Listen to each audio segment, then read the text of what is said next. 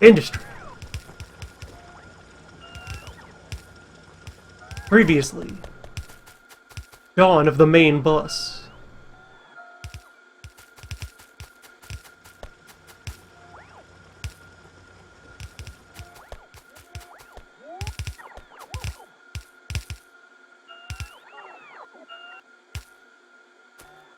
This time, oil and war. And also further retooling of the main bus. It's in between session where I did a bunch of retooling and right now I actually became aware that these are slightly wrong, as you can kind of see a little bit visually out there. These are missing a part in order to be actually providing even distribution across all of their belts. Fortunately, it's a very quick and simple fix. Just eyeballing it here fits inside of the footprint that we have right now. Where the only thing that is off is these need to be another step back, and another splitter goes in front of those tunnels.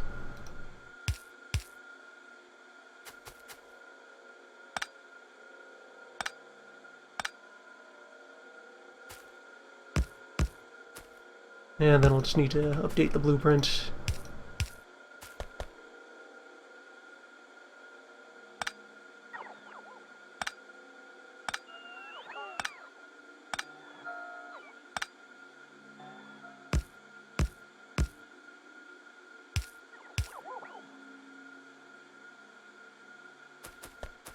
And yes, then all of these are just... those are 2 belts apiece, they just need regular splits. And then these are mono belts, reserved for...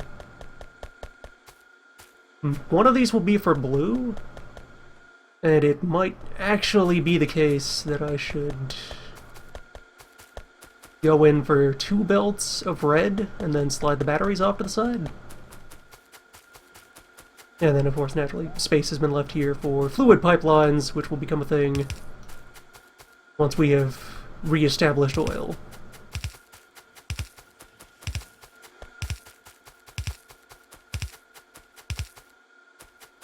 And more broadly, in the event that we decide to add yet further materials to the bus, it's going to be the case that long run, all this space above here will be mostly left open for belt work. We could very easily just continue to landfill up that lake and otherwise throw additional lanes on up here. Particularly after the old legacy internal ore belts are taken out.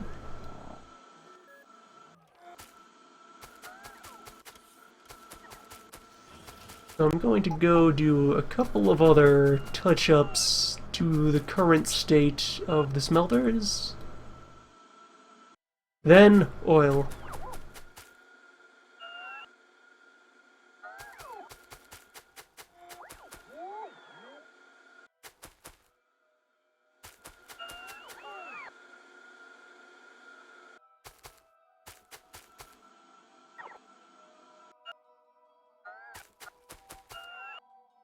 Rest easy, bullets.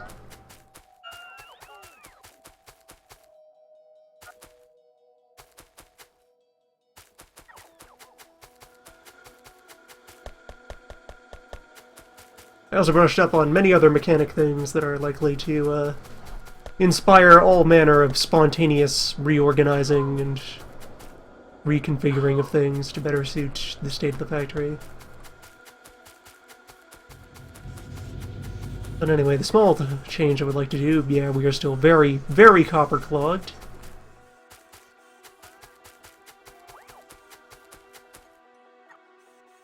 This whole train thing is going to want to move farther back.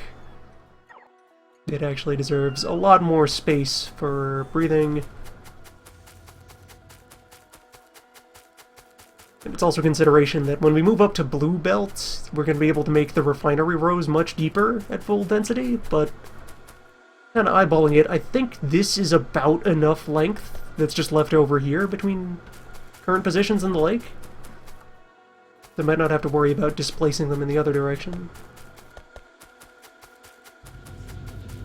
Yeah, so in particular, with the current robot-driven sorting methods for these ore lines, It would be preferable to get all of the relevant receiving requesters as close to the station as possible in order to optimize those things.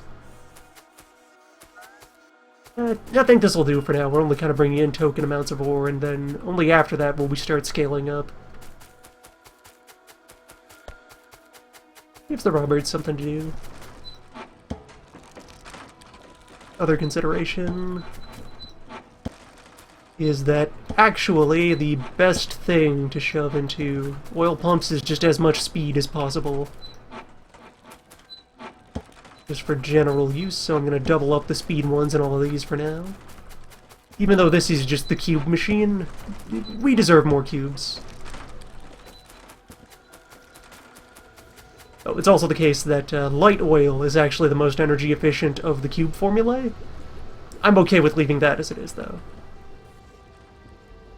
So ideally you would make cubes out of light, crack heavy into light, and then leave the petroleum available for something else. But this is a dedicated cube mill, I'm just going to let it do what it does. It's enough cube. And potentially... Oh, you guys are tired. Get in here. Come on.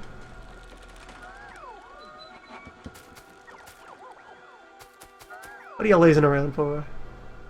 We've industry to do.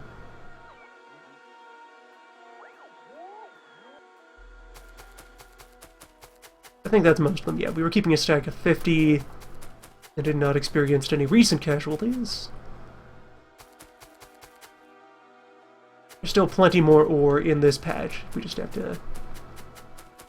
That, and maybe the other one out by the other oil pumps.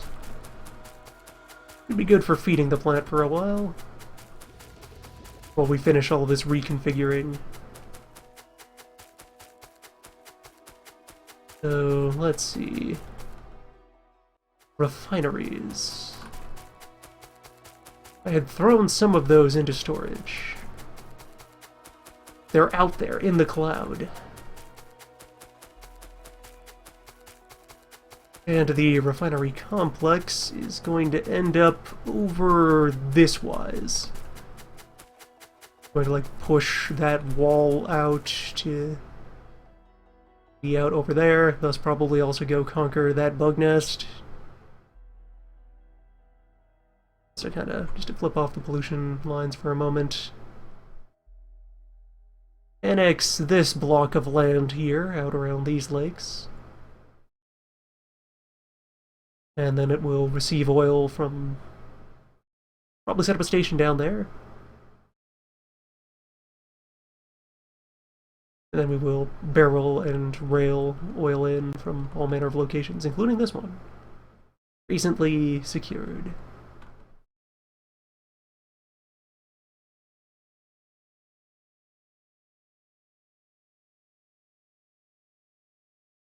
So there's the to-do list. We have to war for oil and then oil for more war. The usuals.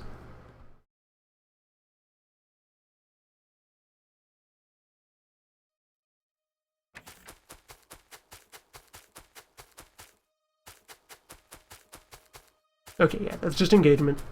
That's normal. And our patriotic reserve of sulfuric acid is sitting pretty.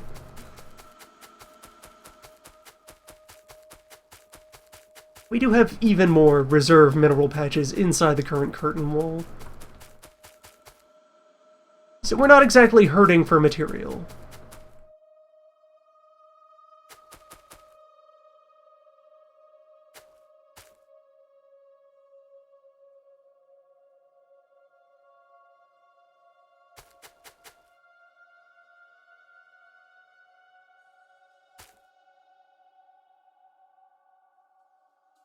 What's preventing that?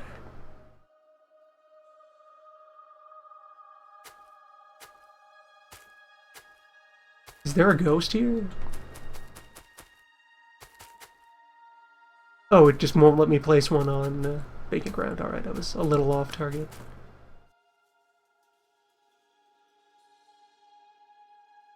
I'm just kind of measuring out here.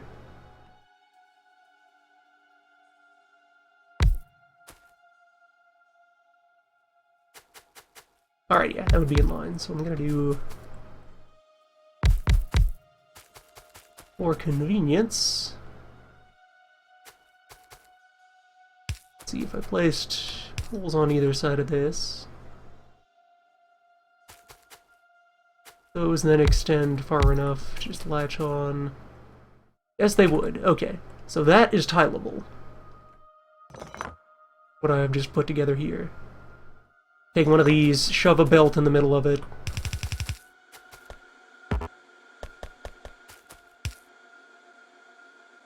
And I can log that in the book. Right, I need to recopy that thing as well. Let's clean off the existing page for it.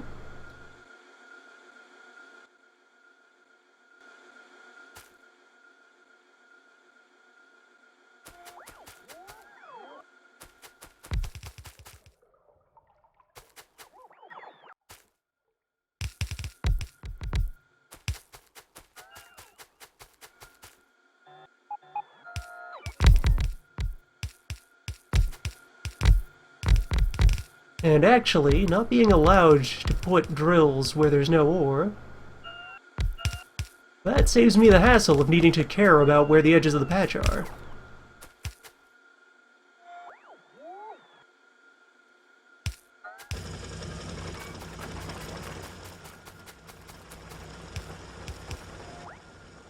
Well, this is kind of facing the opposite of the direction I would prefer it to, maybe? It's got like the old ore feed lines that are off gear-wise. Oh well, I can just bring them together and then ship them. Temporary measures. Cleaning the yard.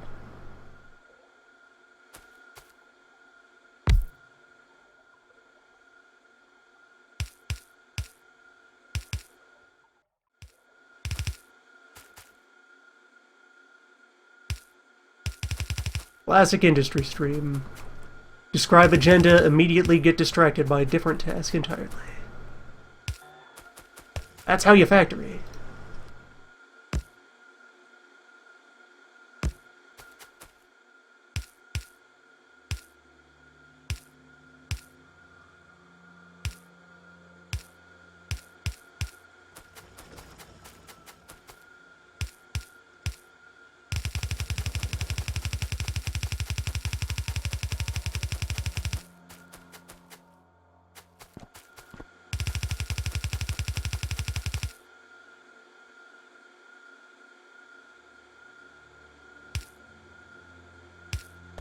Of course, my supply of wall.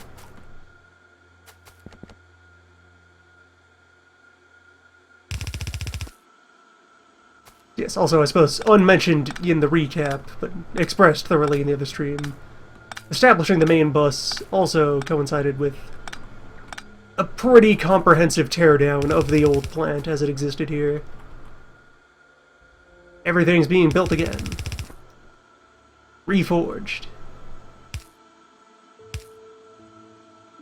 Important part of the factory life cycle.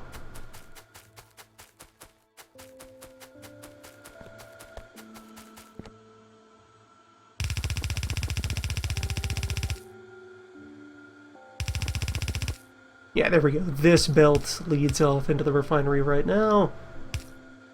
Just shove that iron there and should have plenty of material to work with for a while. Although, never mind, this wire here, I actually do have a very good and important friendly use for this. Unrelated to why I'm putting this belt here. That's just so that I can throw this pocket ore on the ground. It'll find a home, eventually. So anyway, one of the ways that I'm going to go about bringing the factory forward into its glorious new configuration, that it's time to make the plant smarter by starting to engage a mechanic that I've largely ignored up until now in this playthrough, just because it's something that lets you do advanced shenanigans, and so I always just was stuck in a state of being like, no, don't get distracted by this now, we'll do it later. Later is now. Later has arrived. It's time for circuits. Which is not to say circuits, the product that you can see sitting here on the belt. Not these guys. circuit networks. Which, by structure of the tech tree, are a thing you're supposed to do before you get involved with robots. You get access to them sooner. But just don't think about that. We're here now in a post-robot world where I can explain circuits with respect to robots rather than robots with respect to circuits, as perhaps the developers may have intended.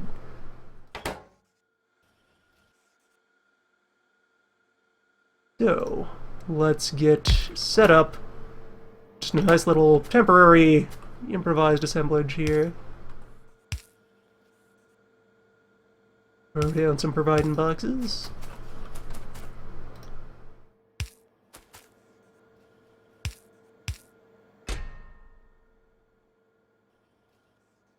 And with this, I will request green circuit and a length of wire. I will then proceed to, like, mosey over there and grab a bunch of material for its own sake. What we're going to do, wire plus electrical gizmos creates festive wire, available in red and green flavor. Where did I leave any of my cars? There's 2 parked up by the train station. The rest of them might still be in the box? Did I move the box? It used to be out here somewhere. I had a temporary engine machine in this vicinity. The engine.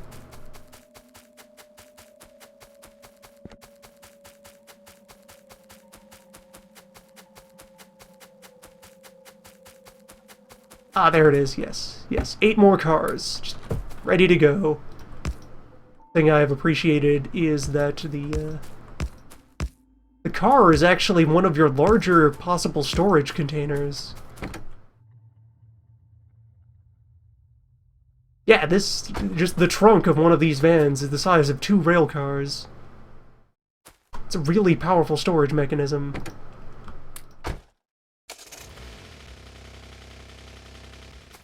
So if you just point to point on a one-off basis need to haul a whole lot of material somewhere, just shove it in the trunk of a car.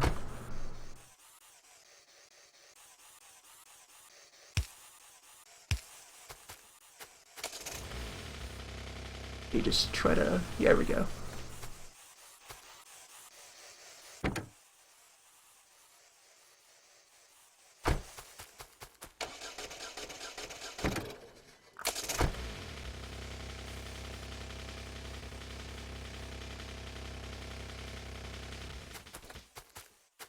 Cars are the size of, like, not quite 2 steel chests, but 1 and a smidge.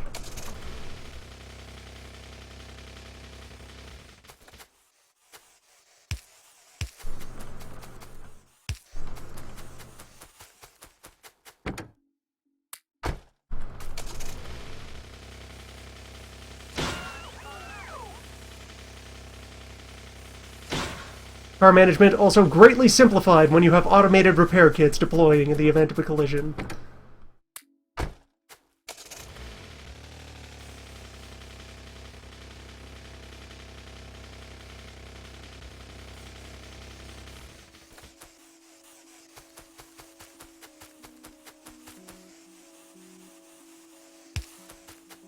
I could also make this less fiddly by involving, you know, big arms.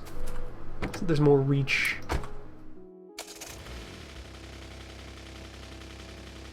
You know, if you could just kind of program the car to travel places on its own, you'd have a wonderful member of the transport family.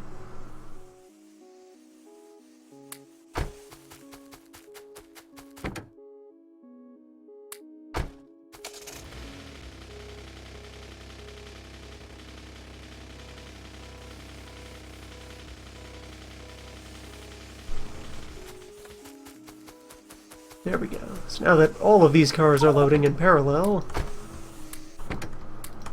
facilitate loading that one. Just leave the rest to brew.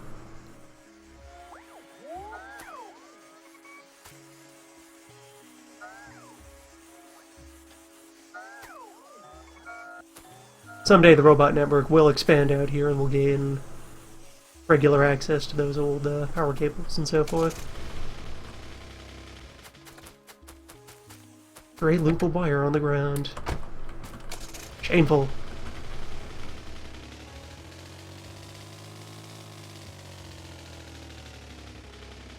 Yeah, now we just vehicle this out.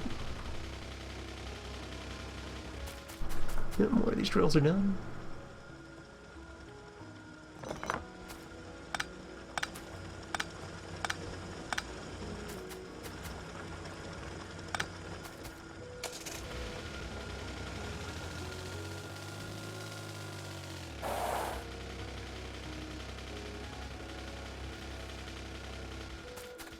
And the other important side of things here is that I then... Or, wait, I should use a... clever arms that I don't actually accidentally, rip the fuel or the engine or ammunition out of the thing. Not that it has any bullets, but this is just... when you're unloading a vehicle, grab only the thing you want, unless you're engaging in some kind of blind unloading where anything's good. Which, sometimes that happens, but not always. Only when the design demands it. There.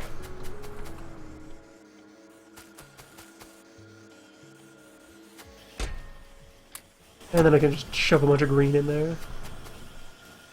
Oh, another convenience. This is something that was researched at some point but ignored for a while. Auto trash slots. These are wonderful. Where using these, you can set a maximum of how much you want of any given thing to sit in your inventory, and any excess will be pushed towards the storage boxes for use. Like I can say, no, I don't want any lumber. Leave 0 lumber in my inventory. And then the robots, hopefully, if there are any available, they might be busy. Sometimes they get distracted.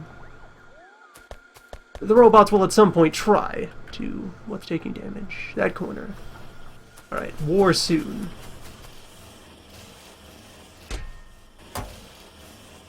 Alright, that's enough for a little starter bundle here. Let more of that get unloaded. So, wire. We have green wire and red wire. I say as I point to the opposite wires. And good, iron flow is occurring. That's all well and good. Yeah, the tank is up here. We are moving back towards victory. So what these are for, although I don't really have a... I don't have a strong candidate to demonstrate their real use on at current layout. That's more things I'm getting ready to build will involve that. But anyway, so what you can do, as I may as well demonstrate I could on these cubes here, with the colorful wire, you can link machinery together. Say, for example, I attach this box to this arm. The two of these now exist on a shared circuit network, flavor green. The two flavors of wire exist so that you can have an object existing on 2 separate networks at once. And so, anything that can trace a path along a green wire to another thing is now part of a network. These wires can also latch themselves onto your power poles, and then you use that for extending networks over long distance. You can stretch them as far as you can stretch the wire from the given pole. So I could say, latch from these posts onto that big one and then go off somewhere else. And what that network will do is, inside of it, like with the robot cloud, the network is aware of everything that's stored in every container that it's wired to. And then every active device like arms that it is wired to can be programmed to respond to some other thing in the network. So for example, I could tell this box to not, or this arm here, to only bother putting things in this box if it has less than 1,000 cubes. Which, as you can see just by looking at it here, that's not true. There's more than 1,000 cubes, so the arm will sit idle, doing nothing. Even though it could, it will resist the temptation to move these objects, because the network says no, it's fine. Whereas if I were to then remove 200 or so of these cubes, the condition is met, and the arm begins. This is the foundations of some powerful science. Because then, furthermore, next to the wires here, you can see these lovely gents. The combinators, and the power switch, which behaves like a combinator, but does a more specific thing. Where what each of these gizmos is for, as I quickly, hand assemble one.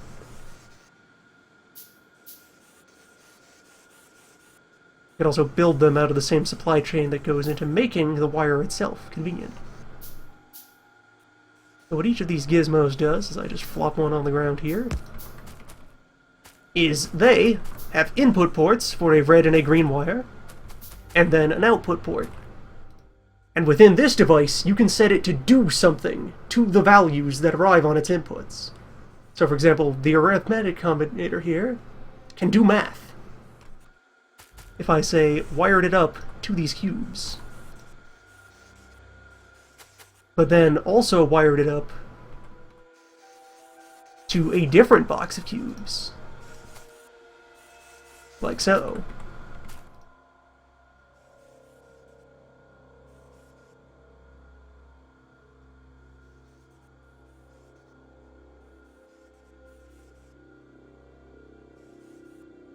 I can tell it to do math on these inputs. And then, on the output line, it will feed out the number that was produced by that math on whatever communication channel I tell it to use, of which there's a channel for each kind of thing, and then additionally there are these abstract channels of numbers, letters, and colors that are there for custom use.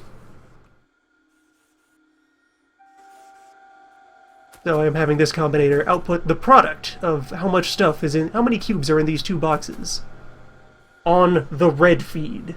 Not red as in red wire, red as in the concept of red.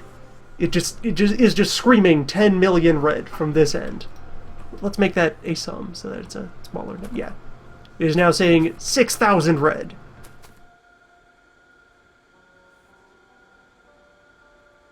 I suppose also tangentially off on the side here, this is the much more friendly and simple combinator. This guy, it's the constant. You can just tell it to send a signal. Any signal at all, and it will just put that signal on its output wire. And it can store many such constants. So if you're building a fancy math-driven machine, you can use this to just store values you need to reference. Like, suppose you were going to divide something somewhere by 32. Just always by 32, for some kind of math reason, as exists. You can just have anything wired to this will be able to pick up the number 32 off the green signal. And then if you ever need to change that signal, yeah, calm down, turrets, I'll be there in a minute, I'm explaining math. If at any point you changed the value over here, that would propagate down the network to anything else that's consulting green. Again, not wire green, network green. Cyber green. Virtual green. So next to these, decider. Where what this fellow does is, again, 2 input lines, 1 output line, or actually there is space for 2 output lines. It is capable of sending both a red and green output signal. For now we'll just use red here.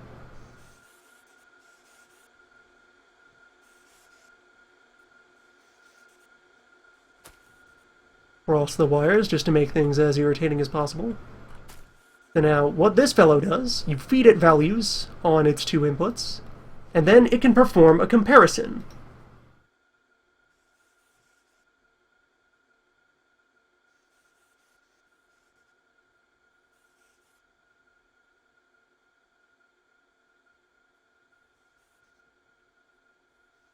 Where, let's see, hold on, so... right-hand side is receiving from green, which is sending green. So yes, green, red. And then it will perform this comparison, and if the comparison is true, you can tell it to send 1 or send a copy of the signal that did the thing on a channel of your choice. So let's say yellow.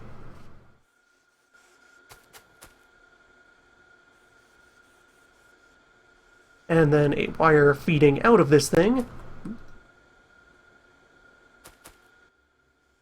Flip that around, because this is, in fact, much larger. So yes, anything attached to the output wire will then receive that signal. where this machine is now very helpfully informing us that 6,300 is in fact larger than 32. However, it is not larger than 100,000. These are powerful machines that will be, amazing allies as we start building more complicated things. Especially, they're very helpful for fluid management, because you can use those to, monitor the fluid mix between your various outputs.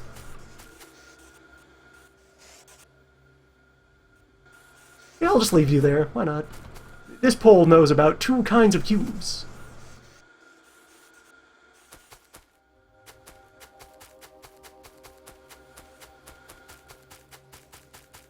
Anyway, time for combat. Alright, let's see, I'm not carrying any surplus laser turrets. Everything I had on hand is already in circulation.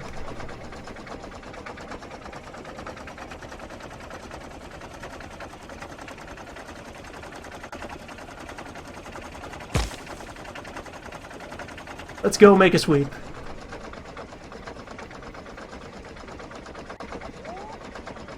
Let's see, the recent raids happened up here.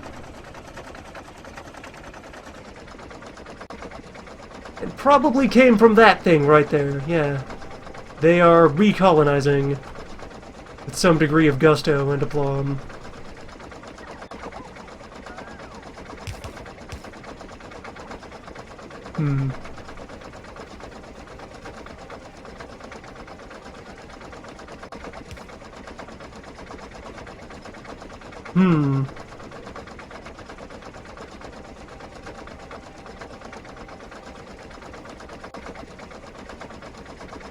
Prolific little fellas.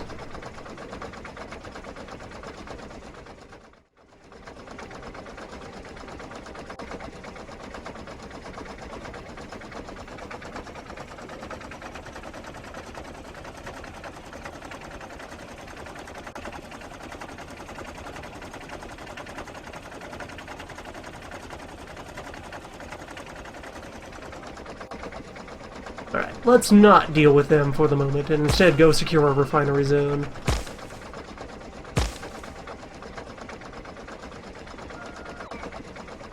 They sound like some other time problem.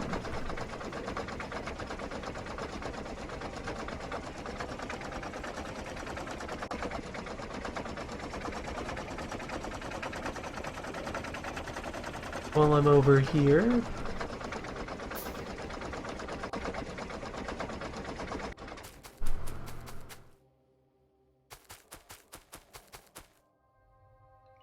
power's a bit iffy.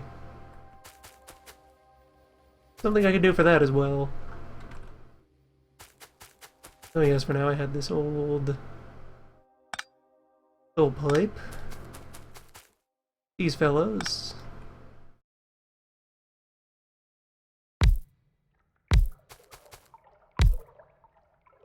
Go ahead and get this buffering in anticipation of someday we will return to barrel this oil and send it to the promised land. The promise of being refined into its constituent chains and reprocessed into, I don't know, plastic?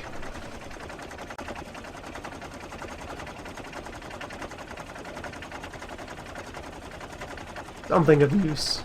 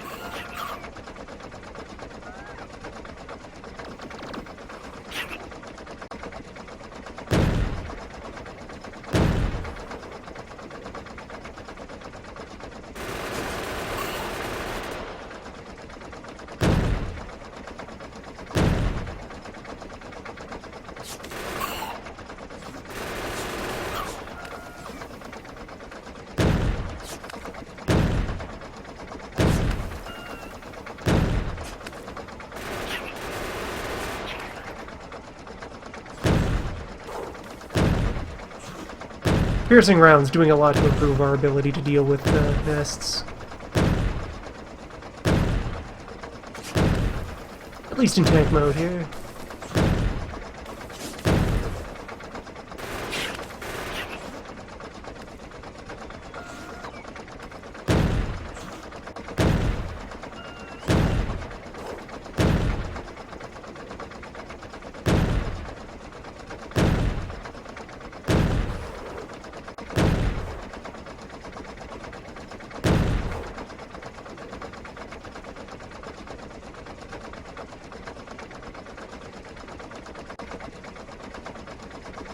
All my time spent digging in and scaling up.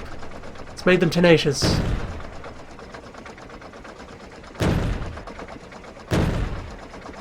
They're very healthy worms.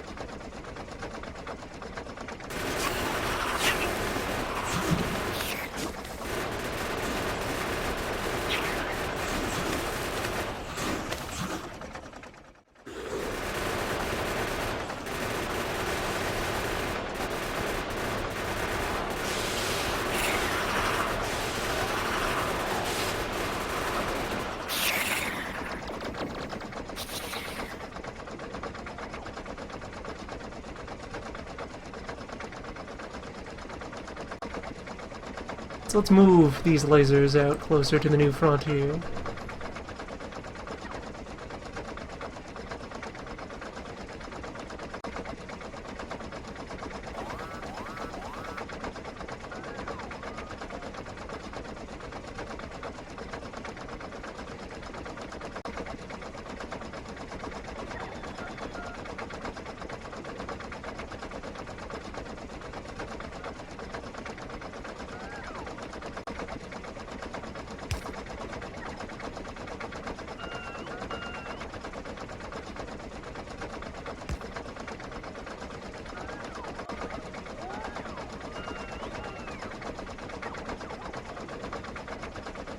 Oh, I missed 2 worms during that skirmish.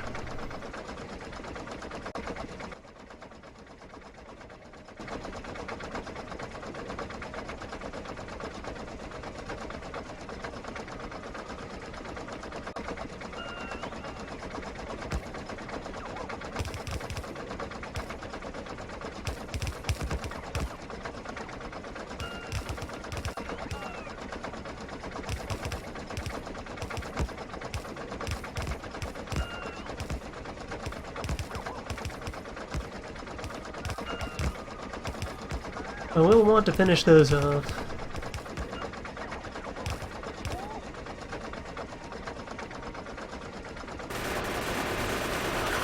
Harvest the orbs while I'm at it.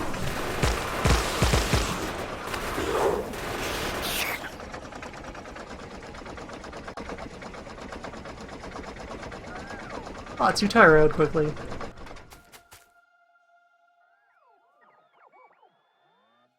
In the future, I will gladly better facilitate your needs. For now, though, we have limits. But with the personal roboports here, you can stack them. The more of them you have on you, the more charging stations you have, the larger a surface area you produce. And the more robots you can actually deploy out of your swarm at a given time.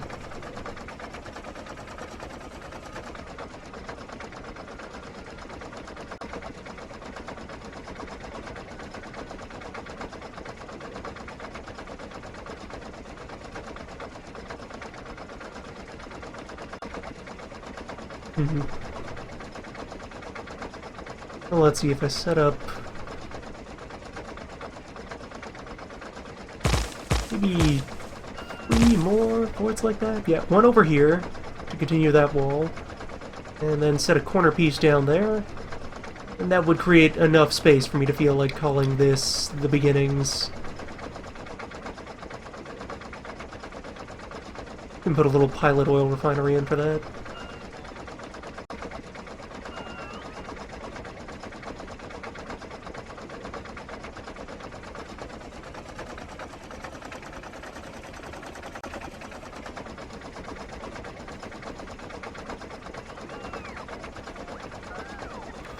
So with that in mind, park the tank indoors. We need more turrets.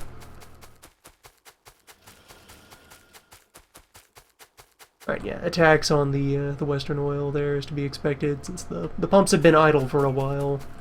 It only recently restarted. Robots, come on. Come here, guys.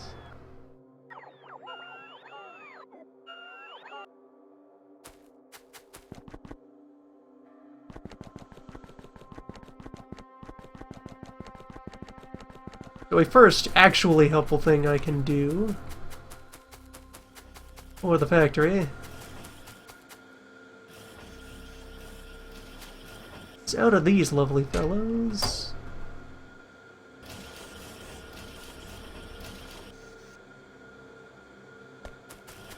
I'm going to smarten up our belt providing system here. Where right now it's being operated by just kind of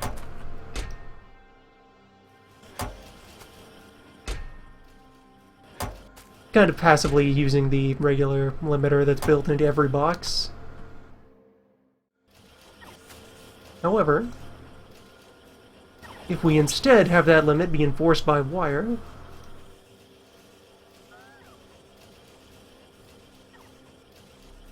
well, for one, we can set whatever precise limit we feel like for buffers. And for two, we can say cap how many regular belts we want put into this machine, well, put into this box, by the arm. And let's actually retire this, that won't be necessary. We can cap how many regular belt we want put into this by the arm, but also just open season on robots to put any additional regular belt they find in here for reprocessing. With that in mind, since there do exist use cases for regular belts, I'll keep 100 of those. And this. Martin, you.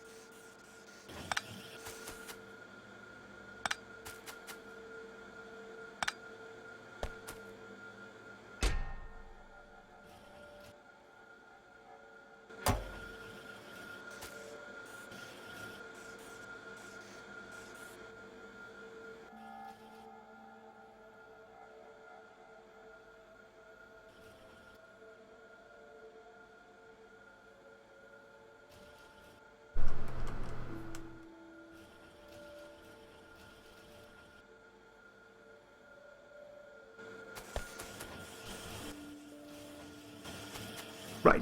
These are flipped the wrong way. There we go. In the event of a shortage, ARM will function.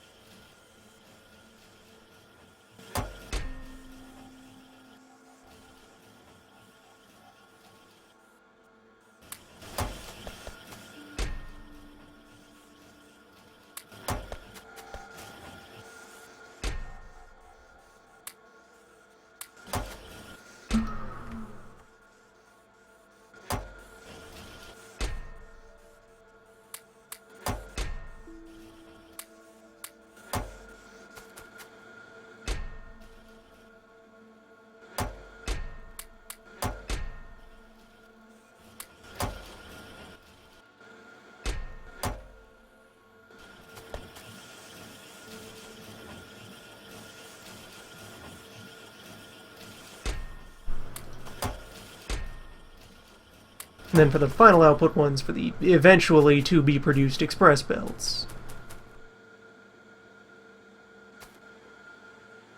The blue shift. Those will just keep on stupid cap. Since they are a final product, they don't need to be recycled into anything further.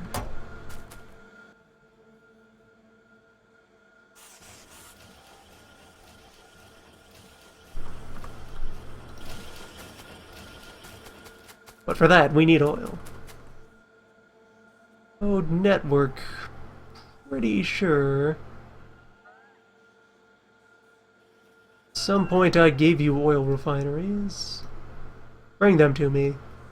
All of them. Be in here somewhere.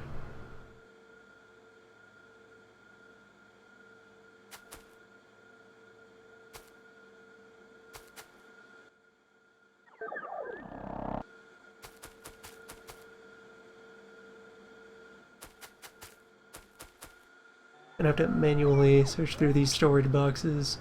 There's chemical plants. That's half of what I want. There's the big stuff. In storage, it's probably closer to the other end of the factory. I had that whole other storage yard there.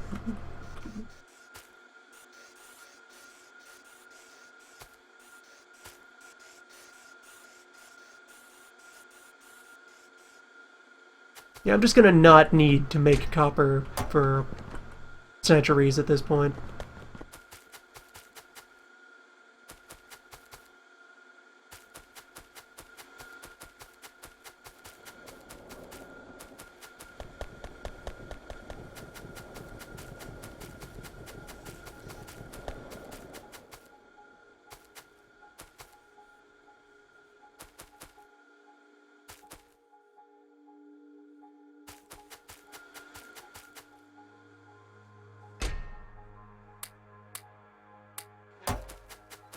Grab all these tubes.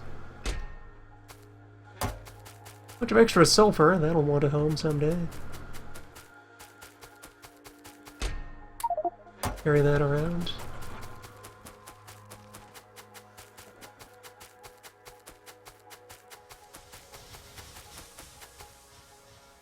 Alright, so another thing I can do to help the plant as it currently exists with power things. A little bit of a trick.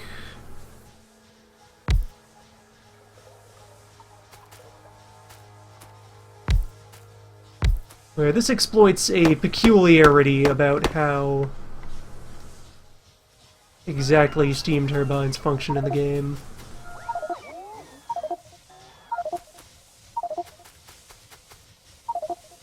Alright, fine, I'll put this lumber down for a moment.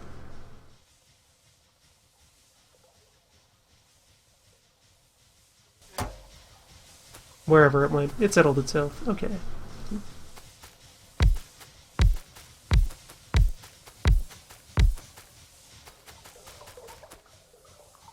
Need more storage tank. So anyway, what I'm doing here is that in terms of game mechanic objects, so we take in water, and then the boilers turn water into hot water, and then the engines here turn water into energy, and how much energy they get is based on how hot the water is. And they do that at a certain rate, and so forth. However, the water that we have here in the tubes, it doesn't cool off after it's been heated. If we boil it up, it'll just stay hot until a turbine, releases it into the void for electricity. And so, by throwing storage tanks onto the ends of the steam turbines here, we can do that either before or after or anywhere else on the line, I'm allowing them, when they're not running at full capacity, to just collect extra hot water and leave it sitting around. Such that in the event of a power spike, they then can draw off of this energy.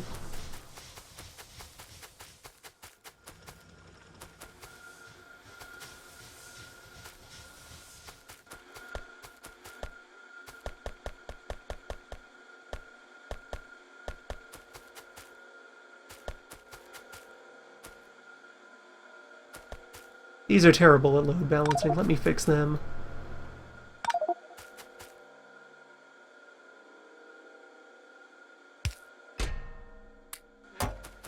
You wait there, Sulfur.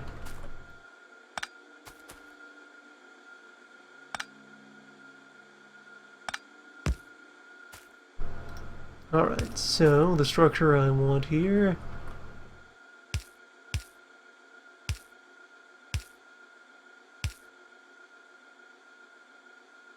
Yeah, that.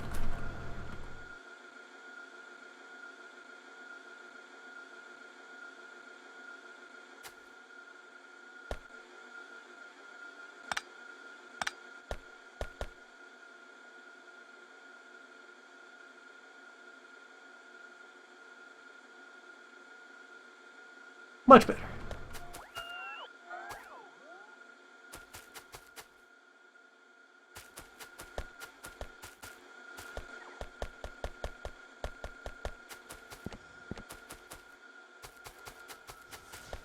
So this is a bit of trickery that will probably cease to be a thing in the next release version, since they're doing a bunch of new stuff for how to generate electricity from steam as part of eventually implementing atoms.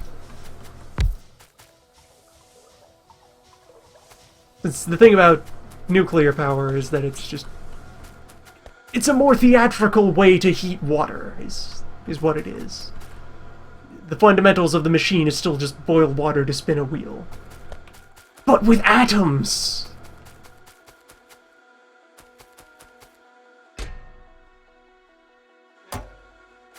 Yeah, we have tube for days.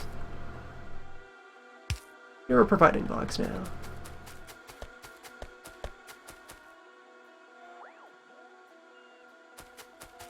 Give back to your community.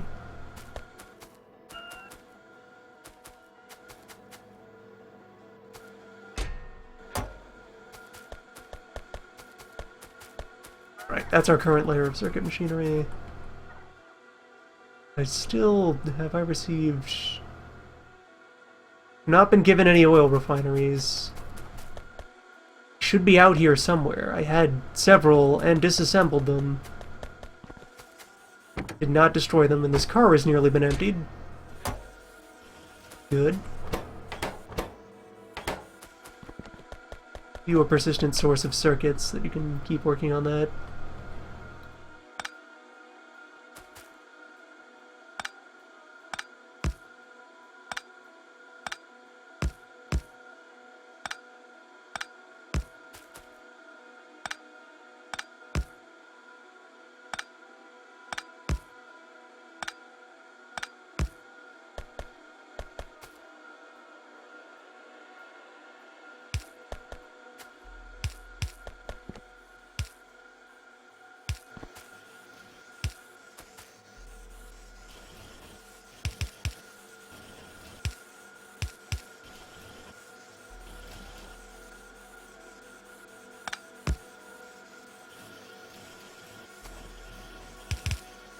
Oh yes, and another thing about the hypotheticals of car as a high-capacity storage thing. You can move cars with belt. I just, sneak in here. There we go. Car is in motion. If you just had a belt full of cars, you could move a lot of products.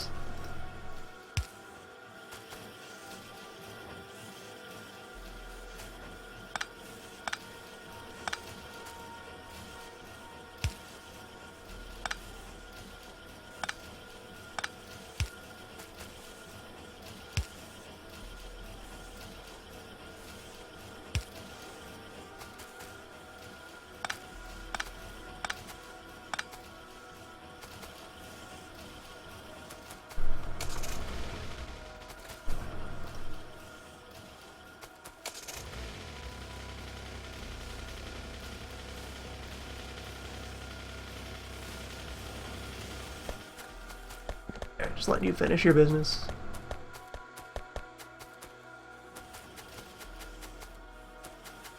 Alright, so I may just have to build new refineries. The other ones refuse to materialize. You gotta be in there somewhere.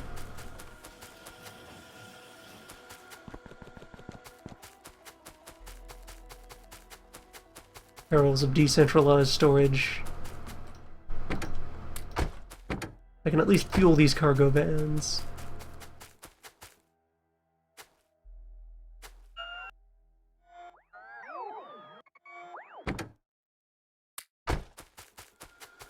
They'll be an important part of migrating other remaining elements of the facility.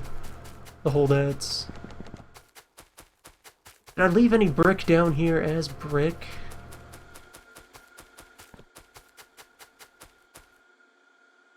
Assemblers, old arms. There they are! More chemical plants, even more chemical plants, some engines. Good, these are all the parts I need for the basic refinery. The system provides.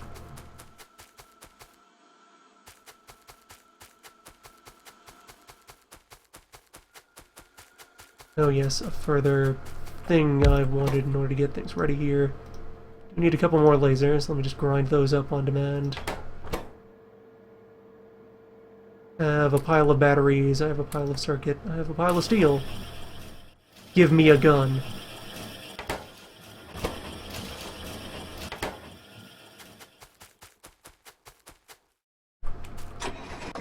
And while those percolate,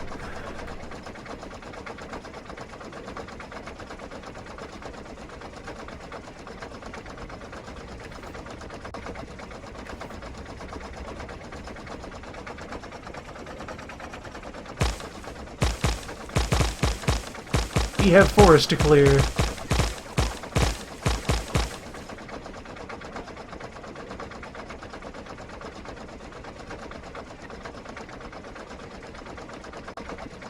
Trains still ultimately have the advantage over cars as a means of moving things long distance. Even if you set aside that trains are automatable and cars are not, if you suppose the existence of an automatic car system, the train would still be better. It is just that much faster. And that much faster while hauling multiple cargo wagons. Whereas the car is just itself. Trains are scalable.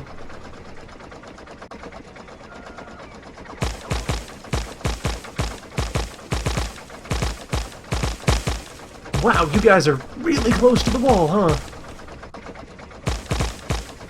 They just love the cool, refreshing taste of industry.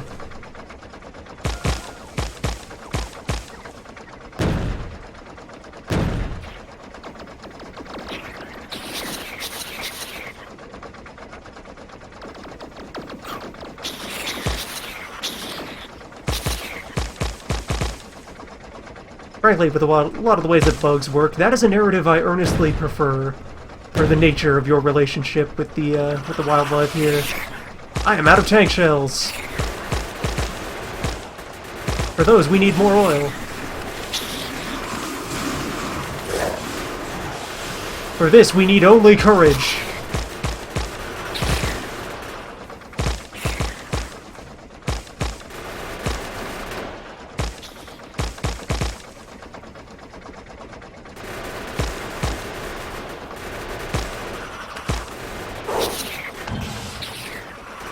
But yeah, like the bugs, they're attracted to the smell of your factory, and their nests, like, actively absorb and consume the smog you generate.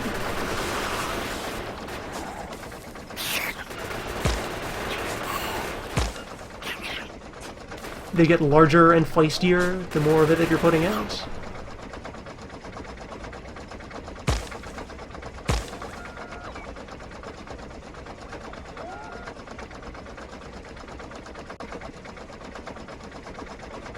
It does just simply feel more the case that maybe this is some sort of monoxide-breathing creature. Right, good. That's just that is merely a dead robot warning.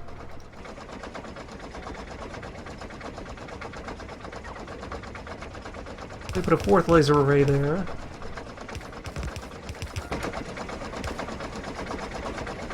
Alright, I still have my explosive rounds. I can put those into the cannon.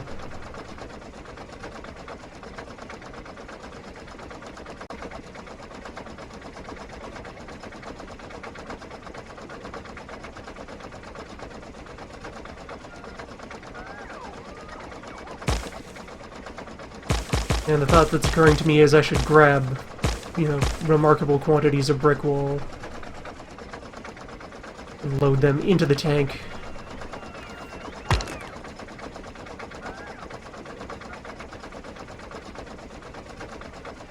I should make this door wider, apparently. Not quite enough of it. There we go. What? Tank! Tank, come on. Threaded this needle before.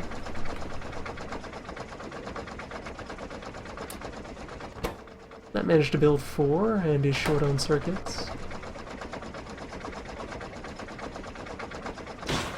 Of which there are several right here. Tank, me, car, tank.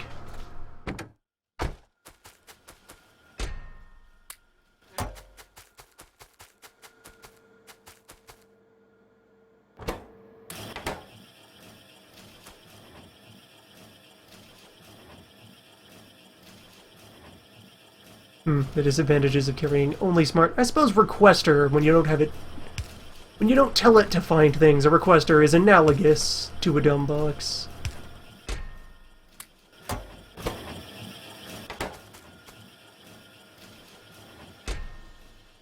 And I could tell this to request small amounts of steel.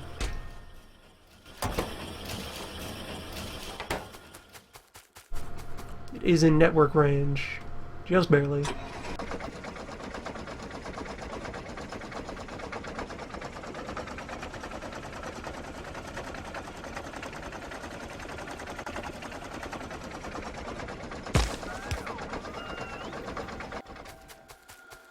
Okay, robots, nice gesture replacing this antique pole, but I don't want this. It can die. That's okay. There's a lot of things that are allowed to leave my inventory now, don't worry about them. Let's see, regular bullets, those are obsolete.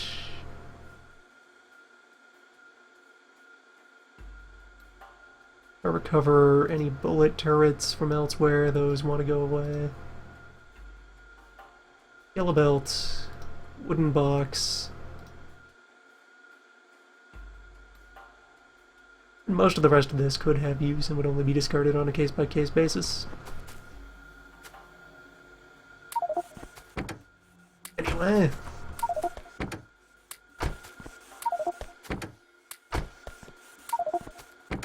Stuff the tank with a few tons of concrete wall.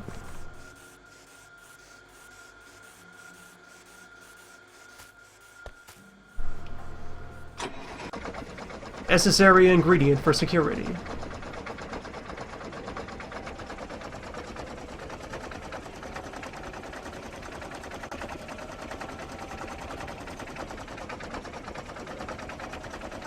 And let's see, I'm carrying 3 refineries at the moment, which in the grand scheme of things is a very small number. But they will let me establish the footprint and pattern I'll be working with.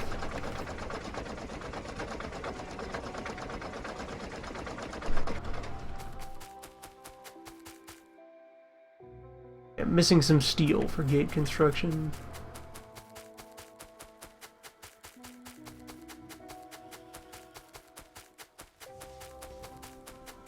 Really, all delivery bot jobs are probably getting swamped by telling them to sort the storage yard.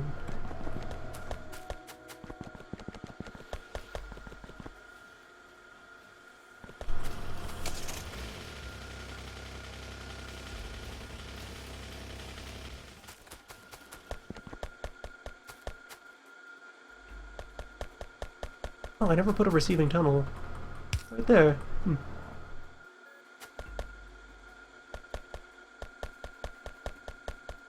At the moment, we're running on a reserve for any oil byproduct. We managed to stock up some of it during the old layout. It's just there on the bus, waiting to be put to use. We're able to consolidate most of that.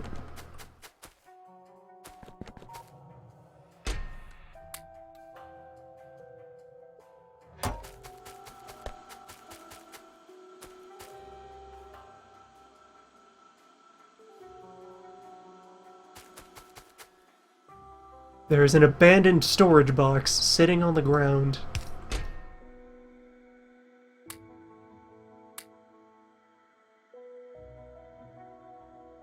A poor little stray. And we do need more refinery, I believe. As of last... Like there was, yeah, there was an amount of brick reserve sitting over here from a stone pile that used to exist there. That should do for a startup, and then as part of the, you know, yet further rebuild of train station and refinery and receiving area, we'll set up our long-term stone receiving zone.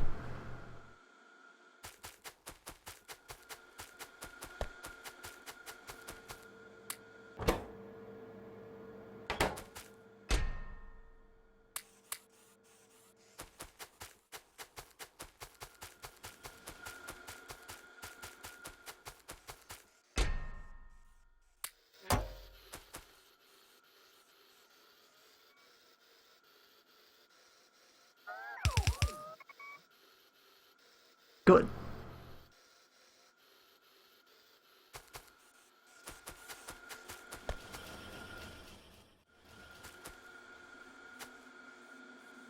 In fact,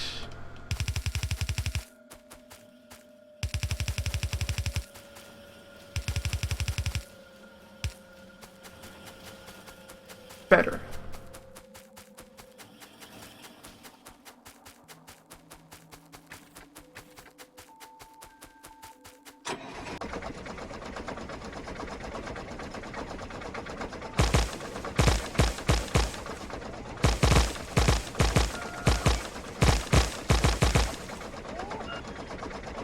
Okay, so planning to kill that nest. At the very least, probably this next layer as well.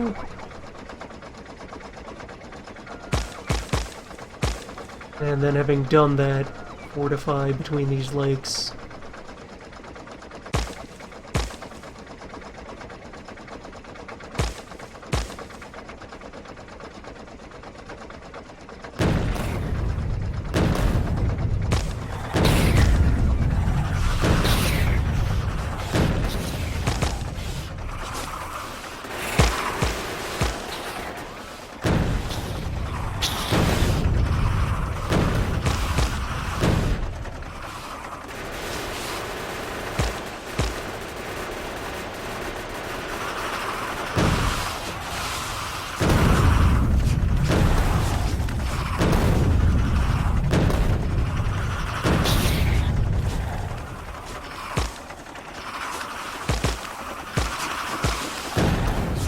Yeah, the explosive rounds really lack the precision or the alpha damage that you get out of the regular rounds.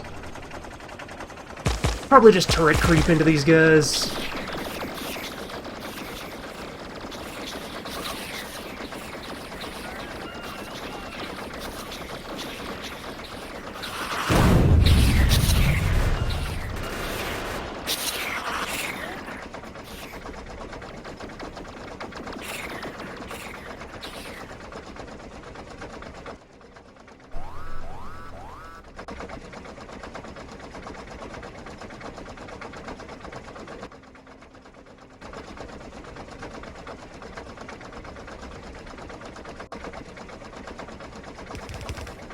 Yes, I also learned that there is, in fact, an interface thing for telling robots to remove anything that's in the way of a blueprint you're brandishing about.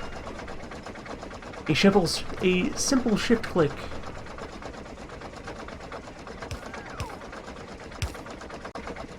The deed is done.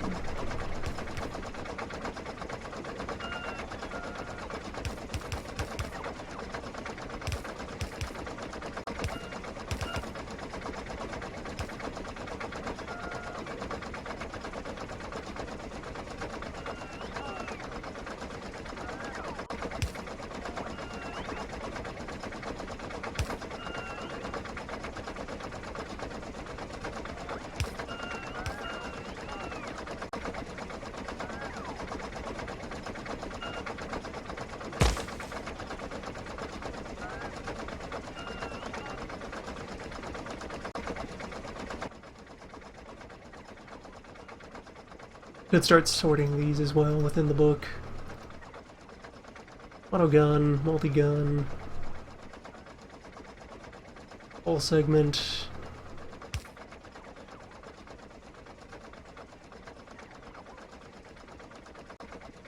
I can also...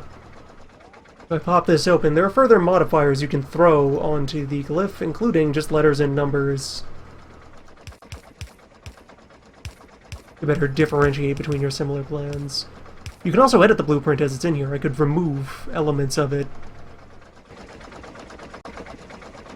But if you have a machine that exists in the field but want to copy, part of it but not all of it, you can do that.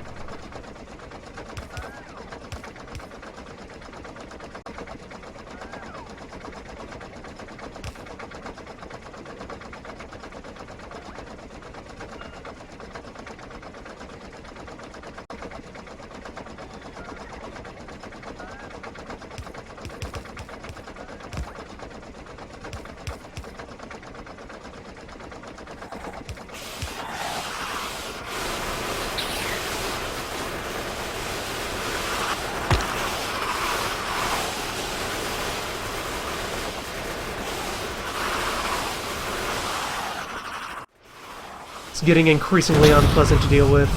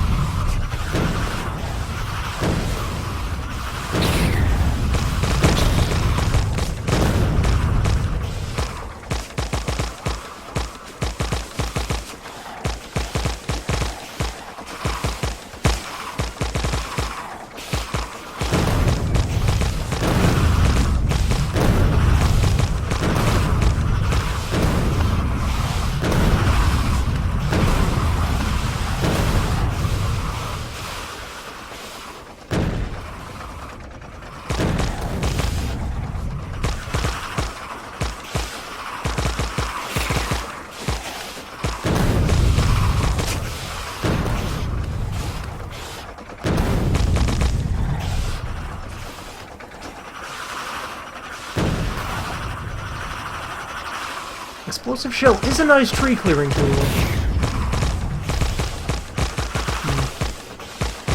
All of my pocket robots may have just died in that engagement.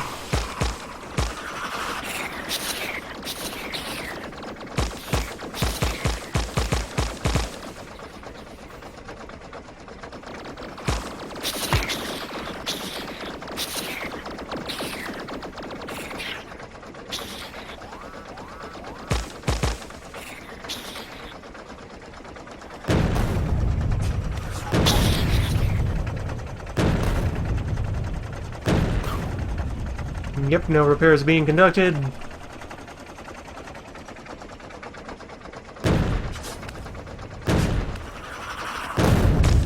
My robots are dead.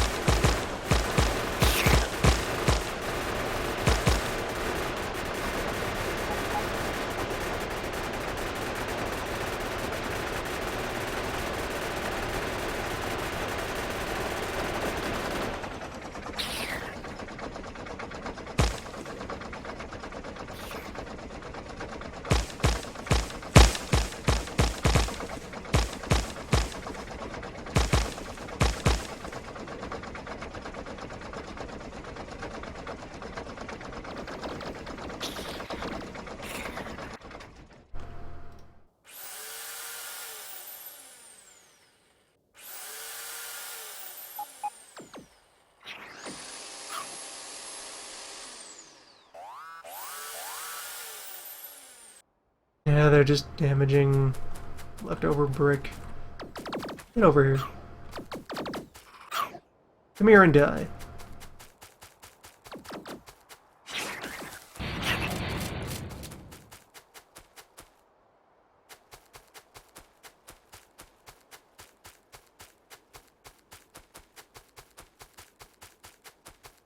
We have to do this manually.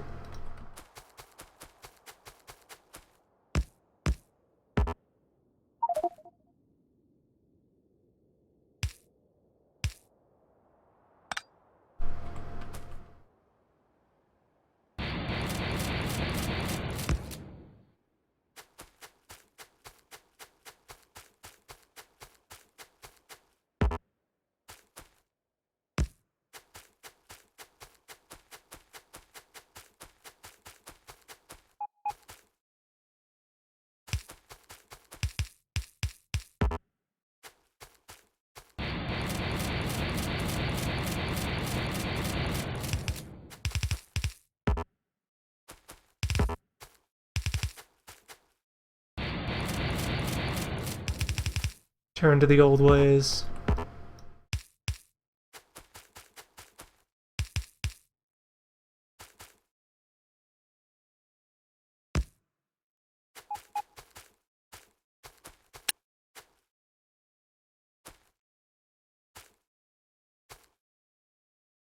Be very careful about said old ways, because yeah, there's another nest right there that I also have to destroy or ward off.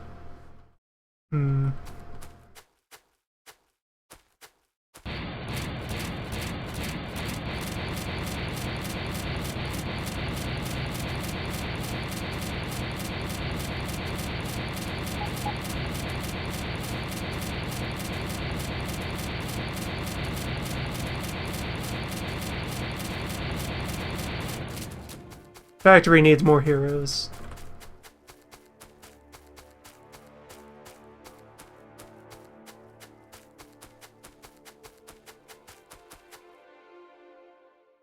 I also have grenade, yes. Grenade were produced.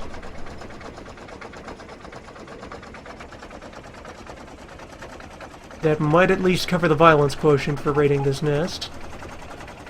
Because with them we can do that.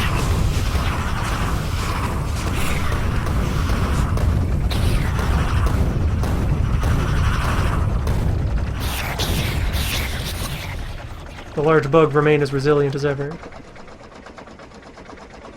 But I did manage to clear a nest.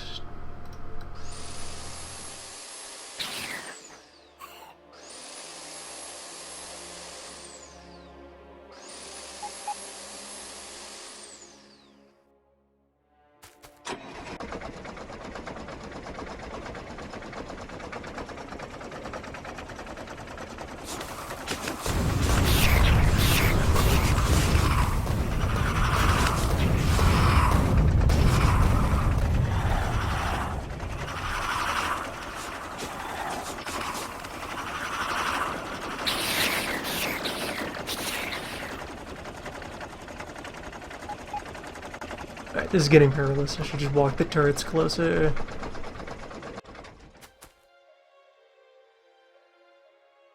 Just to say, go find more.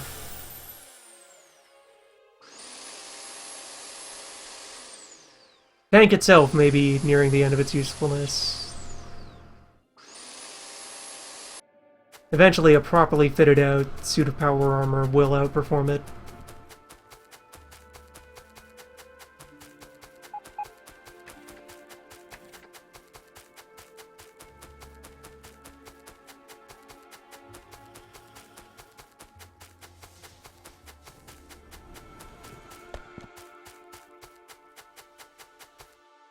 Network, can you bring me any volunteers? Where are the build bots sleeping?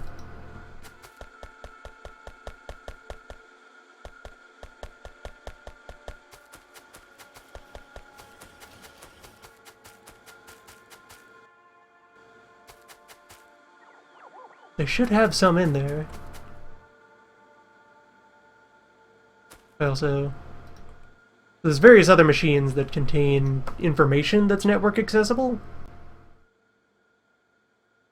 So, for example,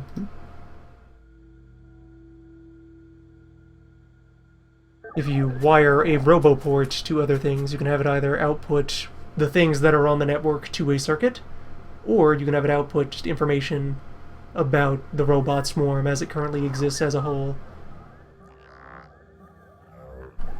So from that, let's see, channels Z and T.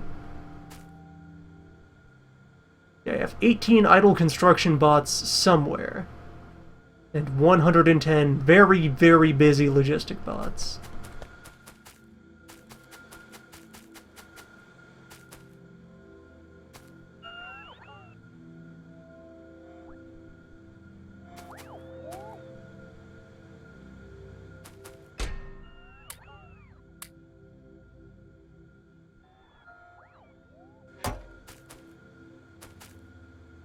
You just lure them over here with demands to build things.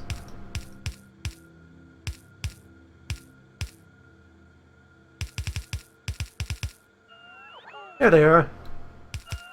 Come here, you. They're too quick. Oh wait, no, but then they'll nap here. Perfect. They fell for our trap.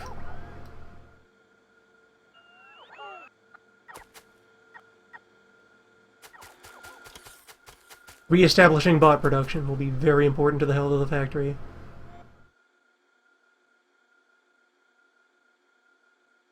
Hmm. Hmm.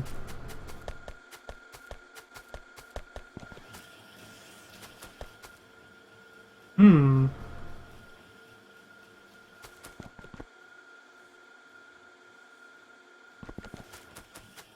We do need heroes.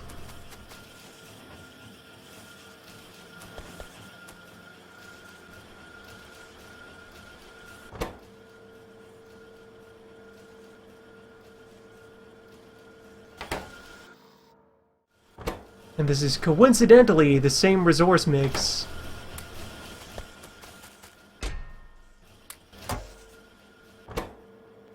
And we have a bunch of power pole elsewhere.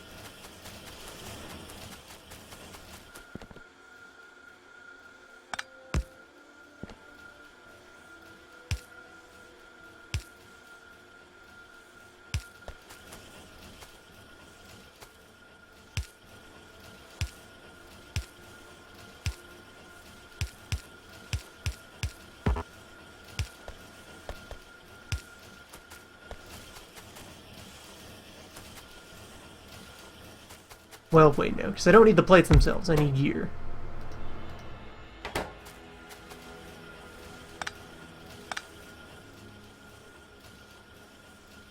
So still this setup, but with a middleman.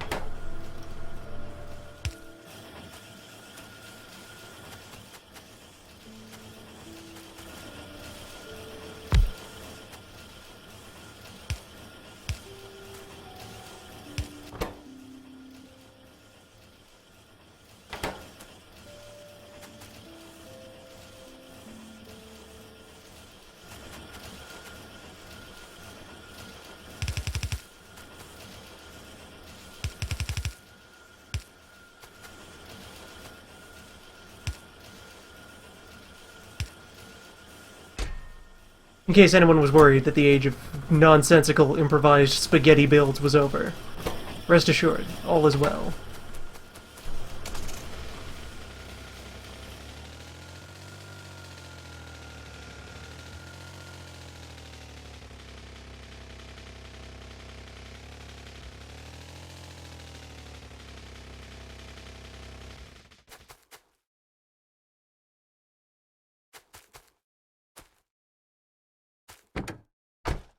The main bus is not here to replace the nonsense, but to fulfill it.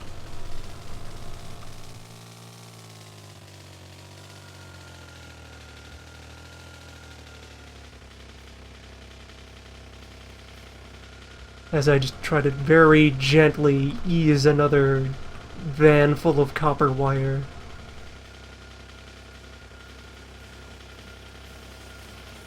Into, you know, my fiber optic cable and fighting robot machine.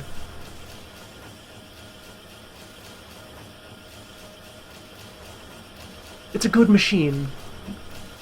Let's uncouple those from the bar. So we can bring out robots.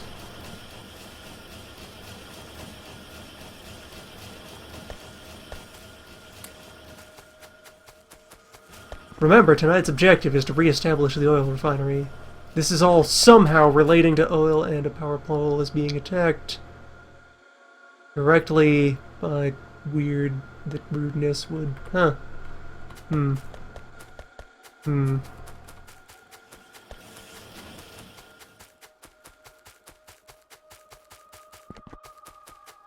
There being a real irritation about sneaking into new directions.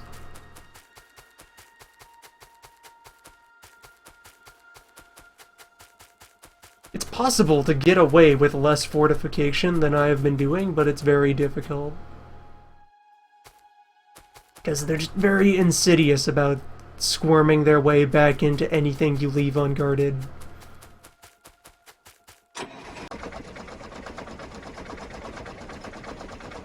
It's kind of self-fulfilling. Just if they can smell the factory, they crowd in. And just stay stuck in.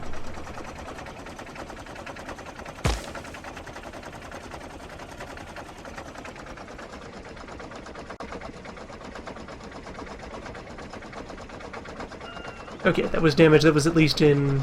Or, no, that one's damaged as well. Well, outside the range of the other thing.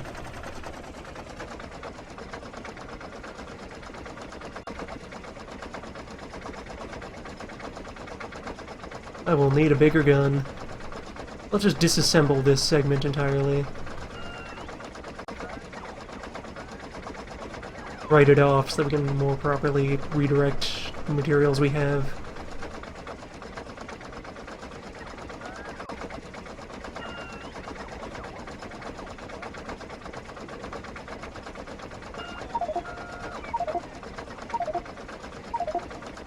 Right, I should drop some of these places. Alright, follow along, robots. Don't worry. Just remain vigilant.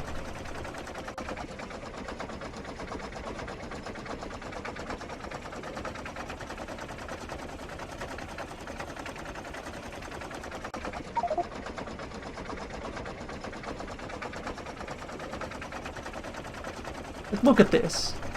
Look at this nonsense that's unfolding before our eyes.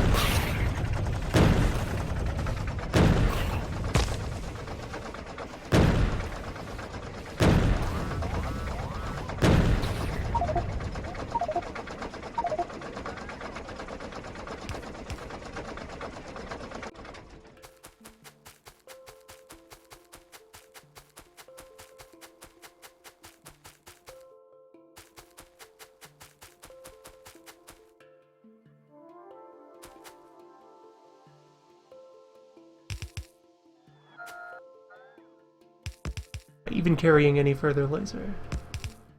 Yes. I just grabbed them from elsewhere.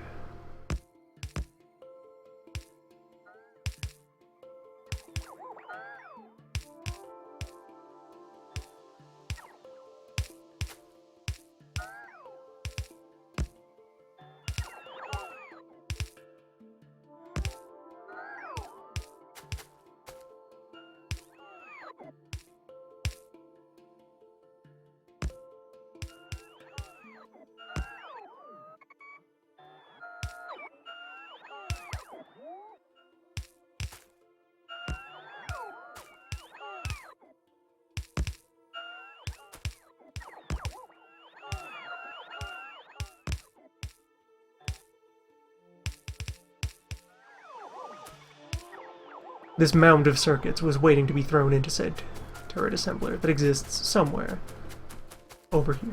It's right over there. The old science complex.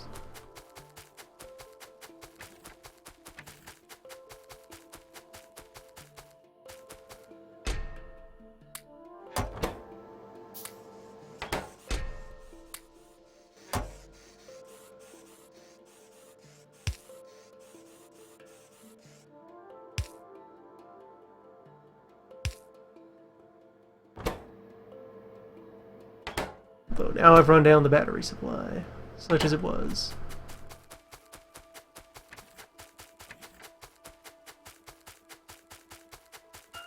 At some point, oil will have to happen.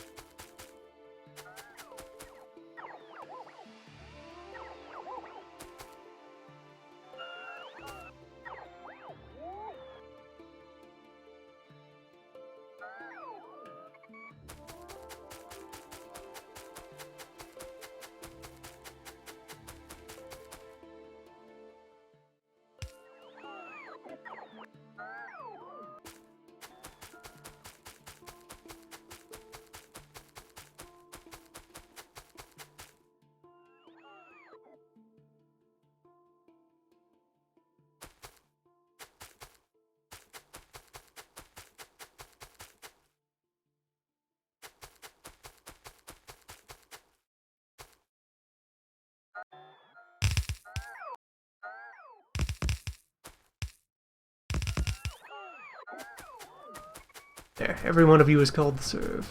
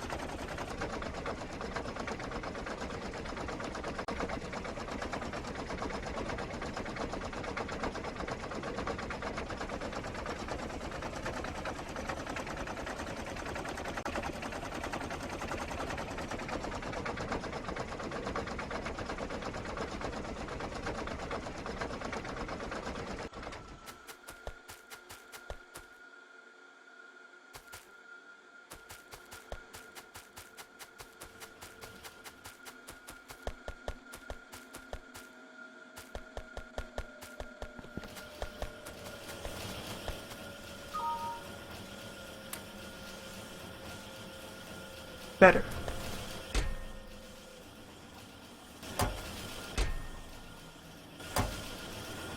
This is also perhaps enough wire for now.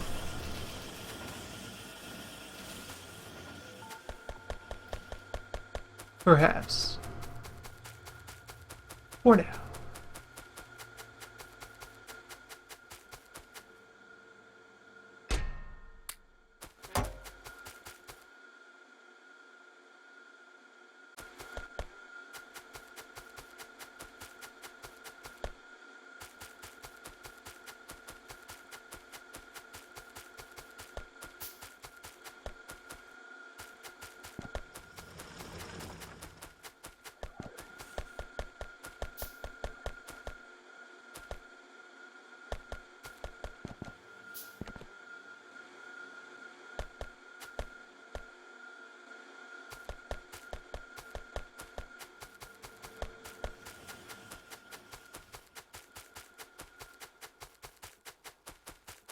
For the future.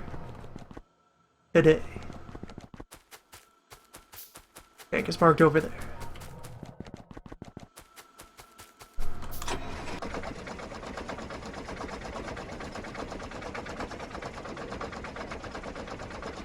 And let me just check on...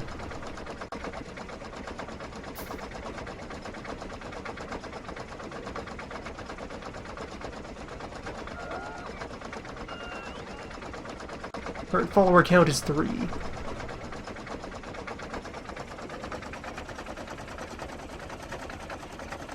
Important to look up on that because rather than preventing you from deploying more machinery if you're at your count, you are allowed to throw another drone. And one of the ones already in the field will just spontaneously explode.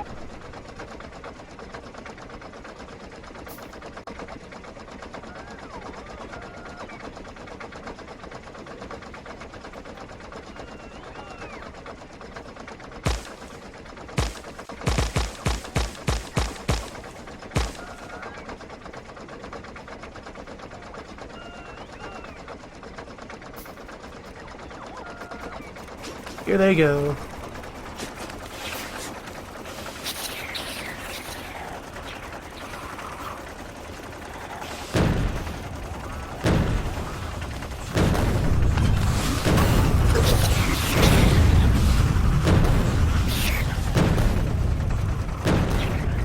The basic defender drone, which I've just deployed a couple of, is just an orb with a gun.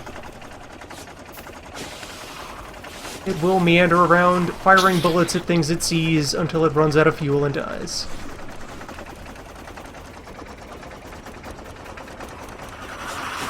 Not particularly powerful, but it is a distraction.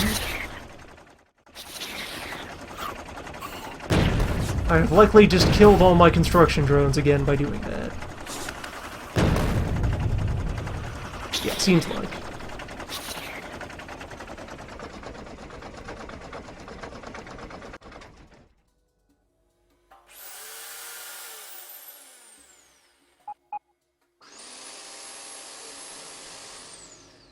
Heroes, everyone.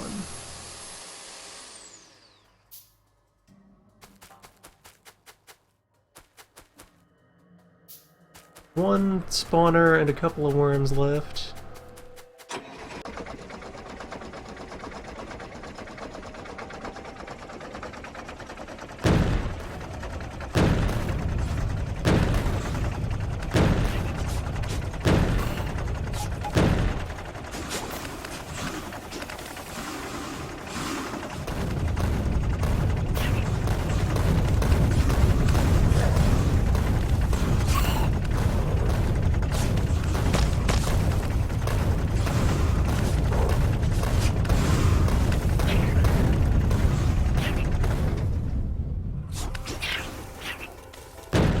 My tank ran out of fuel. Ow. You're drowning in cubes. I guess they just can't auto-refuel? Weird.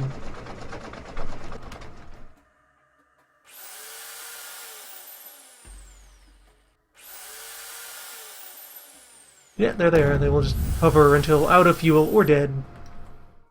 They're not a terribly safe device.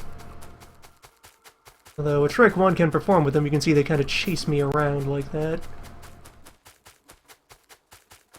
If you're in something particularly fast-moving, like a car or a fully upgraded leg suit, you can kind of fling them into enemies. Where you build up a bunch of momentum, so they build up a bunch of speed trying to chase you, then you just stop and they zoom past you.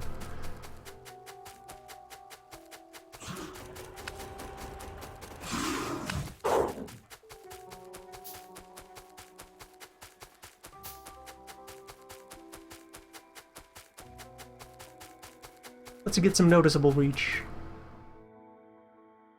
With that done, I could at least reach out here and establish a wall.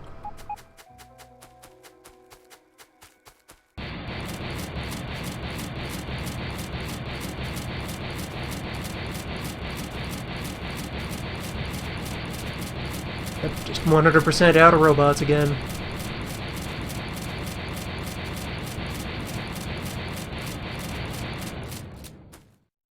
White bots are not clever enough to assemble machinery.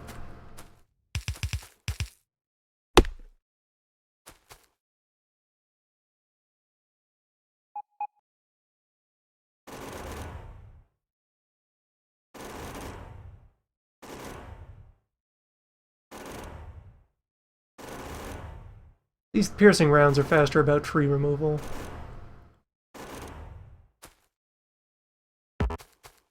Precision matters here.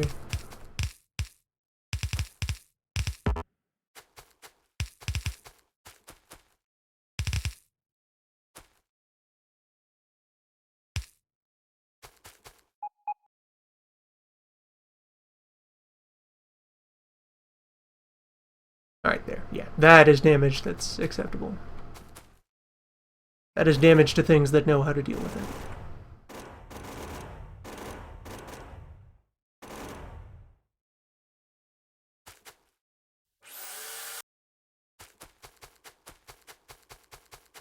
Alright, so it's a temporary measure. sort of lay a quick double wall.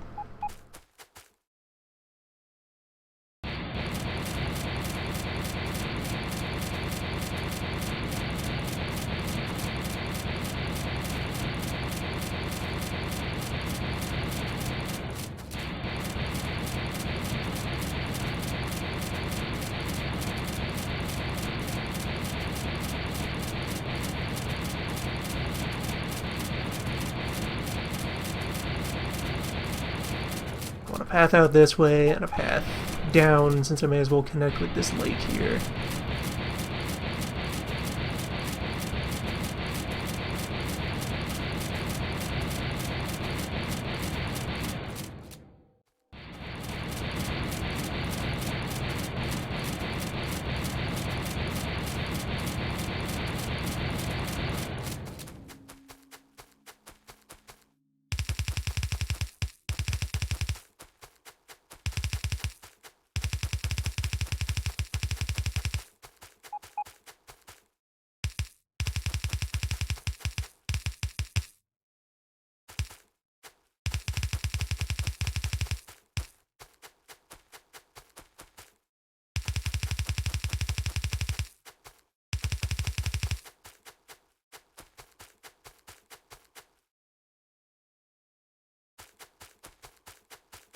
More wall in the tank.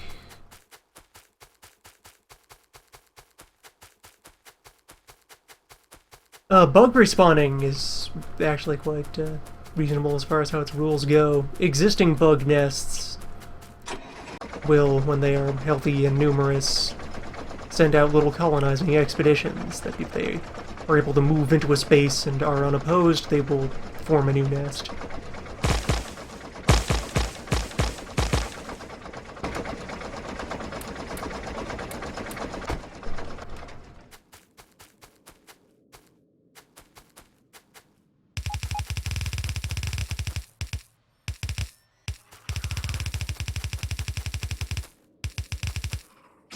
Yeah, they're just confused.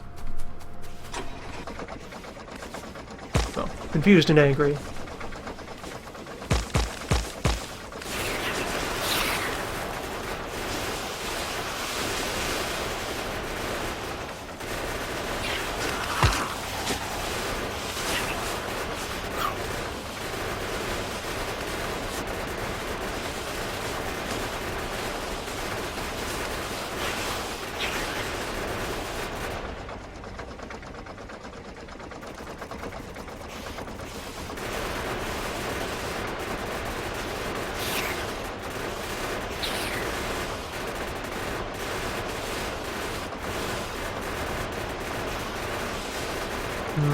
No, I've gotten too close to the sun here. That is maintaining their interest. I need to be back here with guns.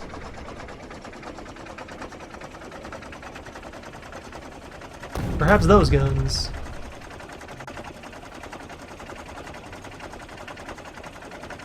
Perhaps these guns. Perhaps new guns.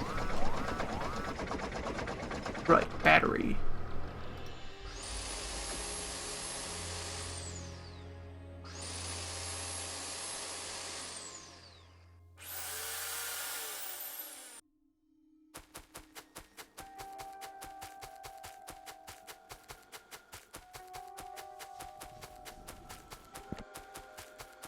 I have neglected the industries of war.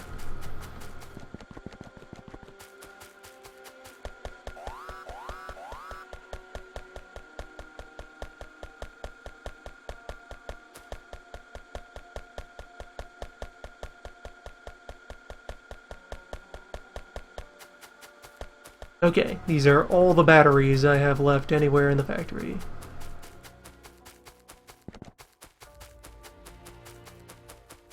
These 652.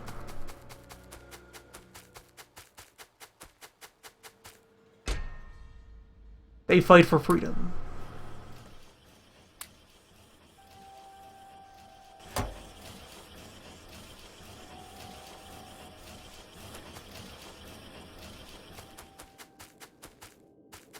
Battery production does not presently exist because it relies on oil derivatives. But wait, actually. I have this reserve of sulfuric acid.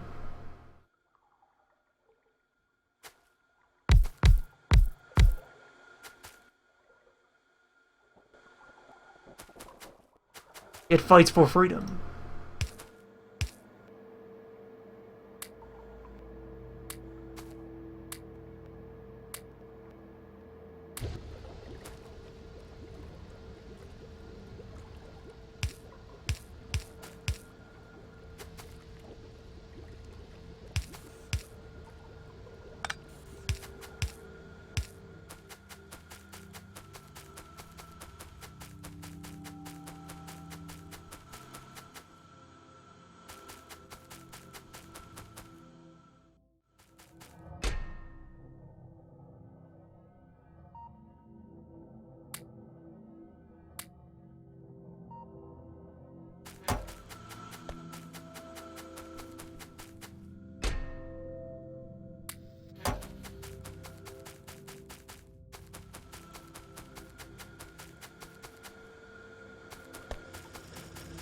This little guy's already spent.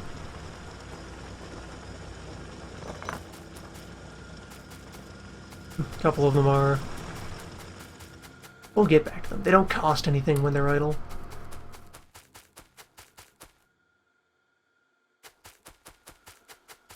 With those batteries, I could also re-establish a tiny personal batch of building drones.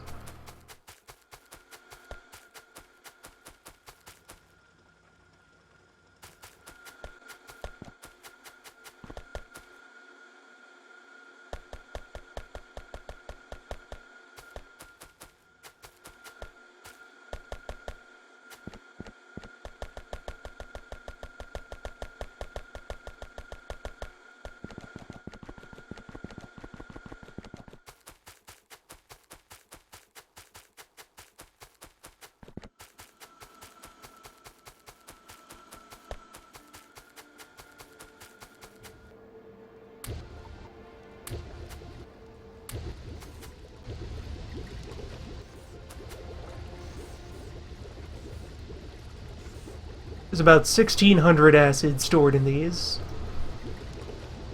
So from that, we'll be able to produce up to 800 battery. Half of which the metal has already been supplied for.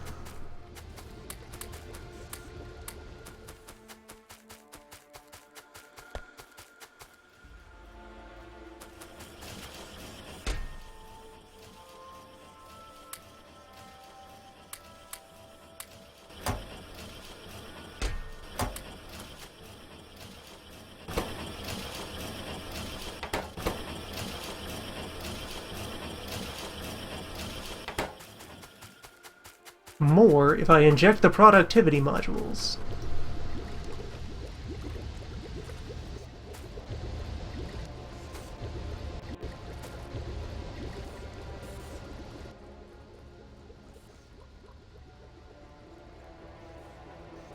And we're still getting power spikes when combat occurs at night.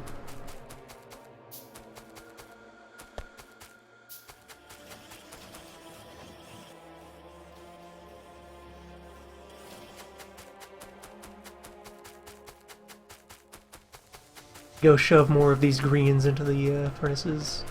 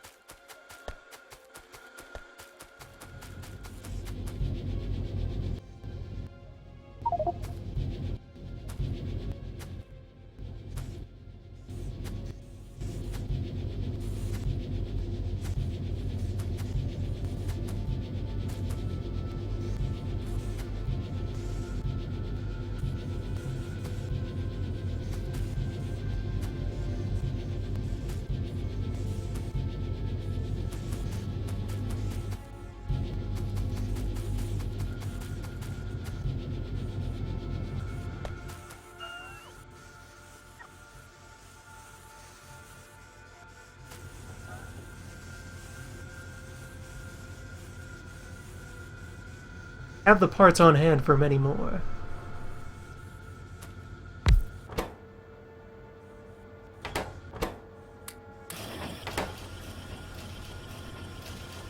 get a bunch of those machined out. Pop open the graph here. Let's see if it's even... It kind of vanishes into the general ebb and flow of the things ramping up and down.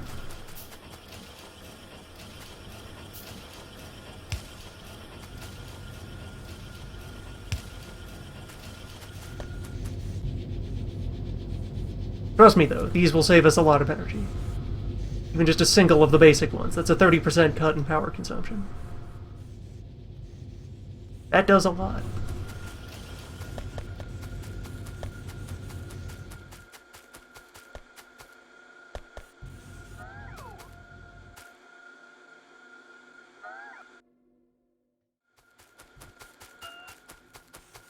Well, we managed to successfully back up the regular iron again.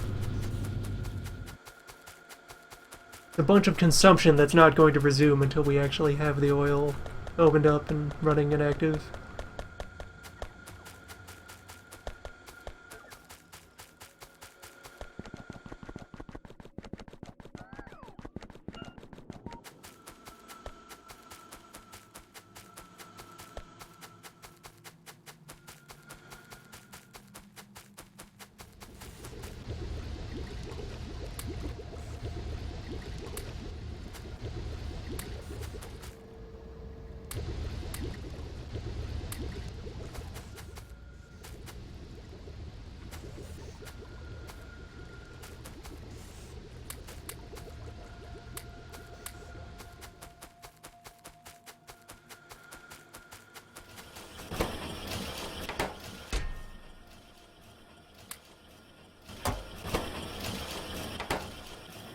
Alright, now we're getting somewhere.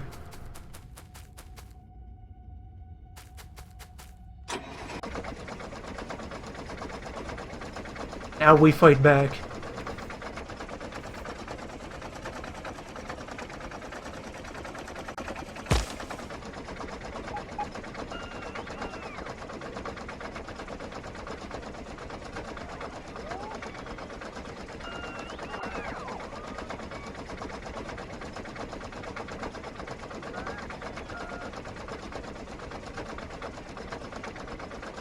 So it actually, let's fortify back here.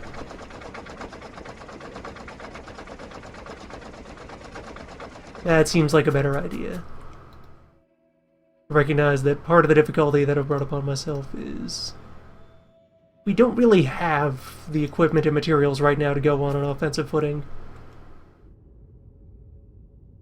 Stuff is scarce. I do not have fighting equipment to burn.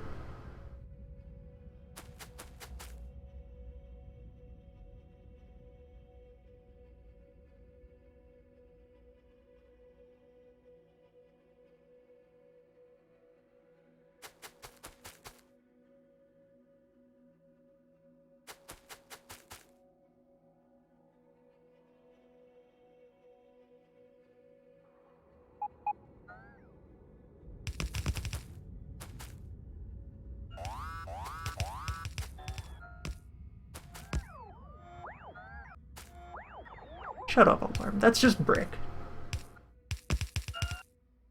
Just rocks. No one is concerned about loss of ordinary rocks. It's what they're for.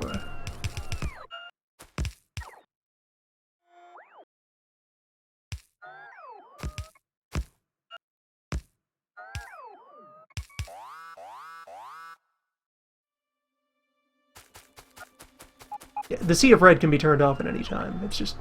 the toggle for that is synonymous with the toggle that tells you like, what machines are set to and what's stored in all your boxes. So my usual state of being is to just allow the smog cloud to persist. It's a cloud of information.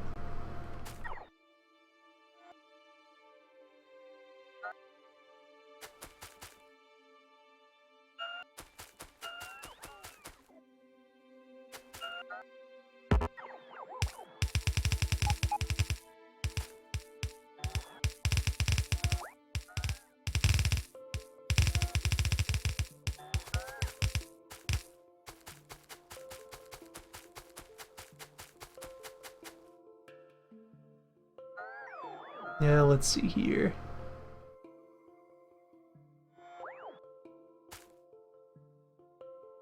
Two more of these arrays will get me to the lake.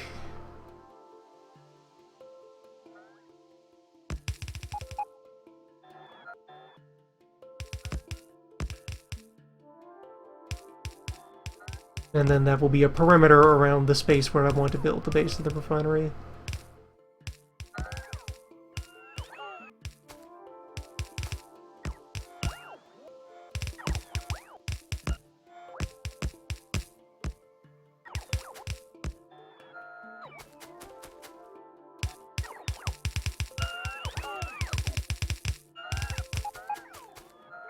This also means I'll be able to run my entire initial oil train inside of my perimeter.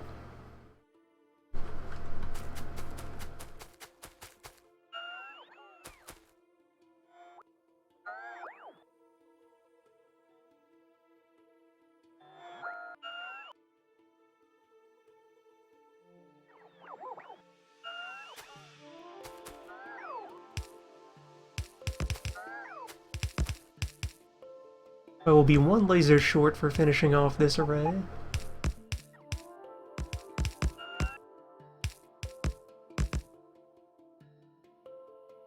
But it will still be here in position. Just need to go grab more wall out of the vehicle.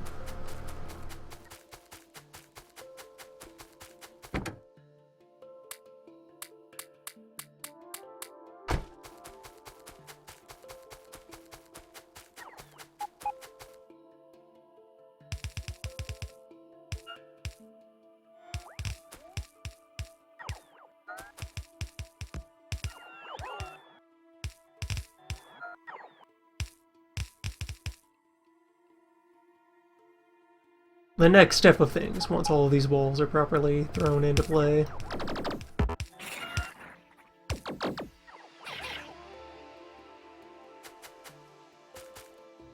going to be just hooking up the existing oil fields to the new refinery.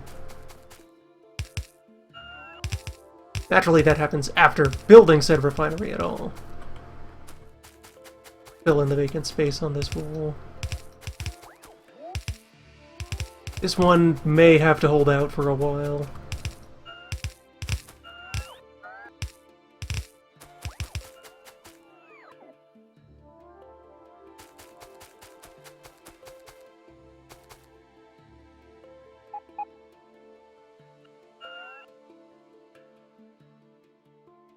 Migrate some of these out to a new position here.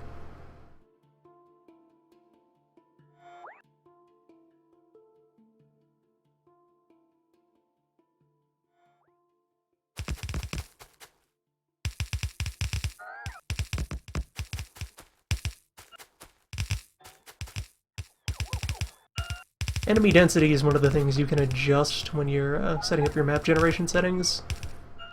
The future definitely gonna run with that less frequent but more intense. Probably for most of the settings. It's a very different pace of the game, where everything is... It takes a lot of legwork to get things established, but then once you have your footprint down, it lasts a while.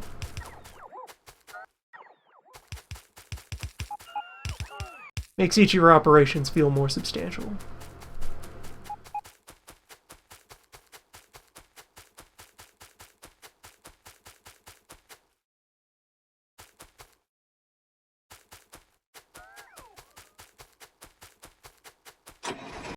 Alright, so this is tentatively secure.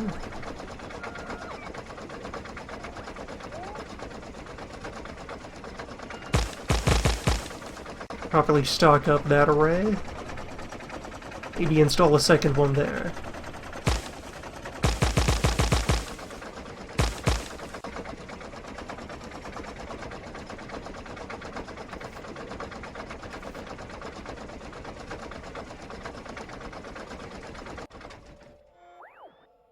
But for the most part, that's a baseball.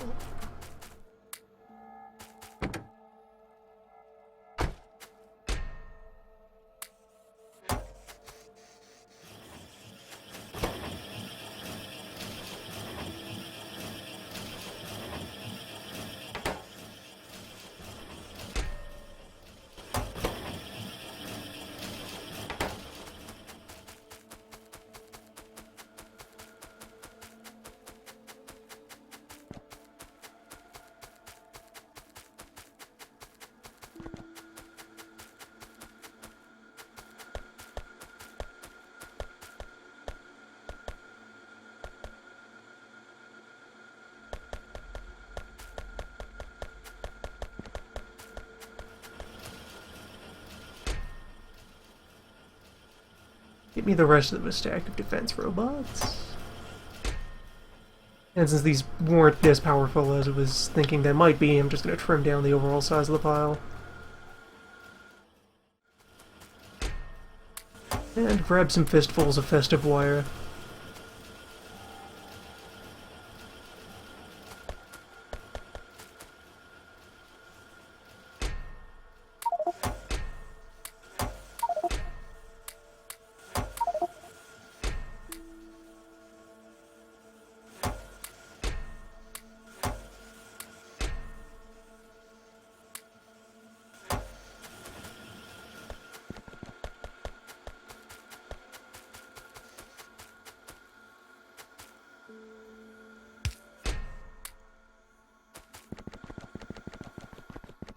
Okay, now, finally.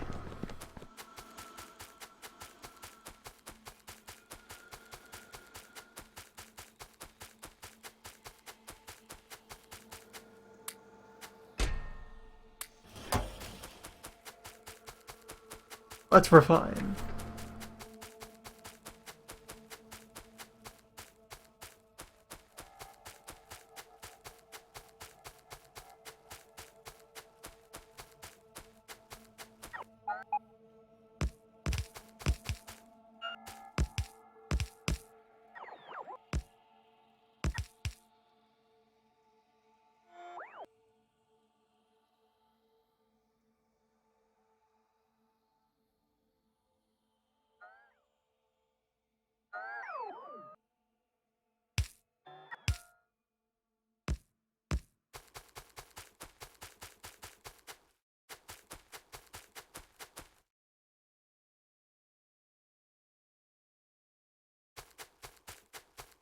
Put a basic single block for now.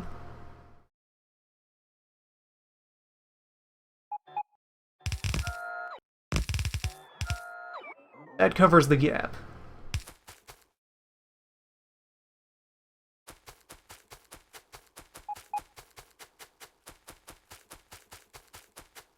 So, refineries. Want none of these trees.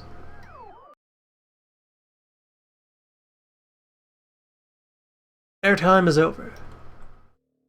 Refining begins.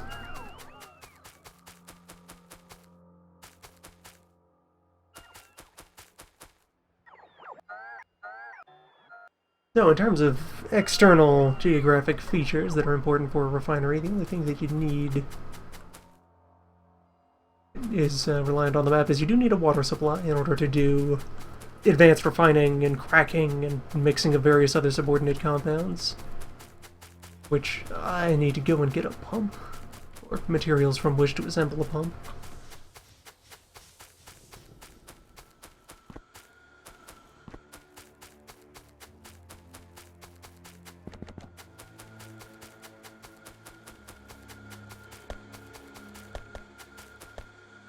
But then otherwise, most of the components of the refinery are just kind of elegantly independent of other things. You can just kind of build Y-shape and watch it work.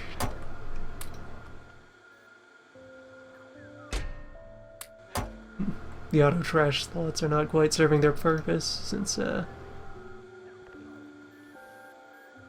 logistic network is extremely busy.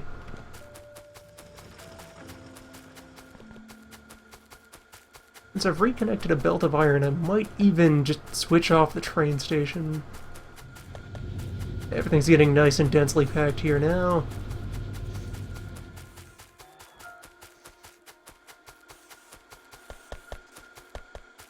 Right, it's this sorting machine that is causing the troubles. So what if instead of that, iron just sort of happened on its own?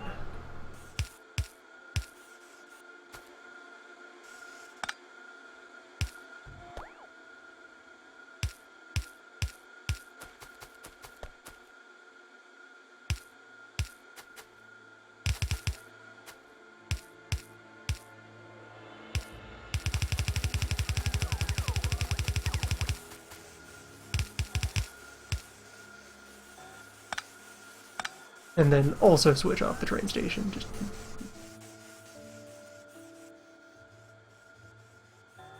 this car will never unload, so this train will never move on. And all is well. Also, paint you a nice hearty blue. Firmly indicate that you are Iron Train.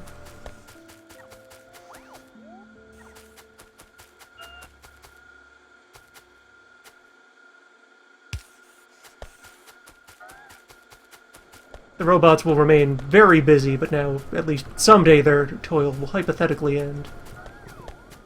For now, in that region.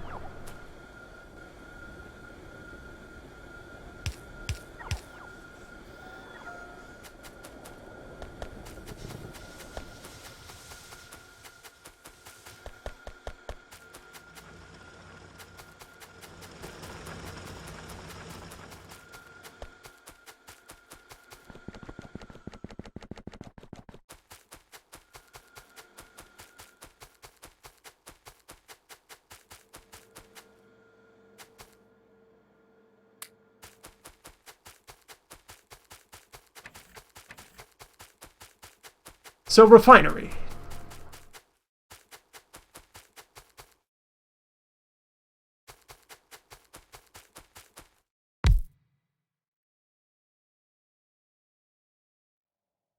There it is. Well, yeah, more generally, so. Building blocks of Refinery. For one, all your regular-ass oil-splitting machinery here. Since it all serves an identical purpose, you, for the most part, just want it all organized in parallel, and in a manner that lets you take all of their outputs and get them sorted and compartmentalized with minimal hassle. For which there is a remarkably elegant solution, which will now be put into play. Not necessarily on all of these right now. This is more refining capacity than our currently available pumps out there in the distance. But I will plant all of these to just sort of, well, one, have them there for when it's time to scale things up, and also to illustrate the general idea. You can just take a column of this and pretty well extend it forever. Just make it as tall as it needs to be. And then, with those, we do... Wait, I'm performing repetitive tasks! Of course. We're going to do... Go ahead and take an example one here. So you have oil coming in one, water coming in the other, and the fundamental complication when you're working with fluids is that pipes are not allowed to touch. A pipe can only have one fluid in it at a time, and if the wrong fluid is in the pipe, everything gets jammed and becomes terrible. So this setup here, with just pipe to ground, next to a thing right next to the refinery, and a thing one step off. You can put either of the oil or the water in whichever you like in terms of near and far, it doesn't matter. This, repeated up and down the line, is going to give us just a nice, even, extendable oil and water feed into every one of the refineries that does not get crossed with itself. Somewhere way up at probably, maybe the south end. Probably the north end, though. With how things are going right now. You just inject oil into the system, and it'll make its way down. Then, meanwhile, on the opposite side, you do a similar move. You take the three outputs, extend each of them out to a different distance. 1, 2, 3 obviously being the simplest one here. And then with ground pipe, you do the old 90-degree turn, and now you have 3 columns that will extend all the way up the set of refineries.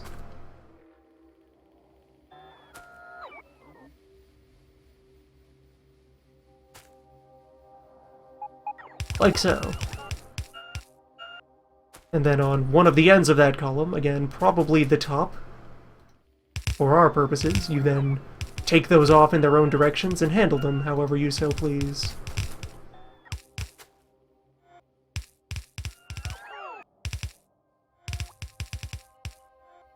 I'm probably not carrying enough pipe for all of this. It's very pipe intensive, especially when you do a lot of short-range underground to avoid mixing of things and provide walkable space, since these underground pipe ends, you can walk past them. Regular pipe? No. Pipe tunnel, yes, even if they're just right up against each other.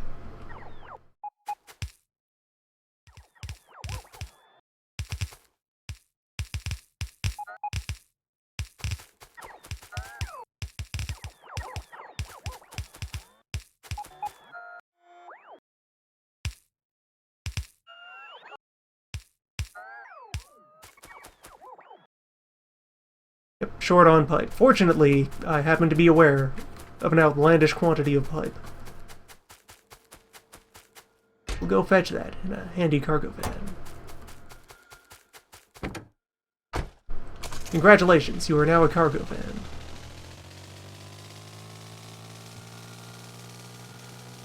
Promote that van.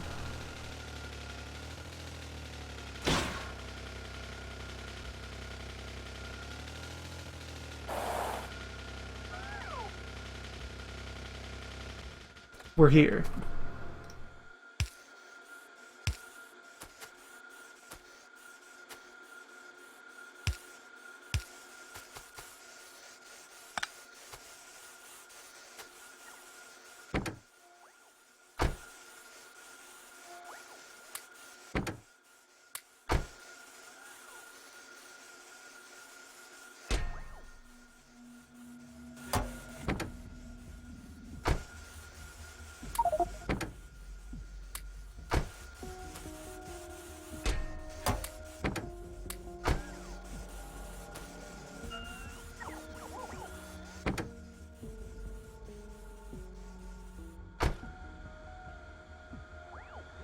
That'll do.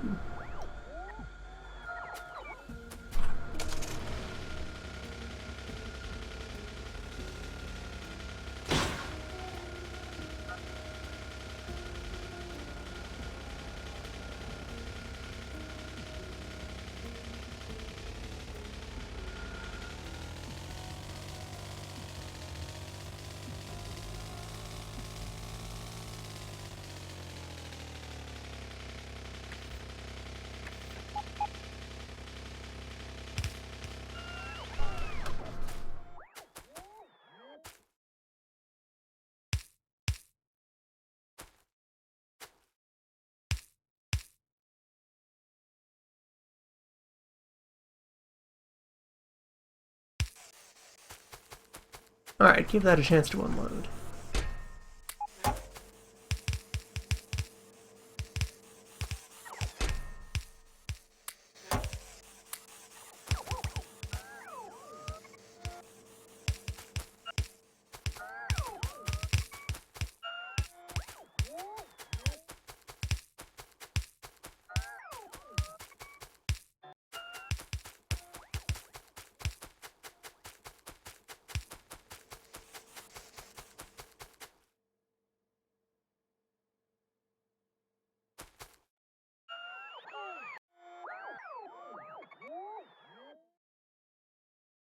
A single water pump is also capable of keeping up with quite a lot of oil processing. You won't need nearly as much water for this as you do for steam work.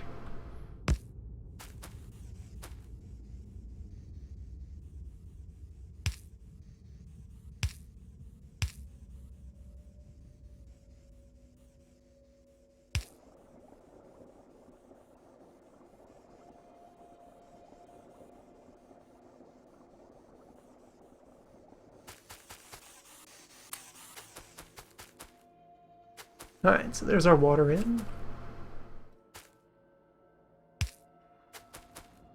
Then up over here. Need a fistful of steel for some storage tanks.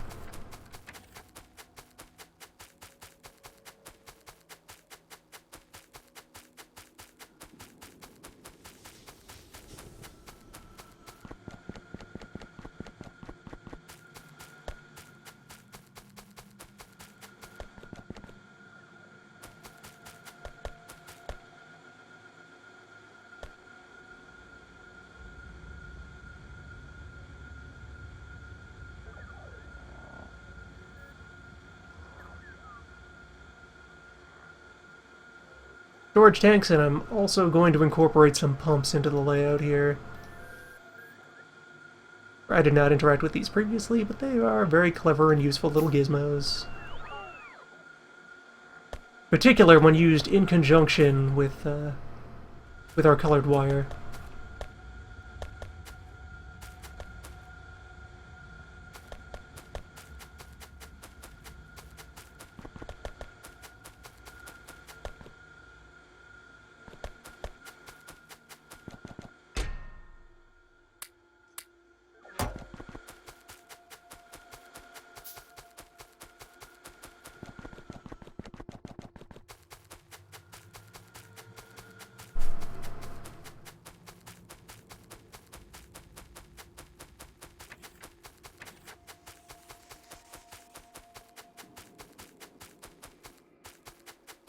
I'm just going to throw down a quartet of storage tanks over hereabouts.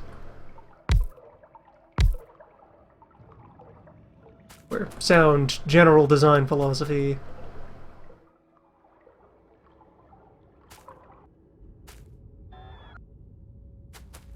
Just to leave yourself extra space wherever possible.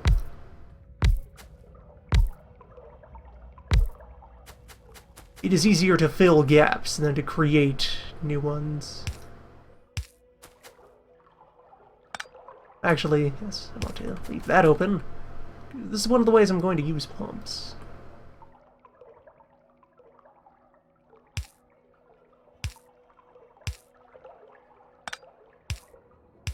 Get a whole bunch of these. These ones don't have to be smart. These are just here to make sure that the storage container is in fact being entirely tapped and fed down into the rest of the machinery. As with part of the way that fluids work, they, within a given block of pipe, will just kind of slosh around until they even out. Which, when you have, a wide thing like a storage tank, feeding into narrow things like regular pipe, that can create imbalances where there's what would be a usable quantity of material that just isn't concentrated enough for the machines to reliably pull on them. Instead, the presence of these several pumps cooperating means that any amount of oil that's left sitting in these will be shoved into that pipe as hard as it can and put to use in the refineries. Speaking of, I need an unbarreling zone up here.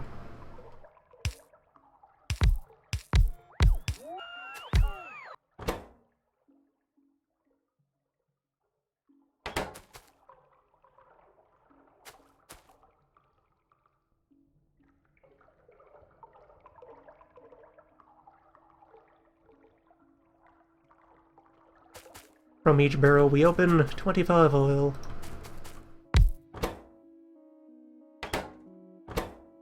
For the time being, a barrel maker.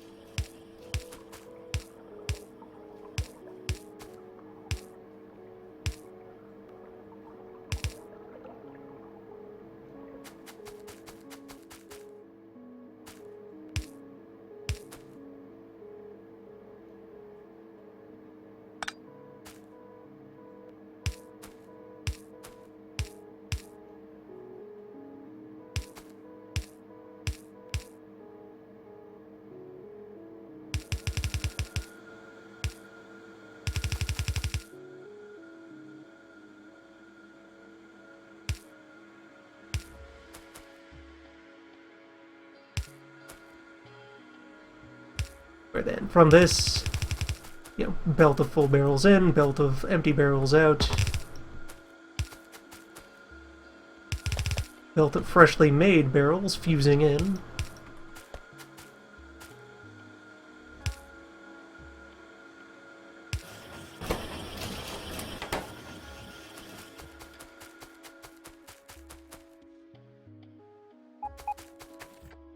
Strip down this dividing wall and set up my temporary rail line.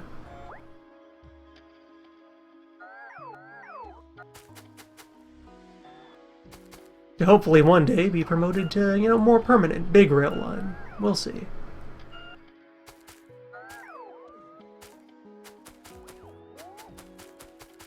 Pump arrays like that one are also a thing you can use to make pipelines feasible over longer distances.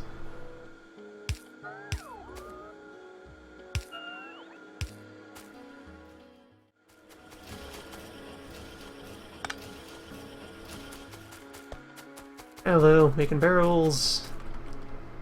I have some amount of track. Oh, let's see, just set up. Fine. And a loop.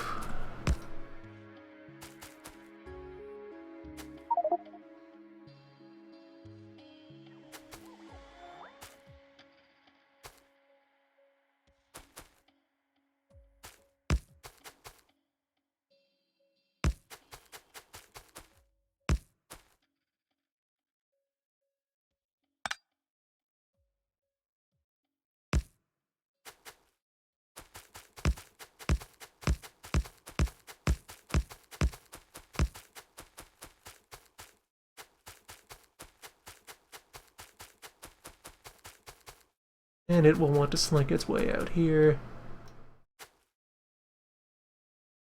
I will migrate these guns to outside the wall.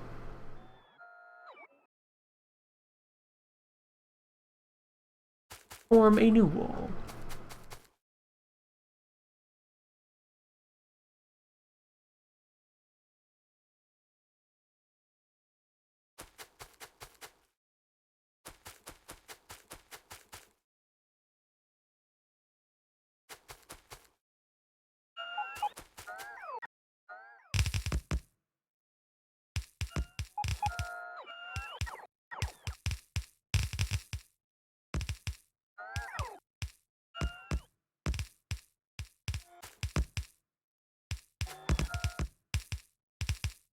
Yeah, you can see them milling about there. That might be an exploration party.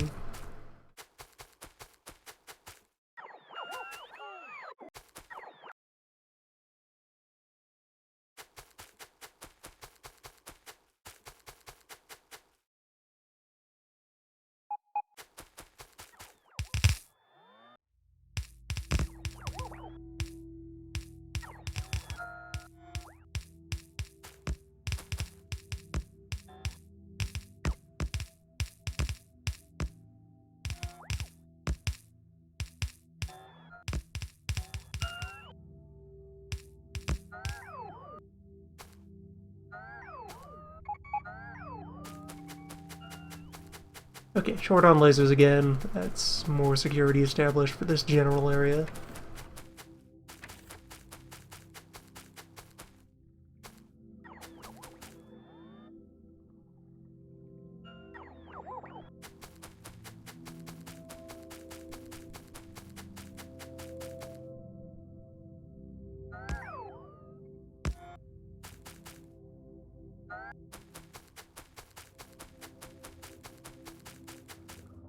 Oh no, I need a setter to put the oil into the barrels in the first place.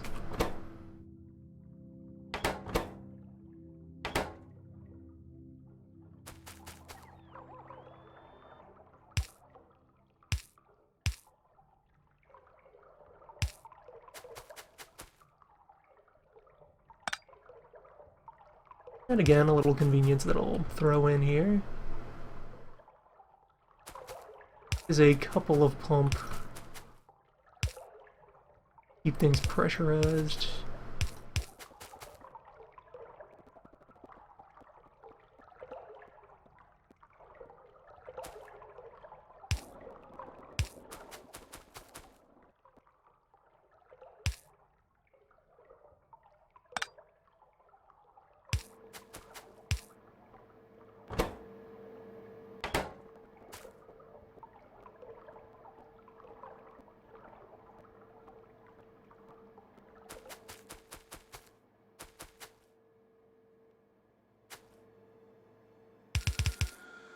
So, once again, built in, built out.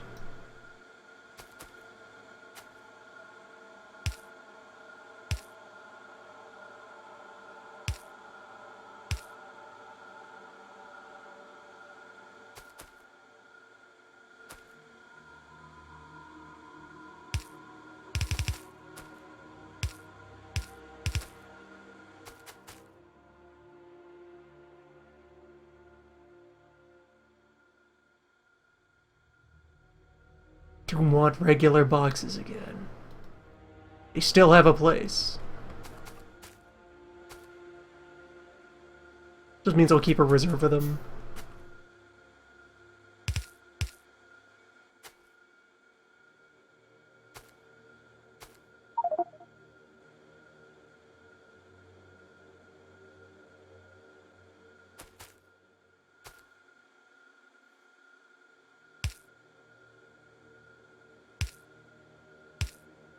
Yeah, for the volumes I'm likely to be turning, since this is not a particularly strong oil field.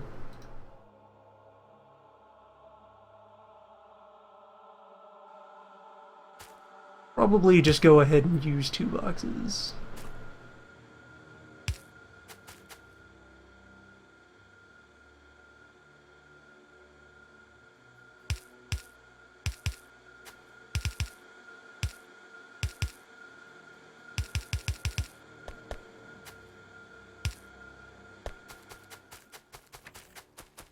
Alright, now I need track, train, and barrel.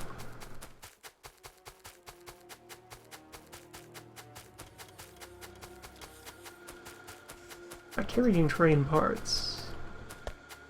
Train car parts, not train itself. I need engines. One of these exist. Good.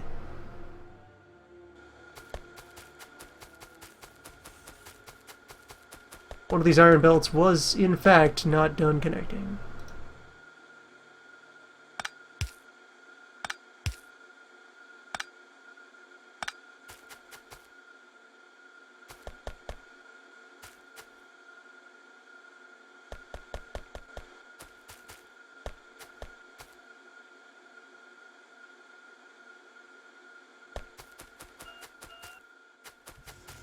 New barriers under fire. The grid provides.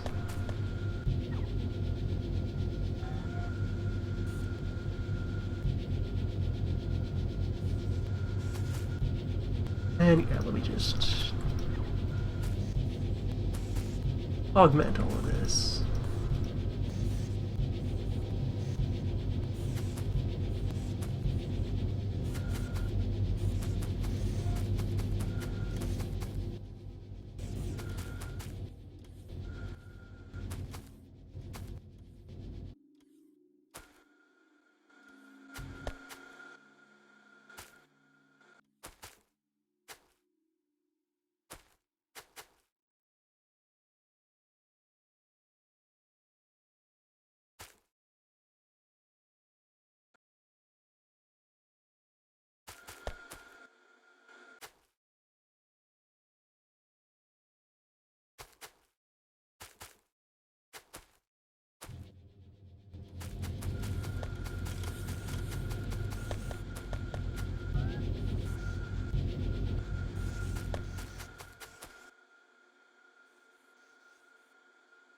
They add up.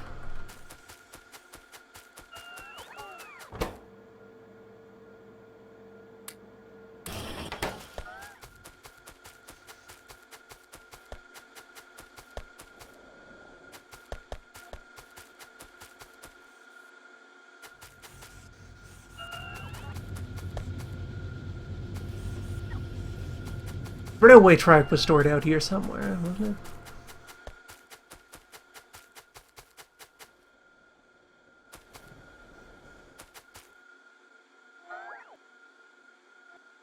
But wait, now that the robots have time to do things...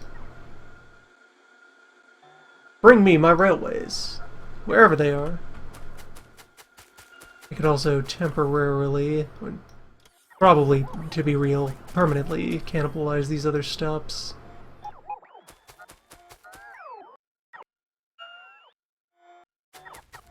They are unnecessary.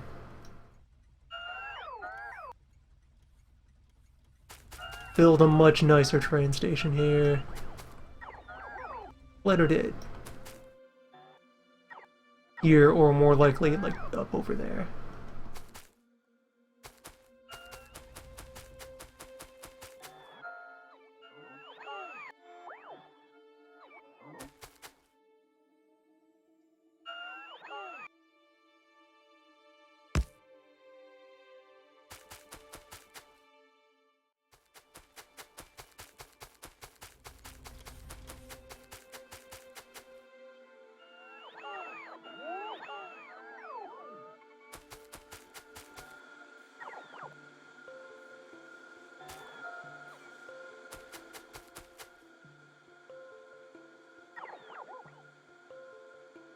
Need a new supply of rocks.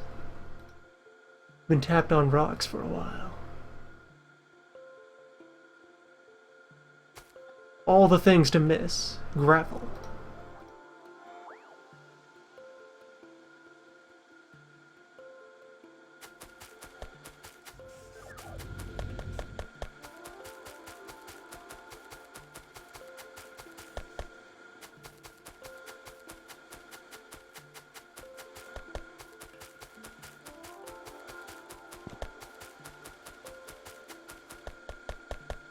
Alright, let me get engines going somewhere.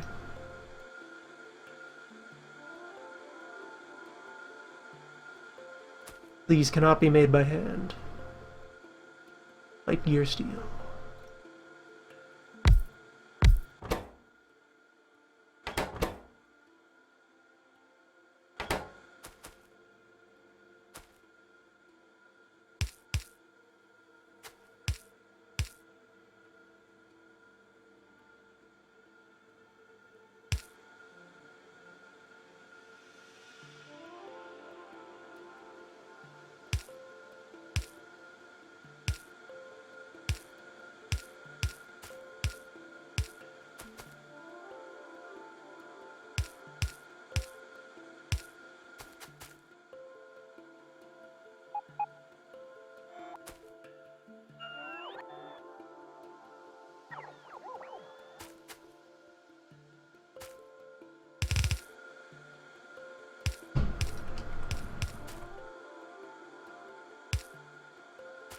At this point, it is not inconceivable that I might, to get things started, just fill a van with oil drums.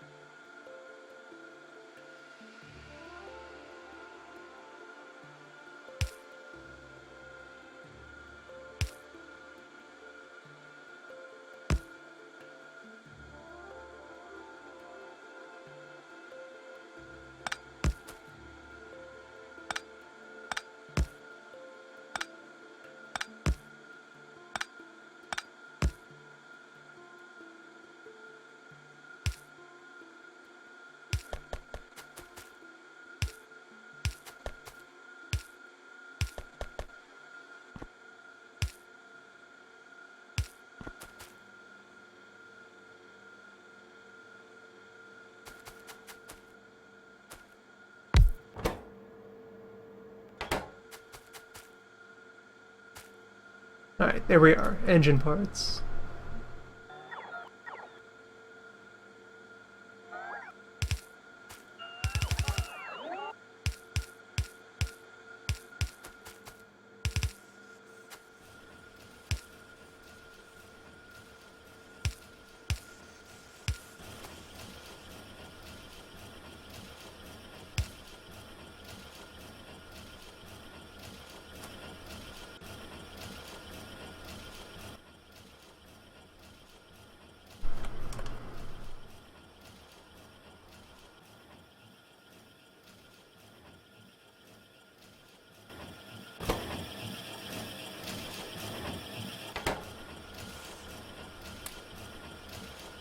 Need how many of these for the train itself? The circuits are here for later. This mix of material can be used for a lot of things. Several of which would also like circuits. This is preparation. I'll be able to use this column for some other stuff. Temporarily, because I want all my actual heavy manufacturing columns on the south side. Temporary is a very flexible concept. Oh, 20. That'll be a while.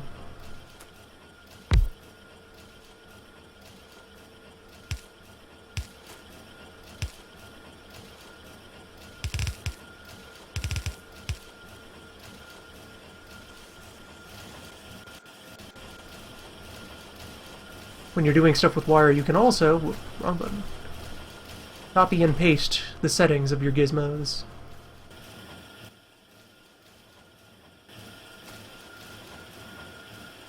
For easy configuration.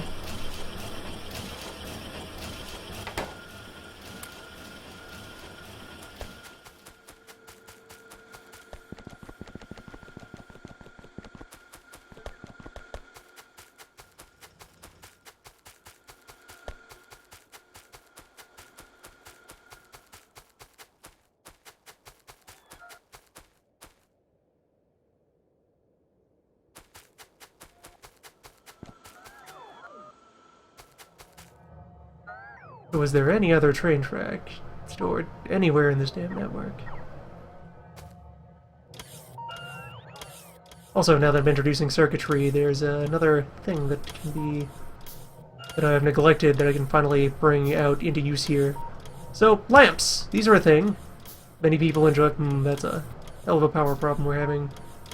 That's combat at night. Right, so, lamps. They make light. Light's nice and all. A lot of people install lamps just for, you know, beautification of the factory, ease of sight during half the day.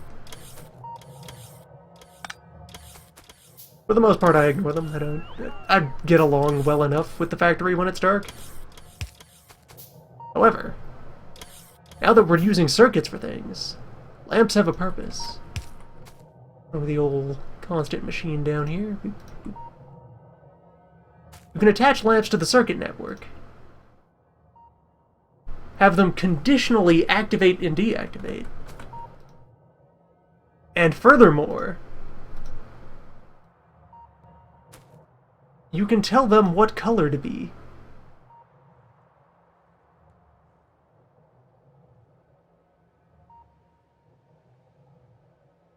Oh, let's see, just as an example, what's a thing I'm carrying?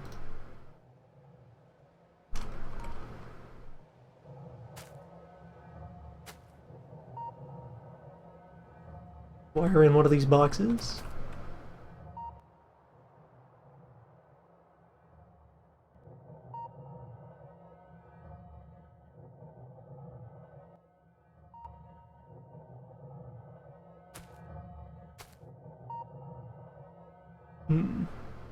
Or wait, no, I can just set it to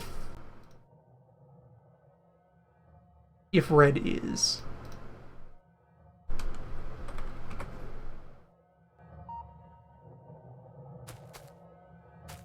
And the lamp will be red. If I'd set it up to receive signals from other machines, I could have it display the colors of the relevant signals. And otherwise cycle them around.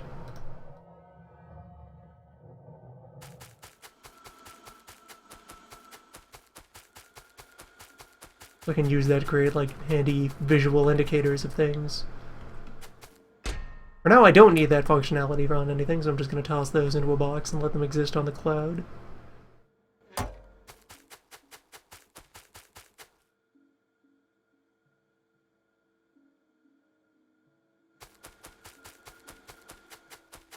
Someday, we will be ready.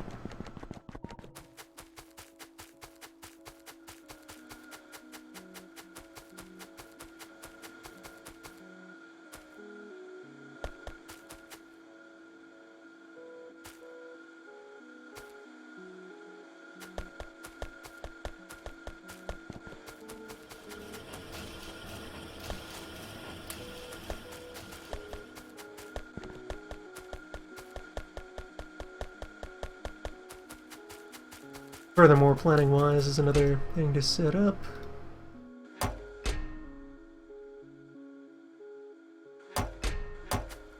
To go ahead and declare 2 lines of red.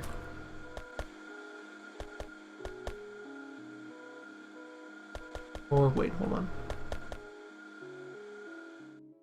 Okay, yeah, that's load balancing for the mix-a-jigs.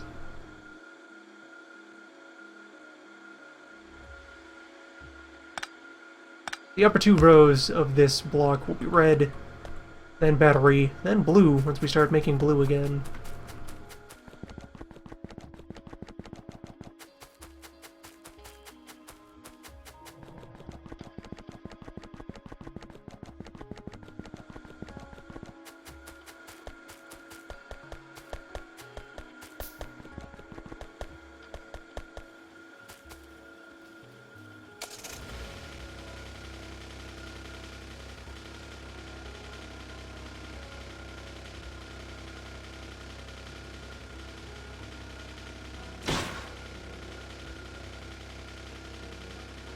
Okay, this is in fact not a direction I can take the car out through. I divert a little, maybe? That's good. As belts get more powerful, it also becomes harder to try and use a vehicle in their presence.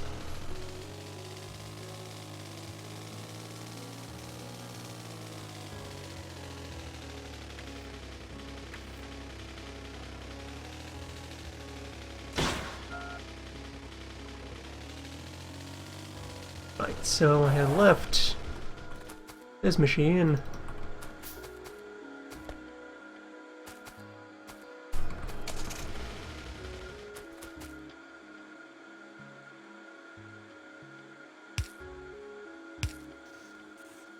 Just fill my van.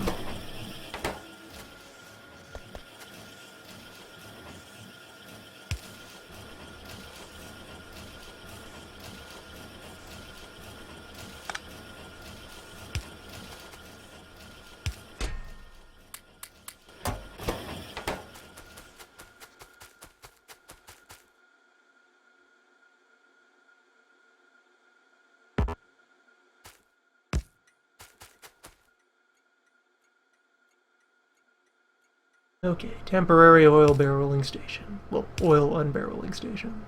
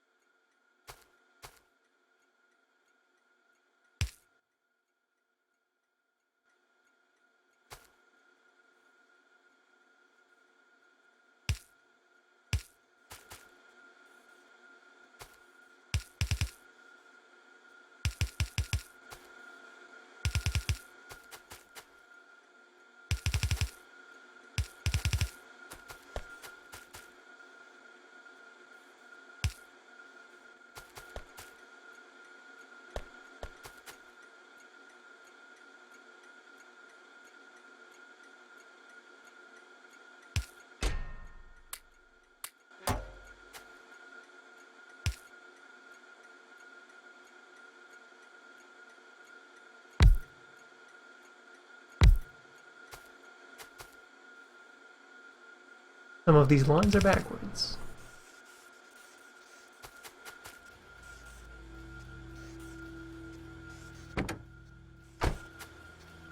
The barrel van is being prepared as a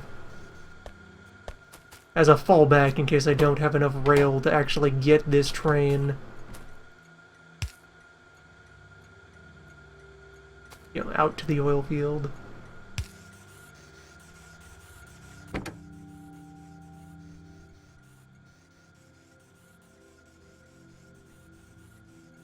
Get it a nice deep gray.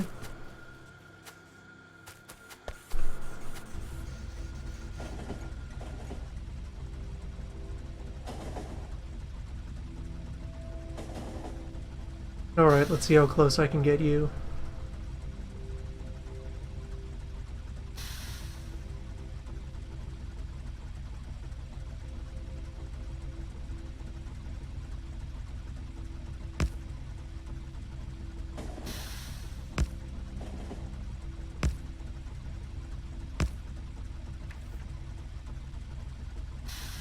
Maybe.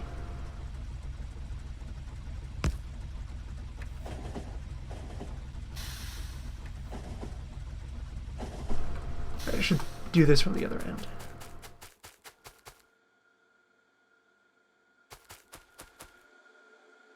Where, for one, put the barreling on this side.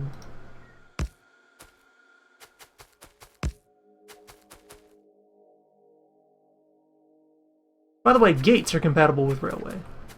That's a thing. They will open and close in response to passing trains.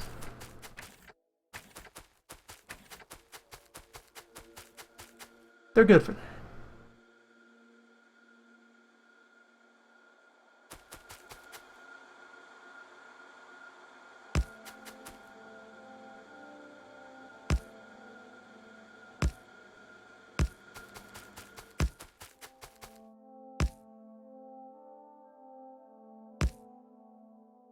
Have not quite enough track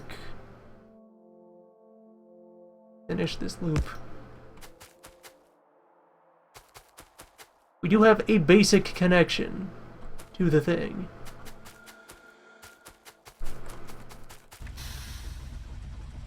I can manually initiate the procedure.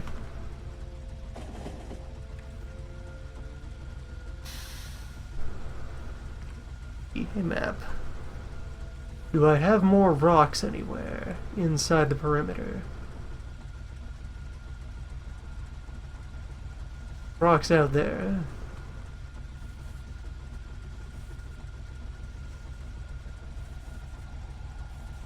Most other rocks are firmly in enemy hands. I preserve some amount of rocks at the other place.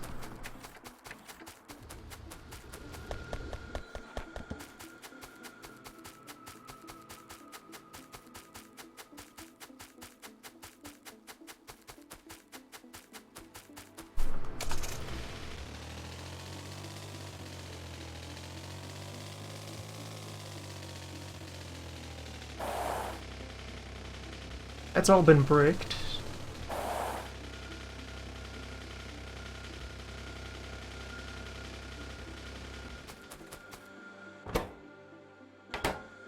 Well, whenever we get things set up, we do have that, at least. One completely full train of oil.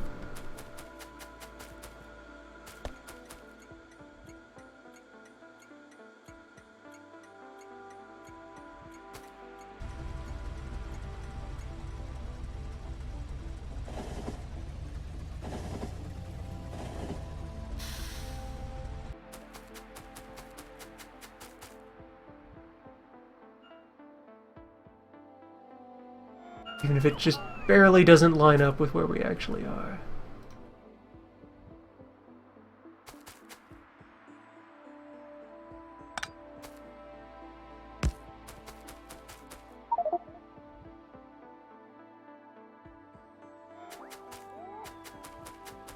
You exist, oil train.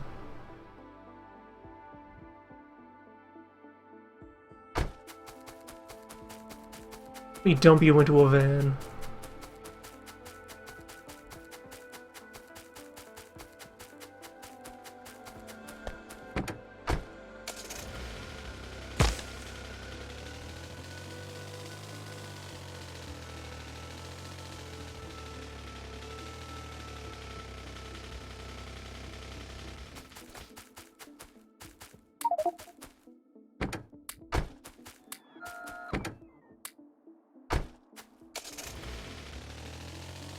This is our train now.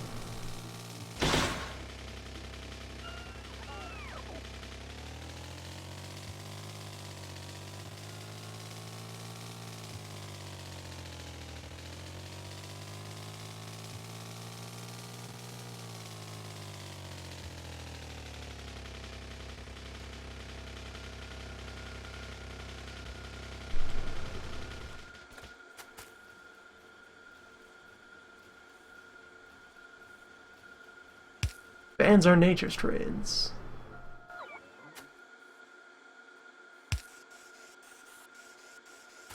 Alright. Oil will now arrive at the refinery. In a temporary sense.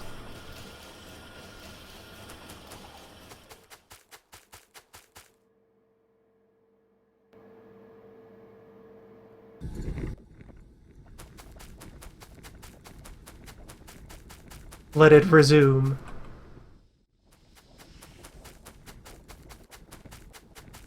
Alright, so I'm gonna want a couple of storage tanks.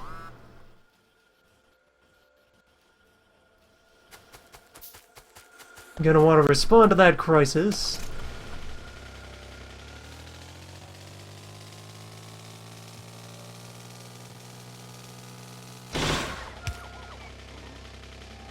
Sometimes you just have to vent.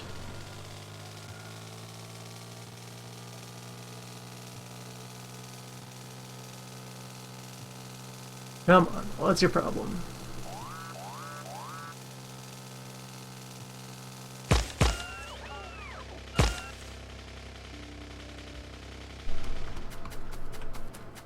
They just succumb to attrition. The nests have gotten larger and closer. You need reinforcement.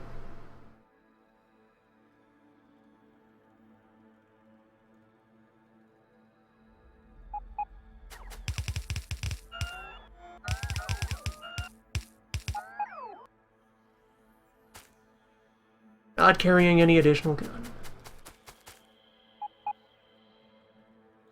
Reposition these. Surely that will do. I mean, we don't have anything happening up on this shore. It's very quiet.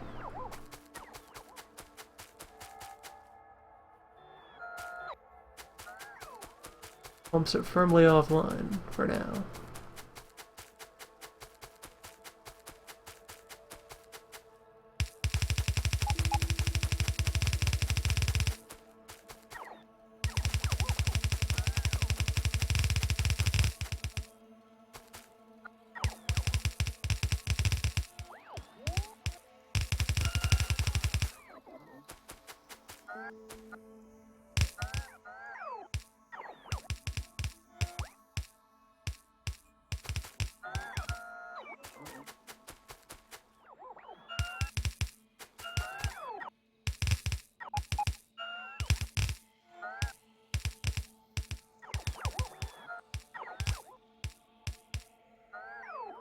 Okay, fortification ambitions slightly exceeding current inventory.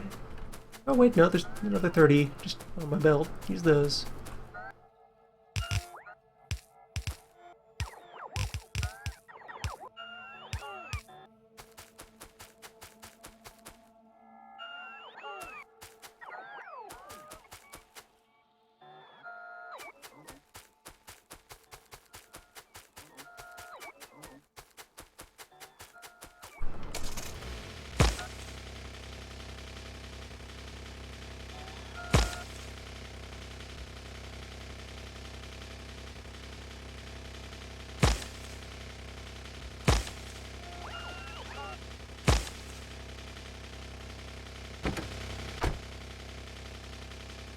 Ah, this was one of the cable cars.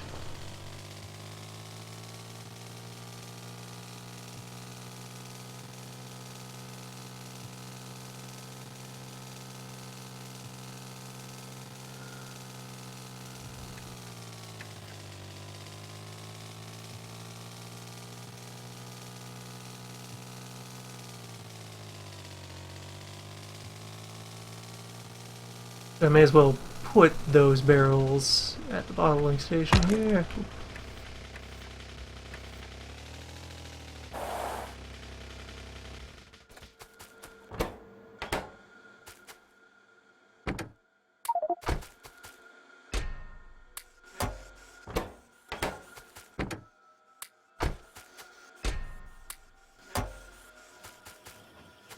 There. Now we'll have capacity to provide capacity.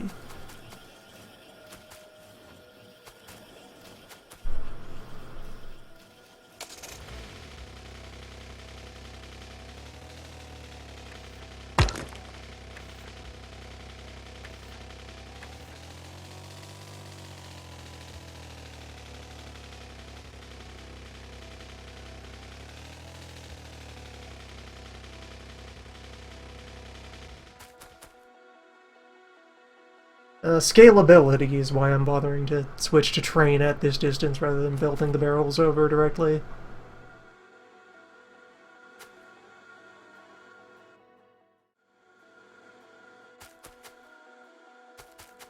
By using the barrels, well, yeah, by setting this up now, I'll make it so that I can string more oil in via the existing infrastructure of just the unoil station, of which naturally tear down, rebuild, constant metamorphosis of industry.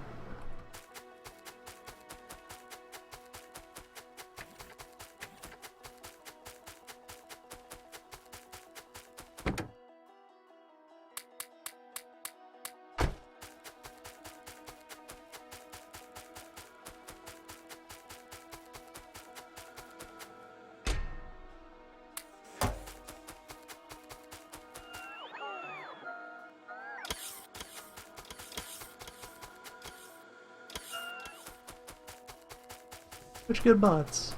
Always remembering things I need.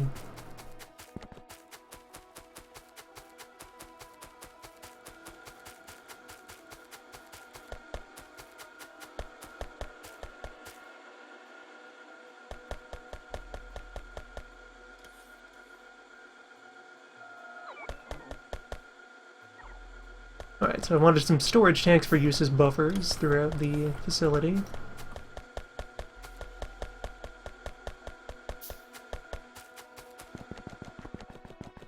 And I already have enough for now chemical plants used for the initial processing and restoration of good times.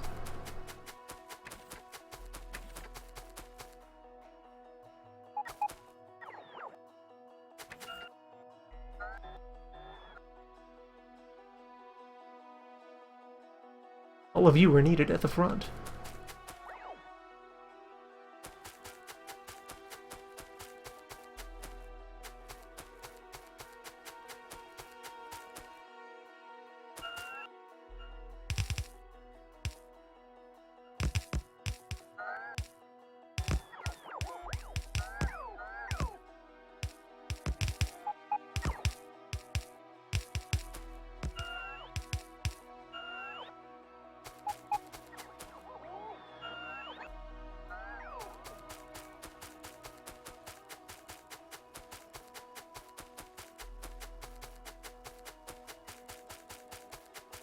Alright, so, oil enters refineries. Oil is split into the 3 oil subtypes.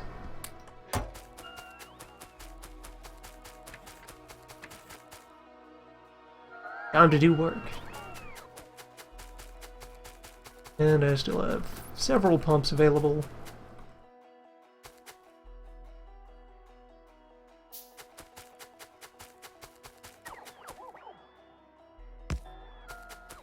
Well, let's get to it.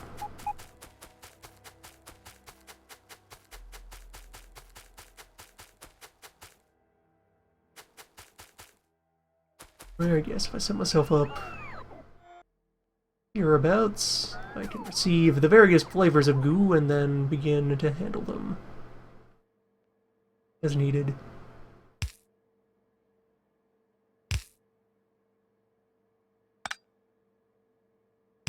First off, heavy gunk. Heavy gunk is pretty simple. There's really only one thing we make out of heavy gunk directly, and that's grease. We will want a supply of heading off towards the main bus for use in making fast belts and electric motors and so forth.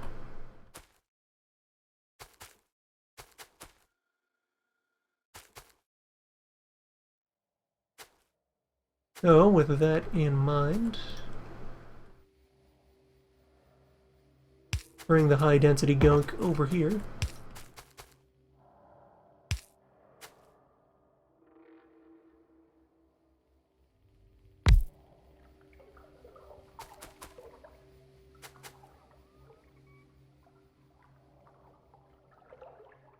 And though, really, to be more precise, there's 2 things we're going to do with heavy gunk.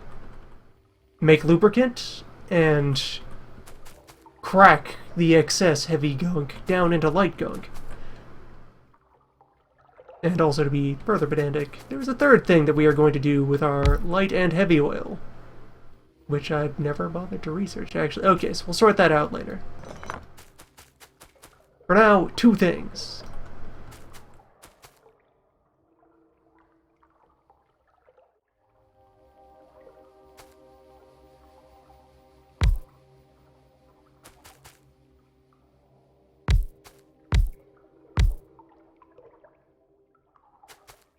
This is a little excessive. Probably. For our current level of development. When we're only just barely re-establishing any oil capability at all. This could be much.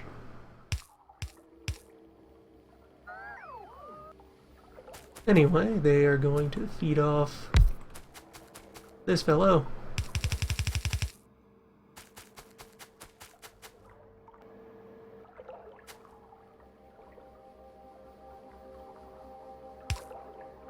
And they are going to operate with the aid of a gizmo. where under normal circumstances, pump just goes. It grabs all the fluid it can and shoves it down the line. If we attach pump to wire, we can give it conditions. For example, we have pump look over there at the lubricant tank.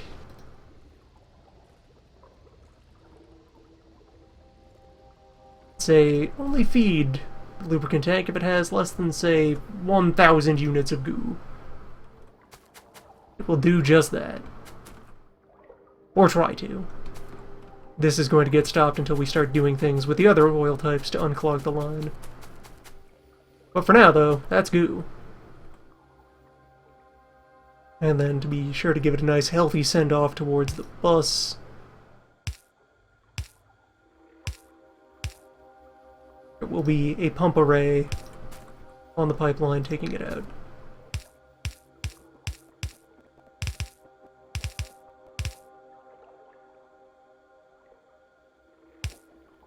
Be sure that it leaves at extreme pressure.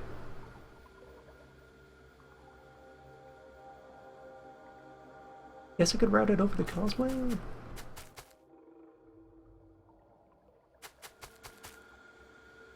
Resume working with liquids. Immediately back yourself into a corner. Or wait, there's no to-ground pipe inside that cluster, so I should be able to sneak around it.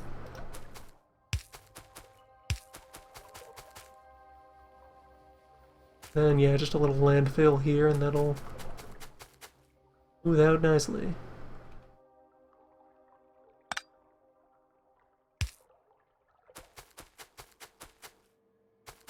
That's easily retrieved. But for now, yeah, that's where the heavy oil is going. We'll then set up a secondary thing to feed it into cracking plants situated somewhere in this vague vicinity. Right, other material that needs to come over here is coal, and there's a sizable local supply to get us started.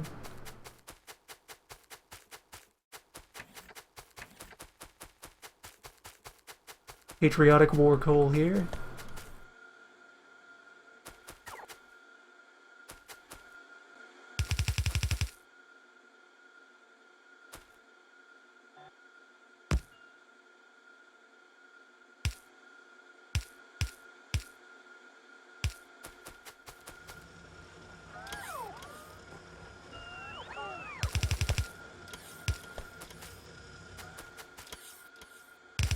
This is for producing mostly plastic, but also something else.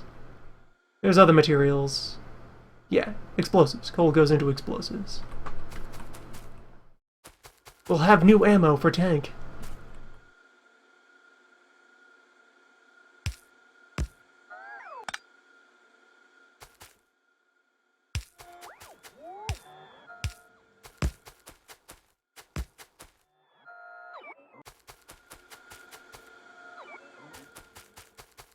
You know what, let's just go grab a van full of gravel. Already dropped off these pipes.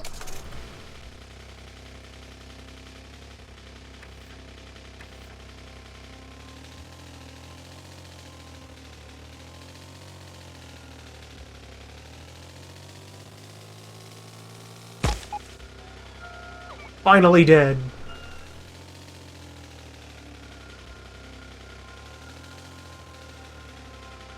Putting things into a container and then destroying them is the only way to dispose of regular material goods. I've actually gone entirely the wrong way for where the landfill was stored. Those actions served only crime.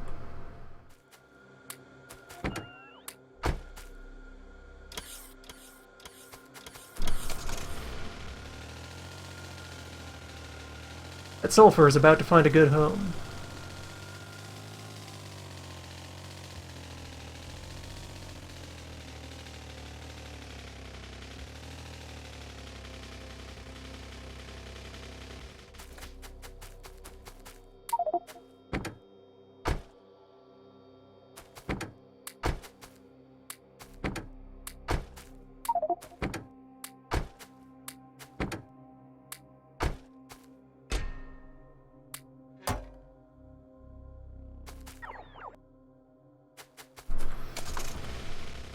We made a lot of dirt.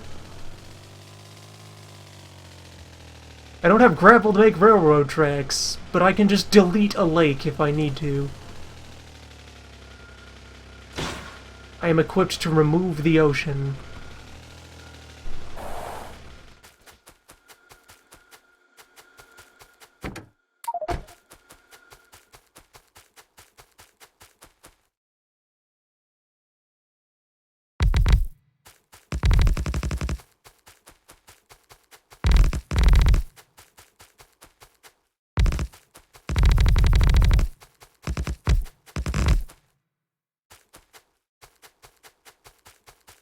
And you know, actually, entrance to main bus is over there?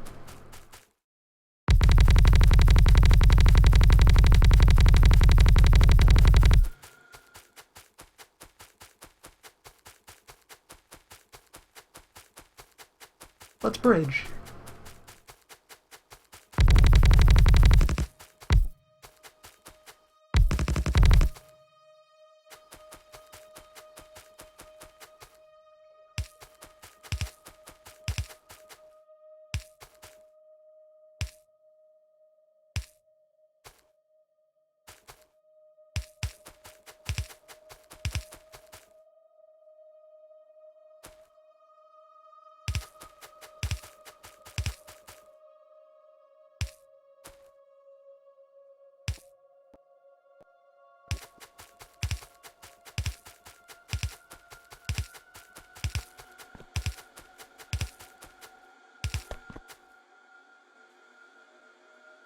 Marvelous.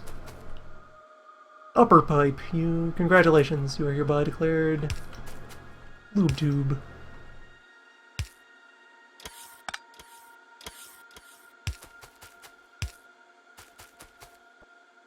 Serve well.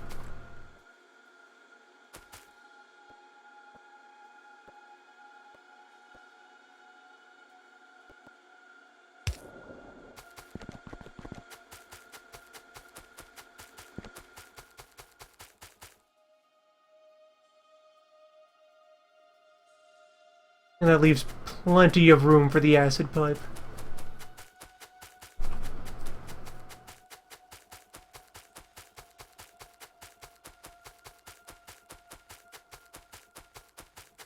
And for these, a well-pressurized tube will be able to move a lot of material. The difficulty is in creating and sustaining a well-pressurized tube. That represents a lot of oil industry.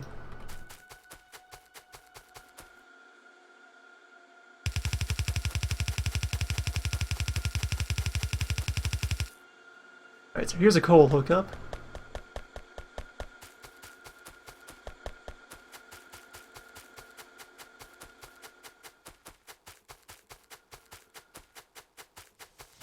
And we will also have to bring down both of our basic metal plates a little bit.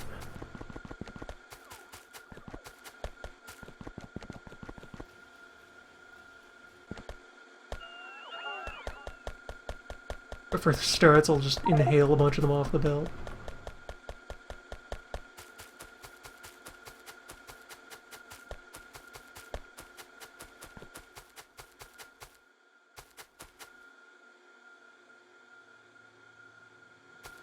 But yeah, for more extensive supply.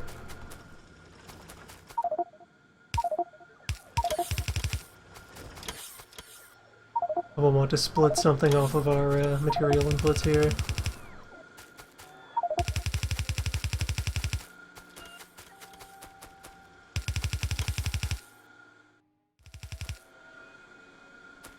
There, this land bridge will become an exchange.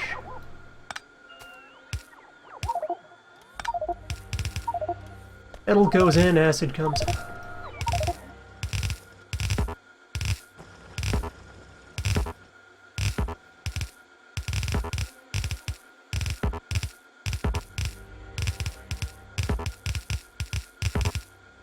Oh wait, also, if we have a lubricant supply of any magnitude, I can start making blue belt.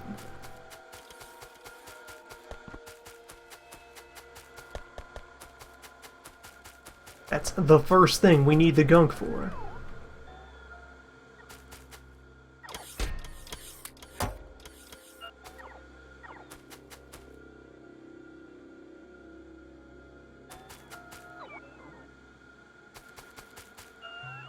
Also move this robot port for it.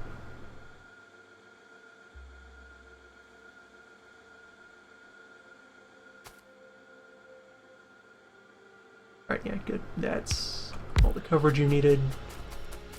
Then we'll bring the fluids in on this side.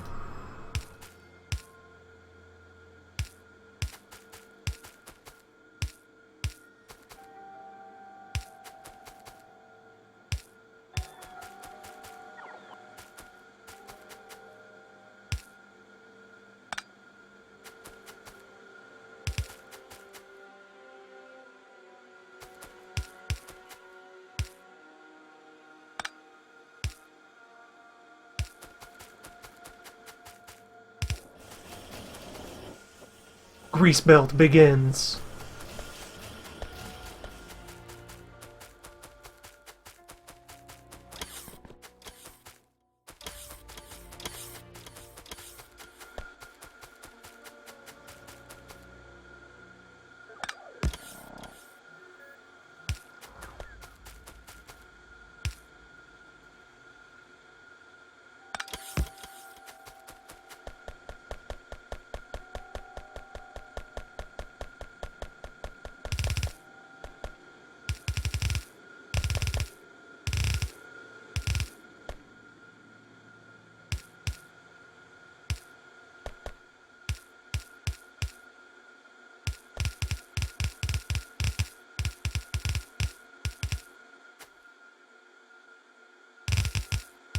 Follow the pipe.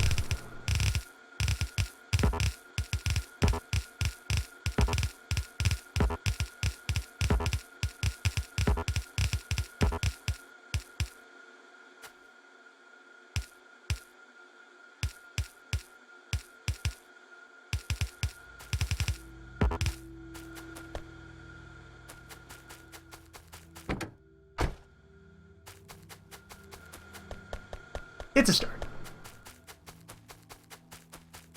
Network. Top me off. No, we have more belt in you somewhere. There it is. Some of it.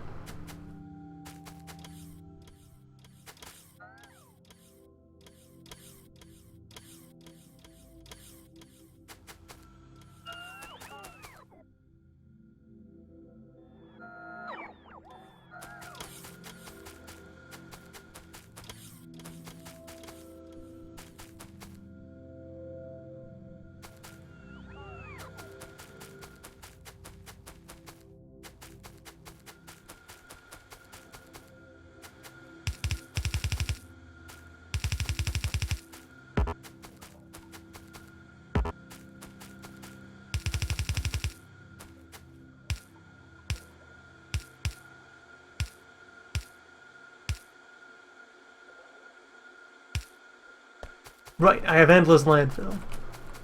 What am I doing building around the lake? I am the lake.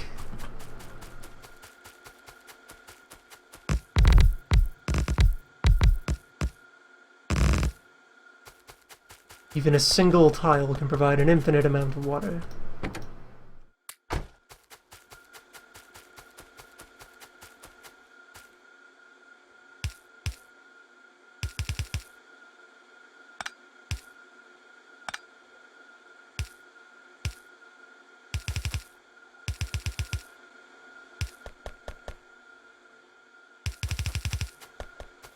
Alright, now we have metals.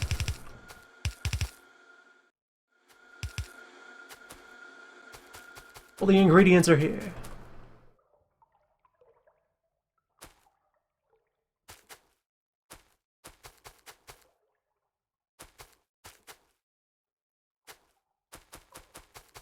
To get myself set up.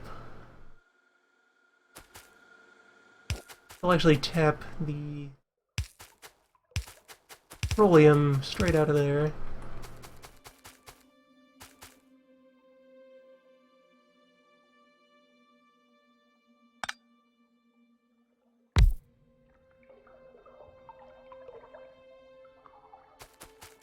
Emulator.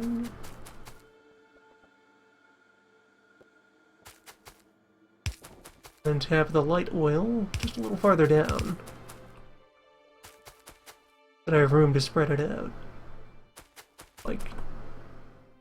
Do light cracking here, heavy cracking there, so they can feed into each other, and the results will make their way up over.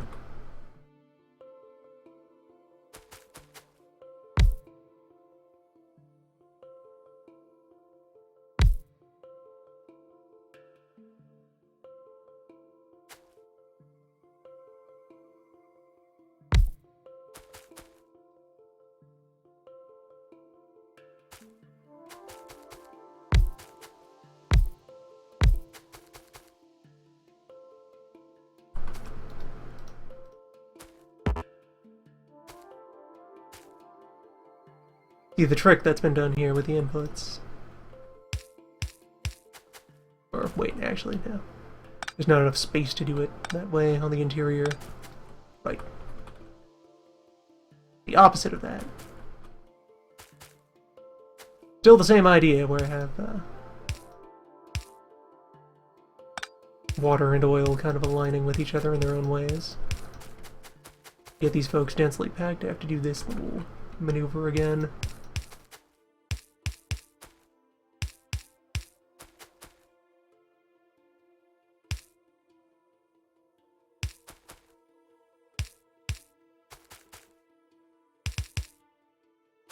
Again, I am doing a repetitive task.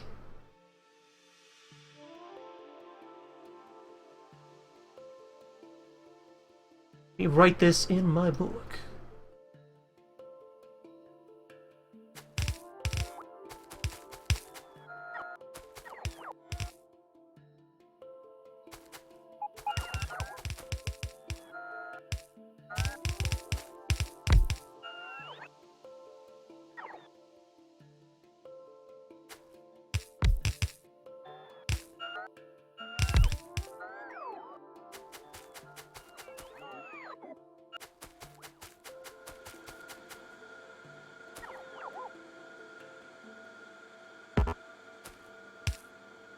Now set up a break in the water supply there.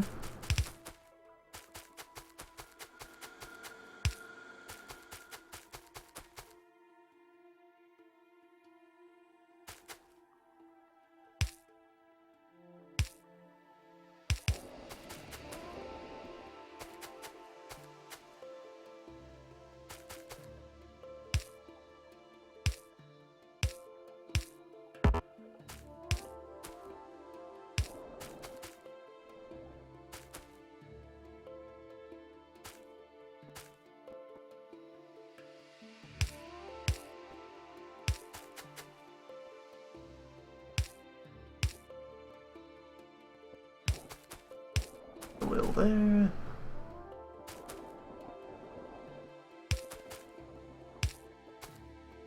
And feed the resulting petrol just straight out into this same line.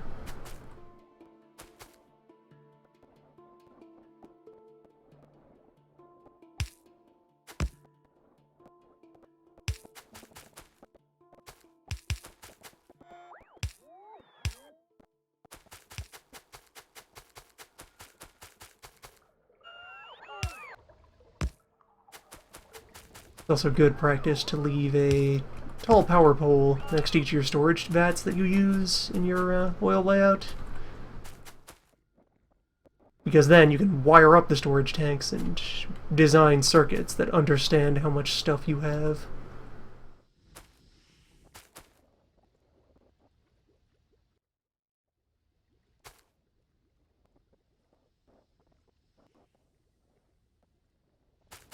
Should have at least one storage tank on each of the lines just to serve as a buffer.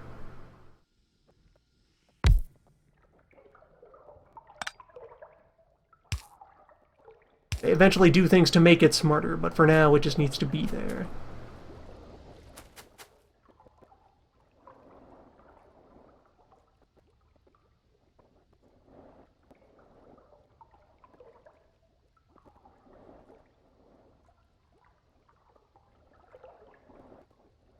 The refining is underway.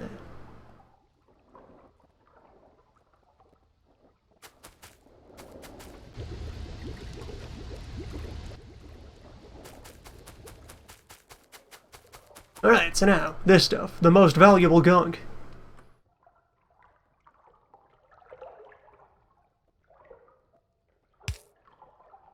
The key to everything.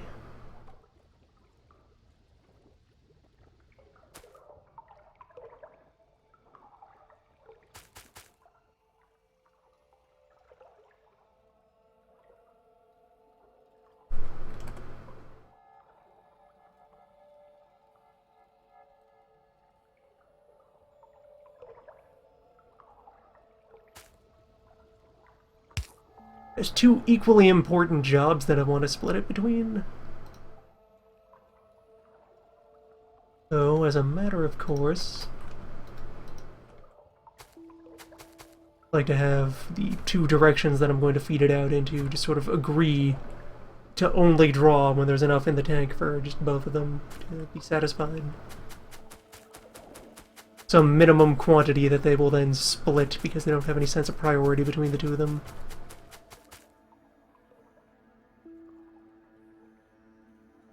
So, job 1, sulfur, by which acid.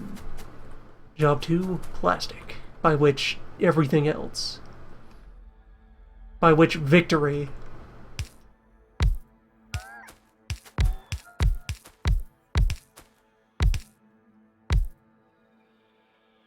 Oh, water does need to be mixed in.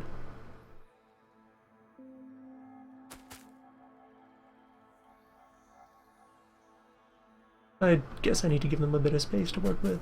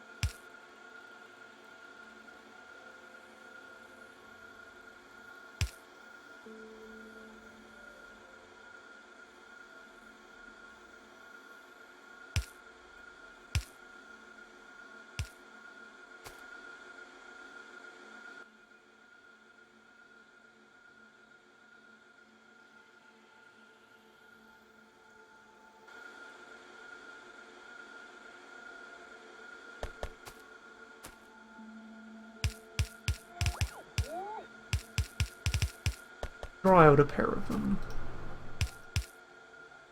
Oh, wait, no, what? I was pointing at something else. Never mind. These do not require fancy inputs. Regular inputs will do.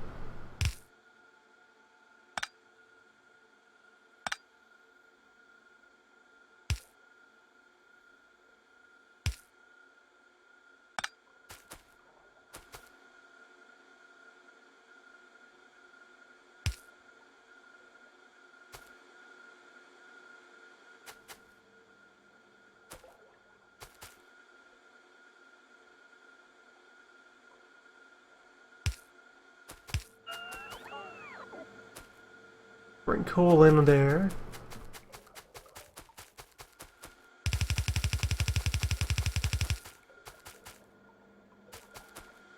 Running out a belt in the process.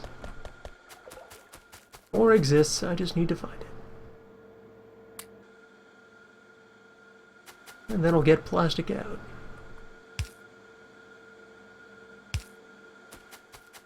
Eat as needed.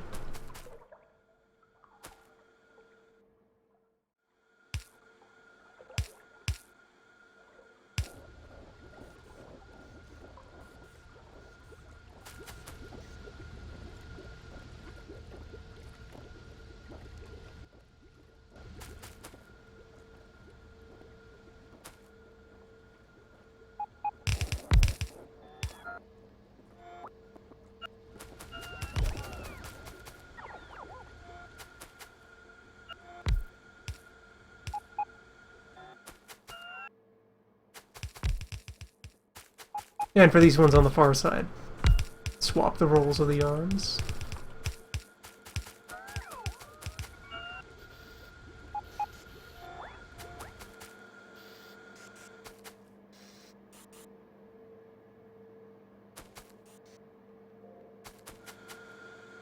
And I'll have to be back with more parts.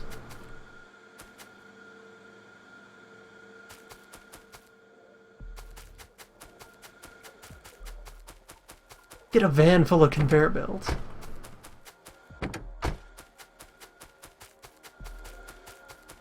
The chemical plant is starting to accumulate vans.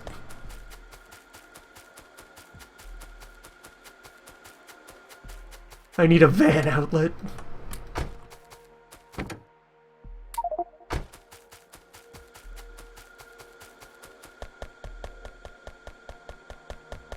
Right, for now.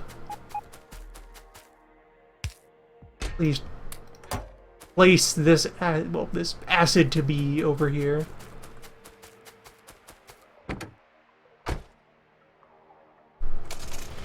Potential acid, the best kind.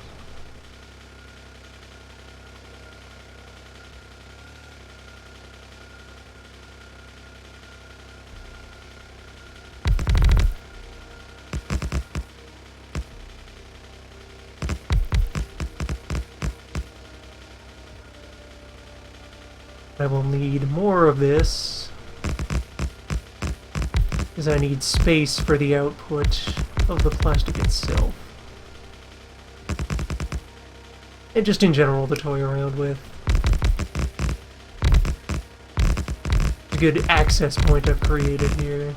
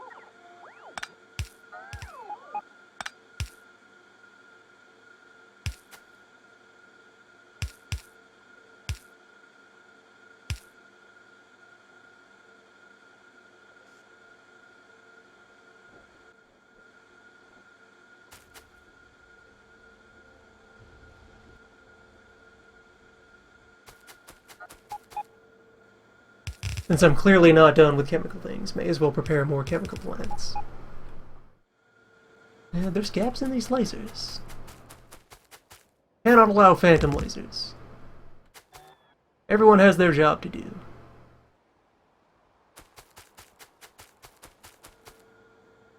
Should produce more steam turbines.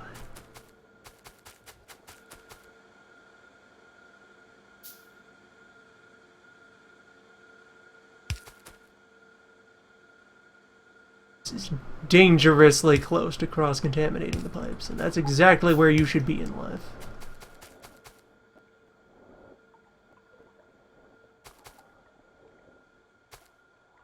Pipe dangerously.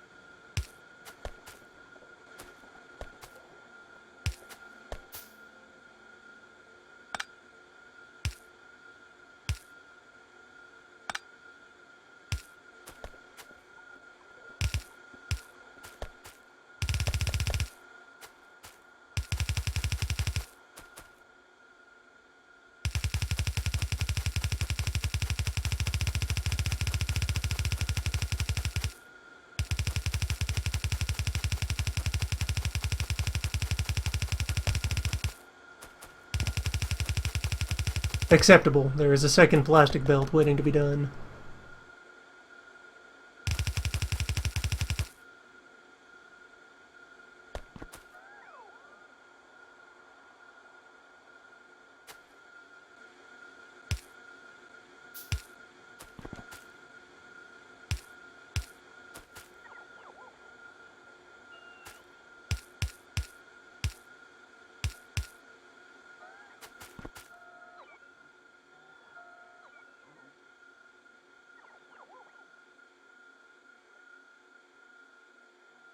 Plastic.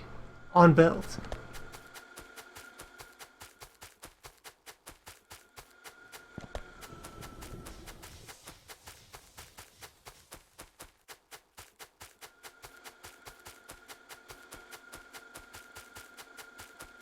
We are on the verge of restoring oil. All of its proper sub-bits.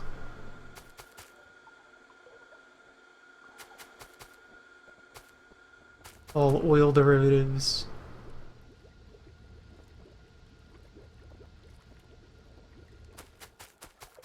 Cracking takes a while. So... sulfur. Yes. I was accidentally brandishing my cursor at you when I was thinking about plastic things.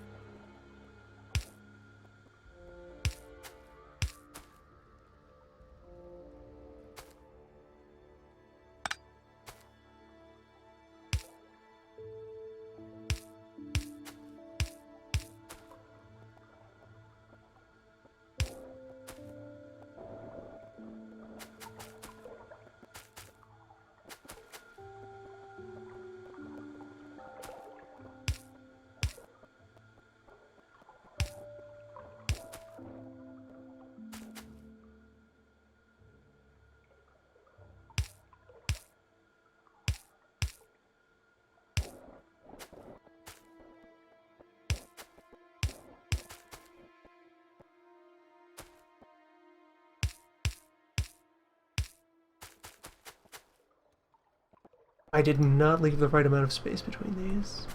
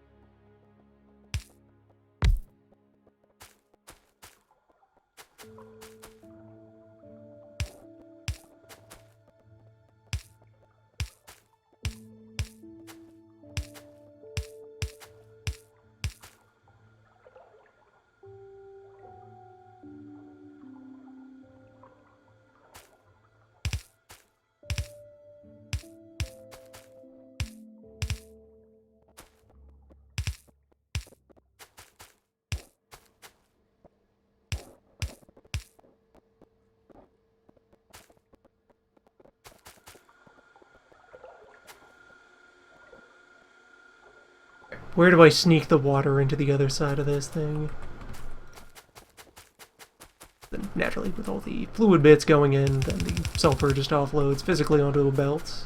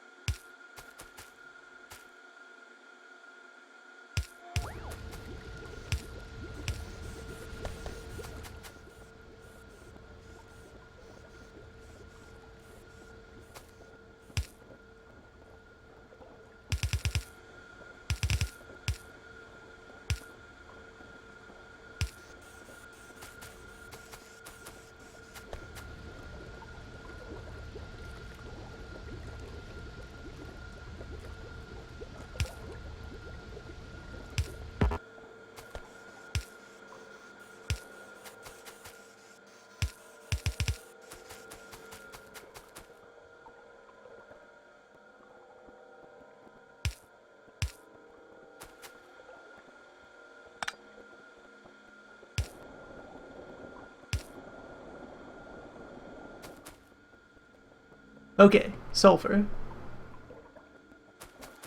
All things, I finally need more copper plate.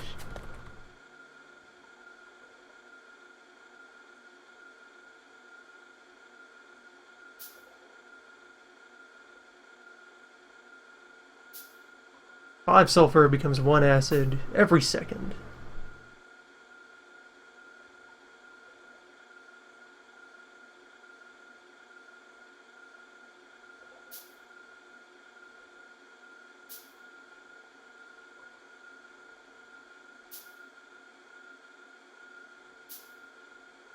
Takes the addition of iron.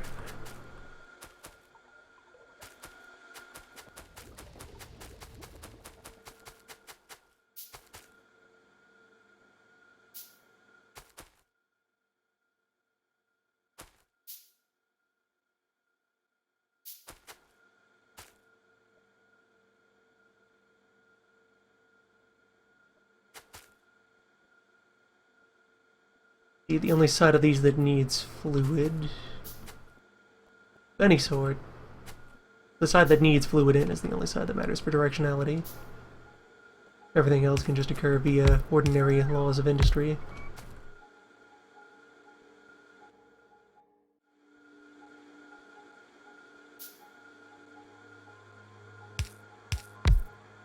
Or wait, no, this is acid. It's fluid out.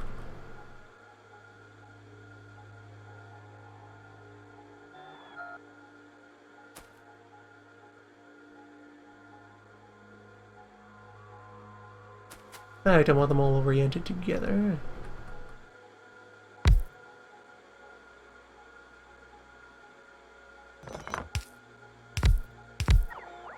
Then it just becomes the question of how do I want to...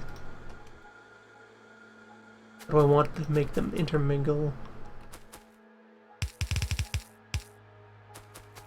How do I bring the acid together?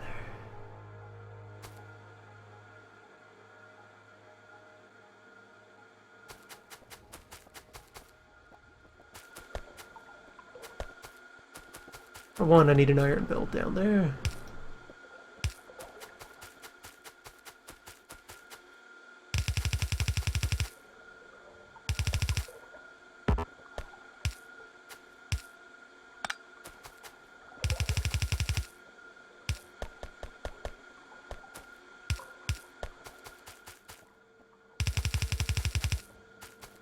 Need an iron sulfur blend.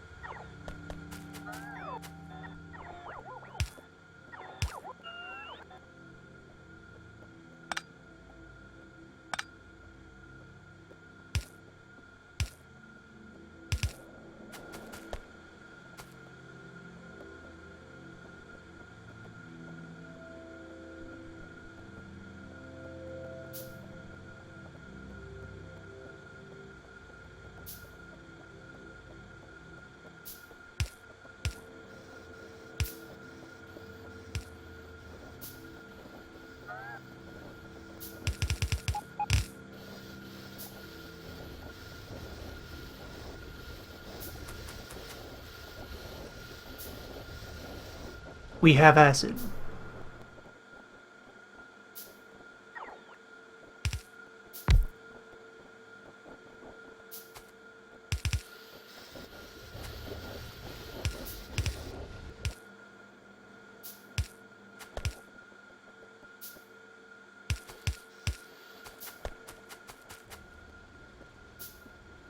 Alright, so now I just need to sneak this out through the rest of the machinery to the buzz zone.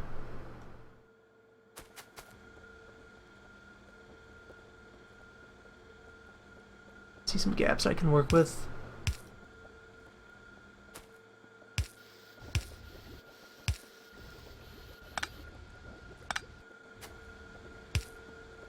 And then eventually we'll throw more pumps together, get it nice and... Well, I have one to start with.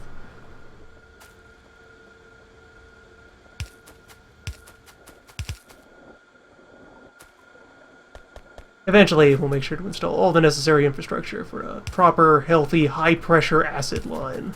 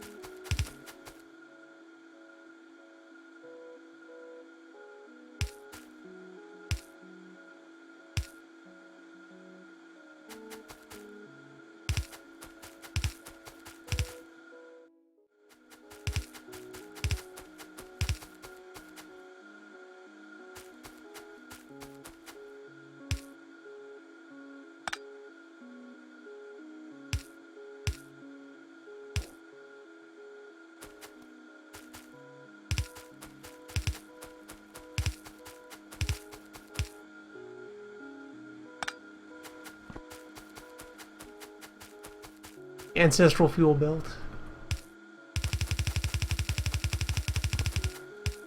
Slight realignment.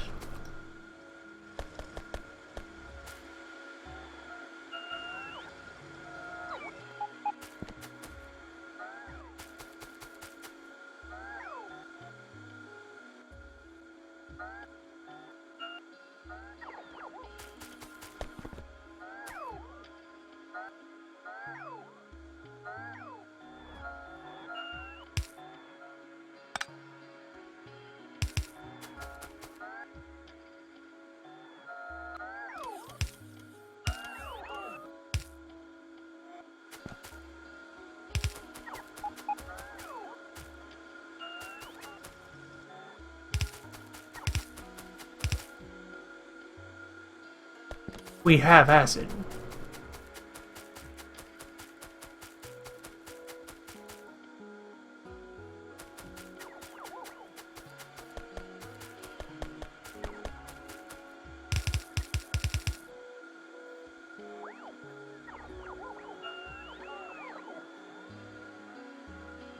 On reflection, I'm not sure if copper directly mixes into anything on the chemical plant side of the line. This belt might not be necessary.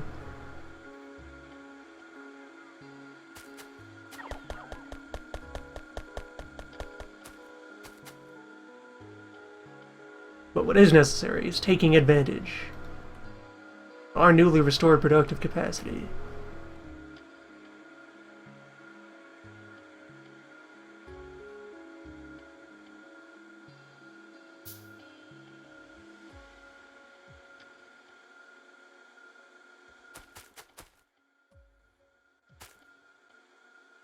Where for one...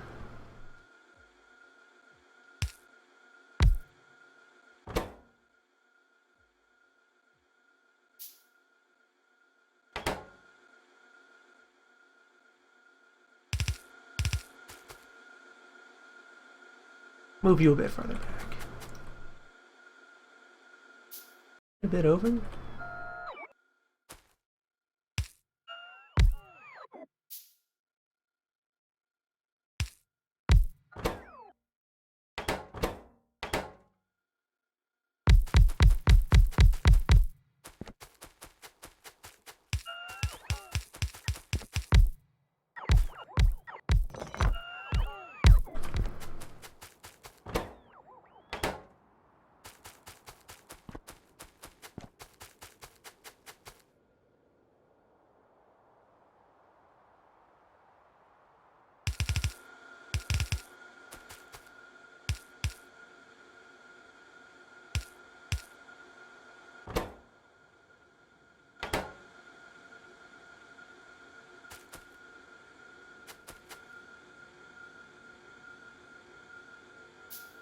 It's time.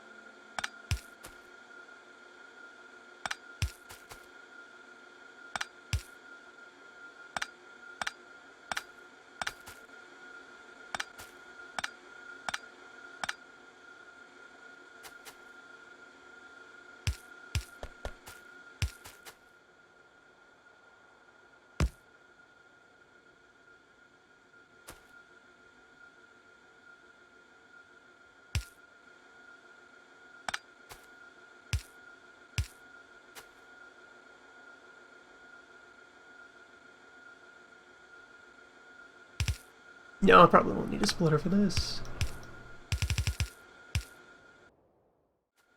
A copper belt will be able to supply 2 things of wire.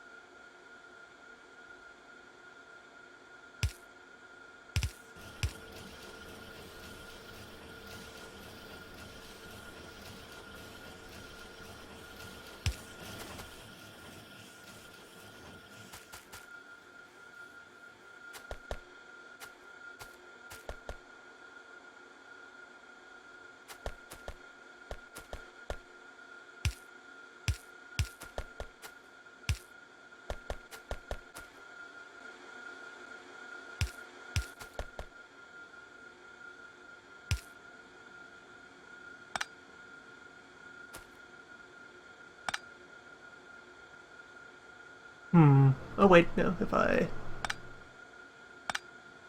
draw from the upper lane...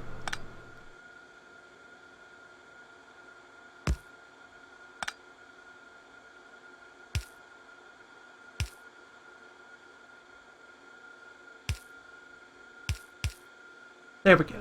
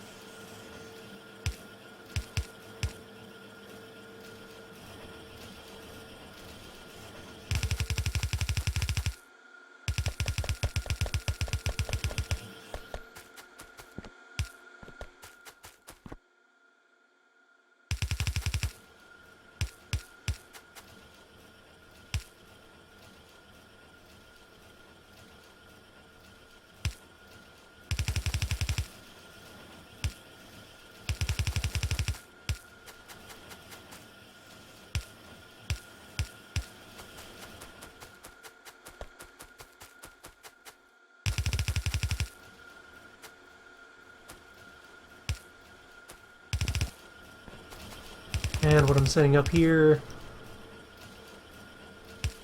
These belts should ideally, hypothetically, when all the machines are fully engaged, reload balance the line. Really, I should probably put a splitting assembly in there as well, just to be absolutely sure that they're nicely packed in, but whatever.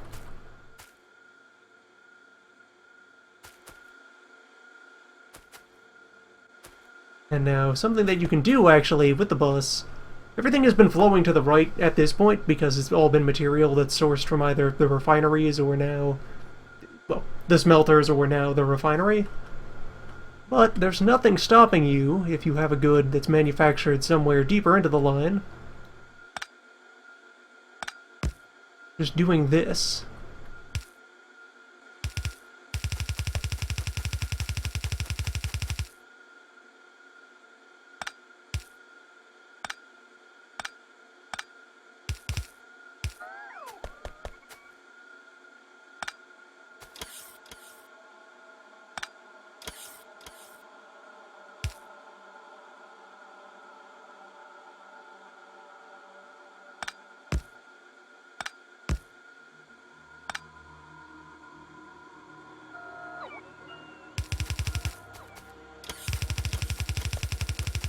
As long as you remember that that's how you had it set up and plan accordingly.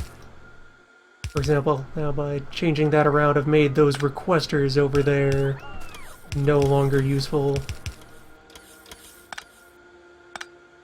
Which is really okay, since there's nothing at this end of the belt that really needs the red.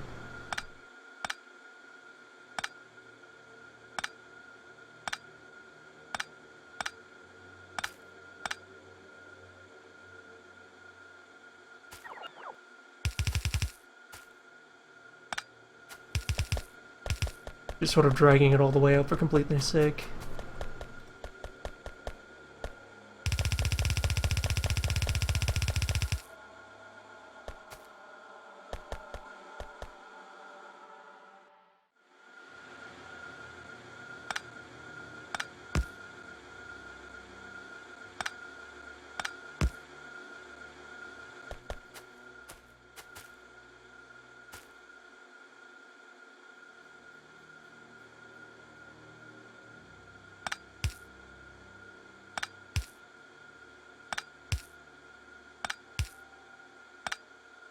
And while I'm laying these this way now, when it's time to establish battery and blue, they will probably be occurring over there as well.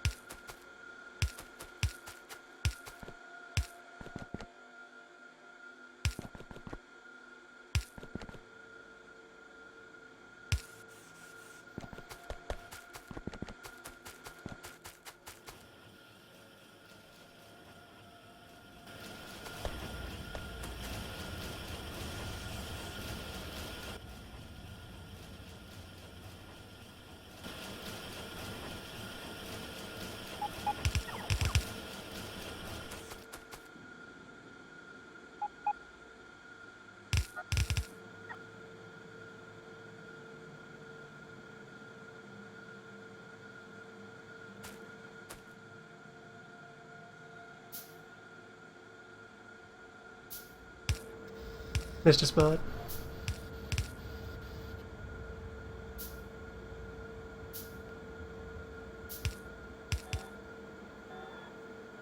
So we're inside the regular network. Half of the regular network. So the long arms in storage are able to make their way out here. We do have a few of those.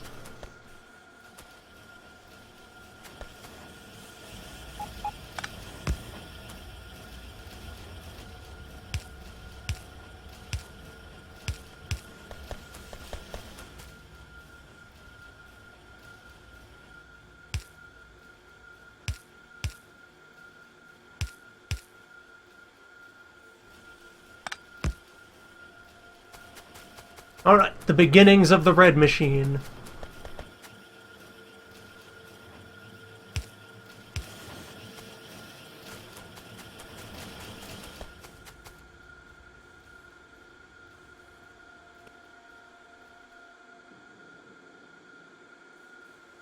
And our other very important friend.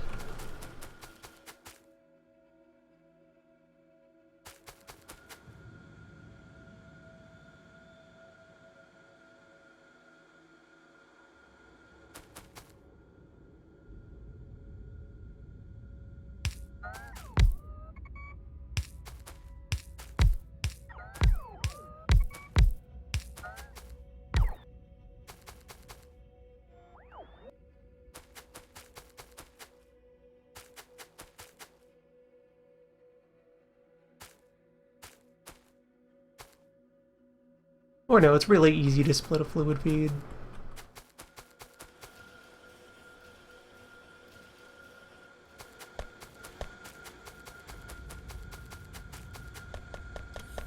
The other side benefit of doing this, you now have bus lines running in each direction, so you can use it to commute more easily.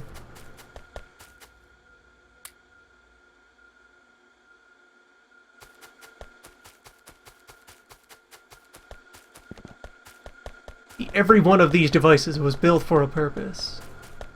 It has a place in the design.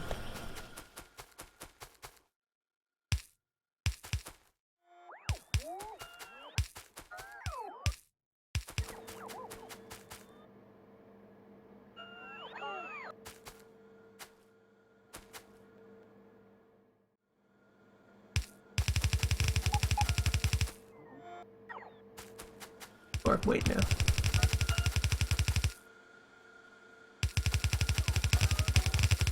And more so. Only one of these belts needs to exist here.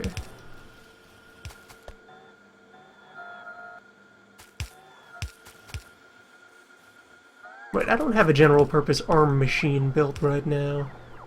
That's on the to-do list.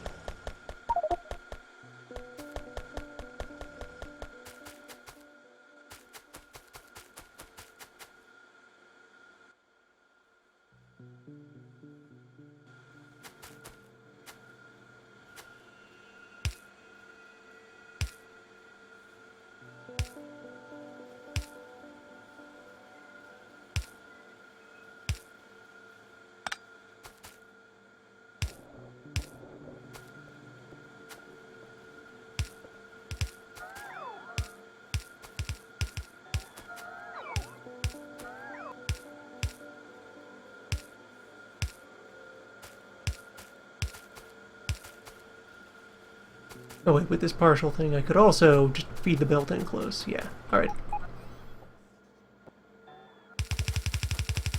Everything has a place in the design, to be determined at an appropriate date.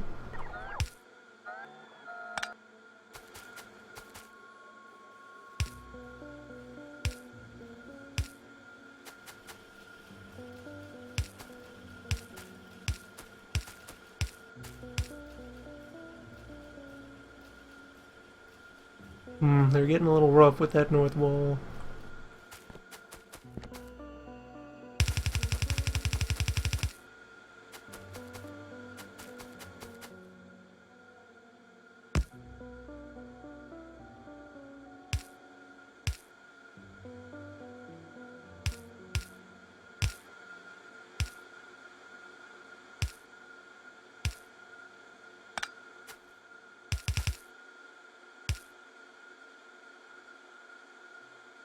With batteries, I think I can keep the same directionality. There's nothing upstream of the current setup that demands battery.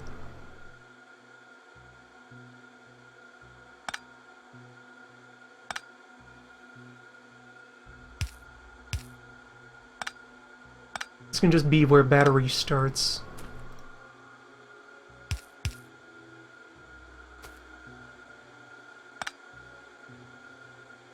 Placeholder lane there in case mind has ever changed.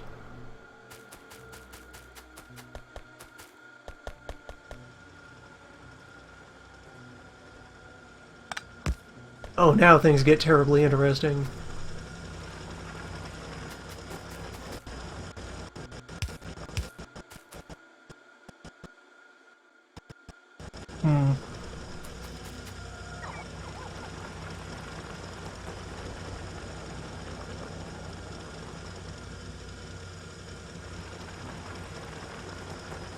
I might want to install more turbine. Turbines feel wise.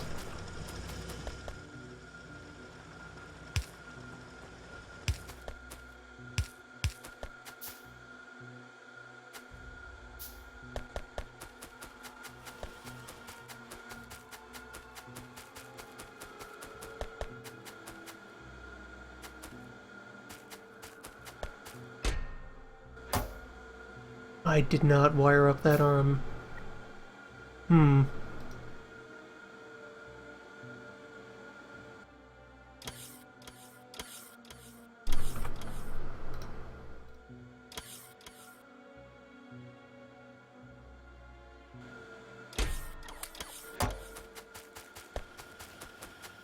They will find their place within the machine.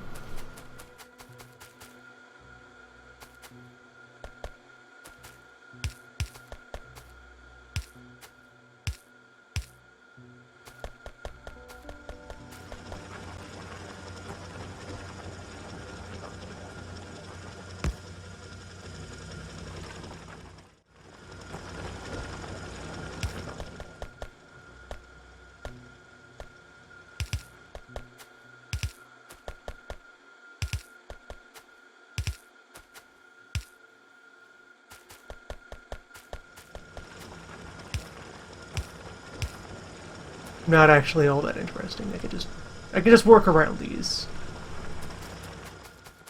For now.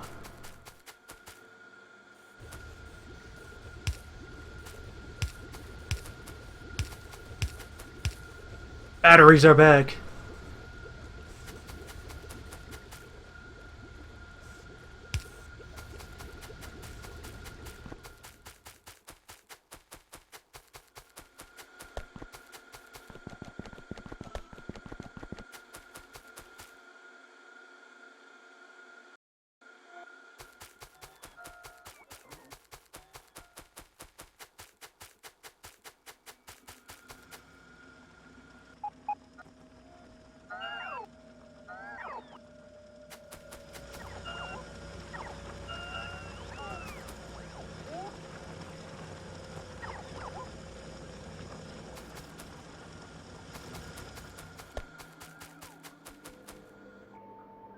This patriotic acid reserve still isn't done.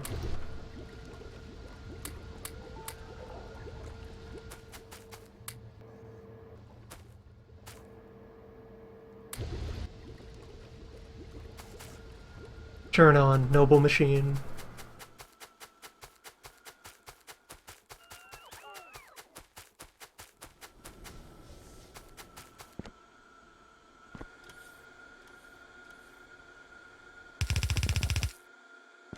Right, so did I leave spare boilers anywhere? I believe so.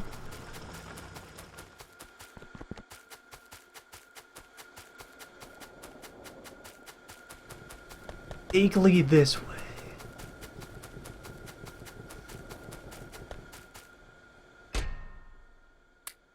Yes, I have spare turbines as well. Good. I planned for this. Sort of. I should have a blueprint that's one column of the steam network. Yes.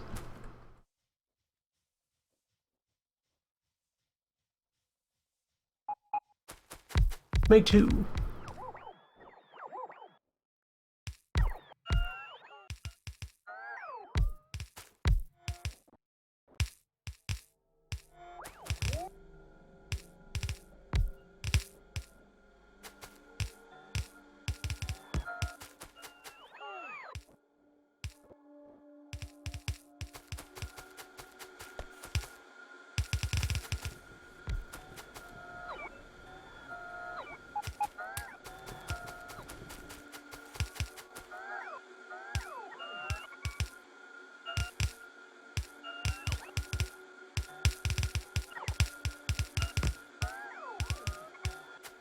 Alright, I'm gonna need another water source to patch into each of these. Which I accounted for, right. They pipe downward in the blueprinted version. Better grab a couple of plates.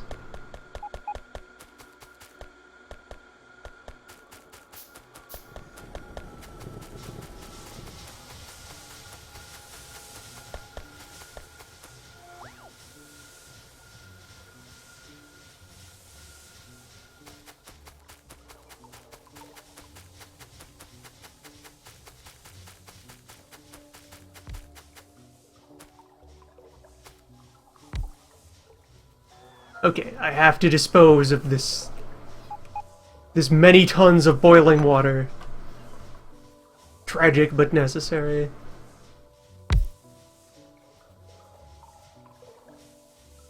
It's gone now. No one knows where.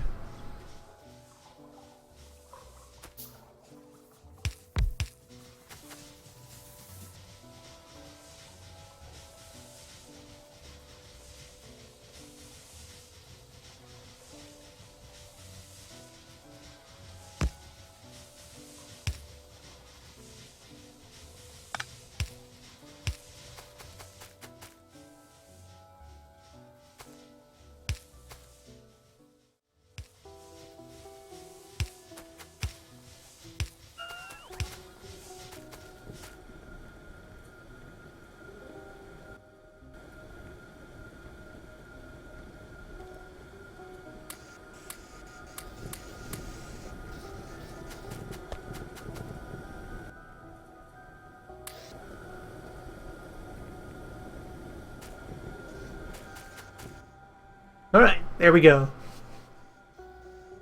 More of turbine. How much more? I'm actually not sure. We won't see until things properly kick in. It's 20 new turbines, so it should be.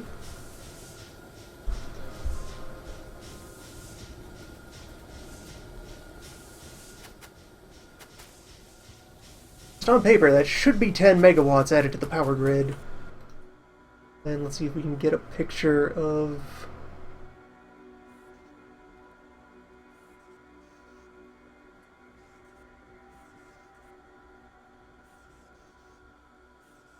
So eyeballing it, our biggest power spikes...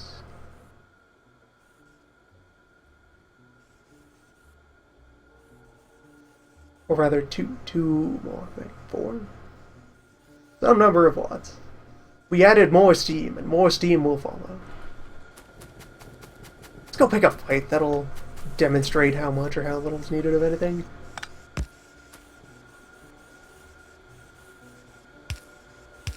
What we need is heroes.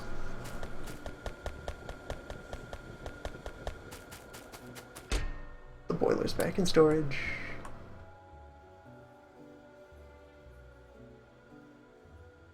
Boiler.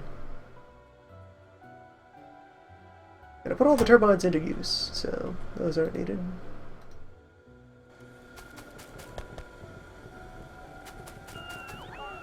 Thank you, robots.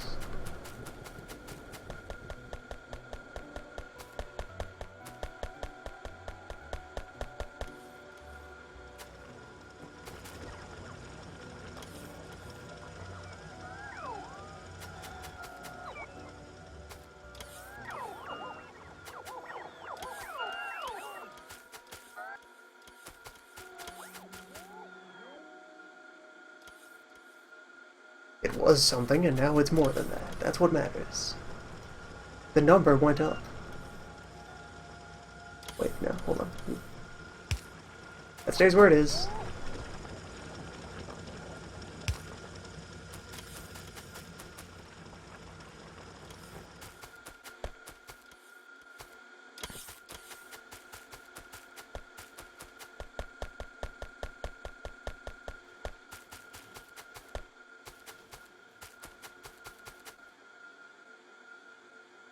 Acid. On tube. Lubricant. Eventually. Occasionally. Right, we haven't put more oil into the system. So the next step will be to actually get repeated oil shipments to reliably arrive. For which we need to hunt for rocks, for which we need to go to war!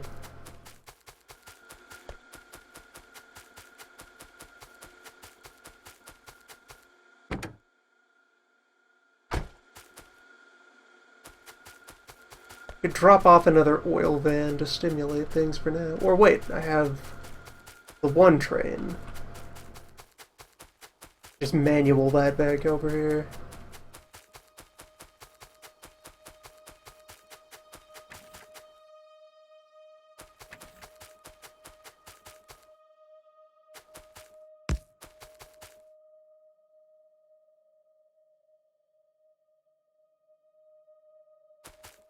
in the right position. We just need more track segment.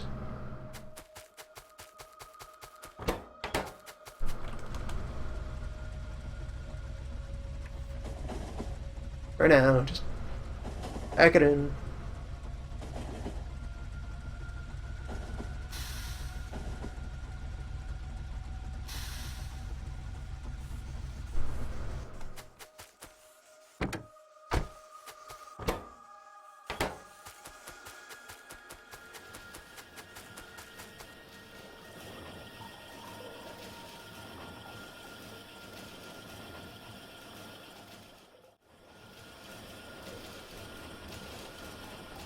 And that is what an oil train arriving will look like.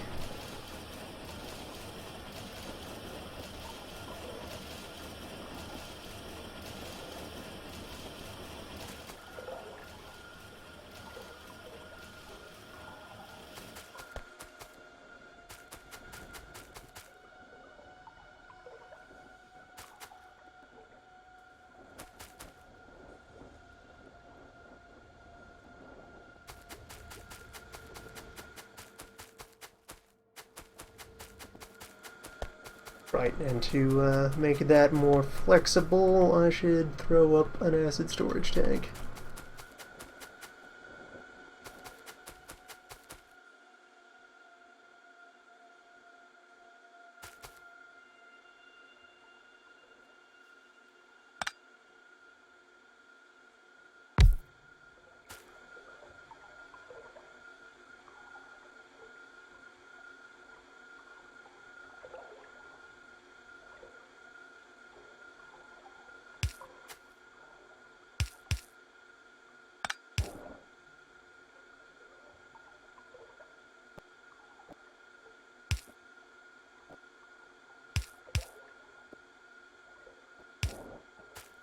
Base open for the rest of the pumps.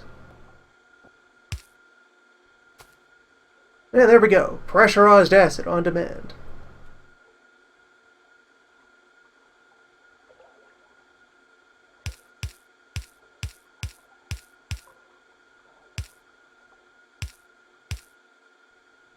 Pure sulfuric goodness.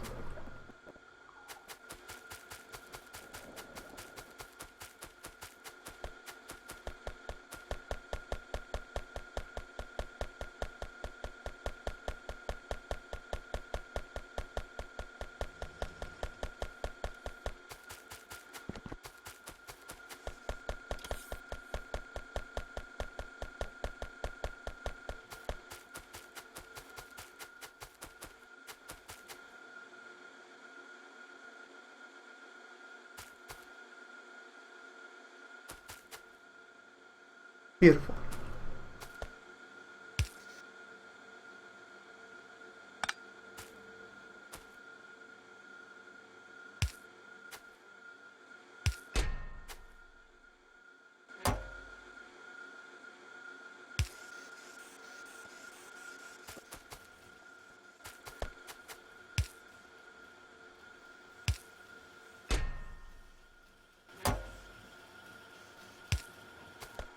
In case I decide to do any, like, limited run, logistic box supplied things, make sure that small amounts of the fancy materials are on the network.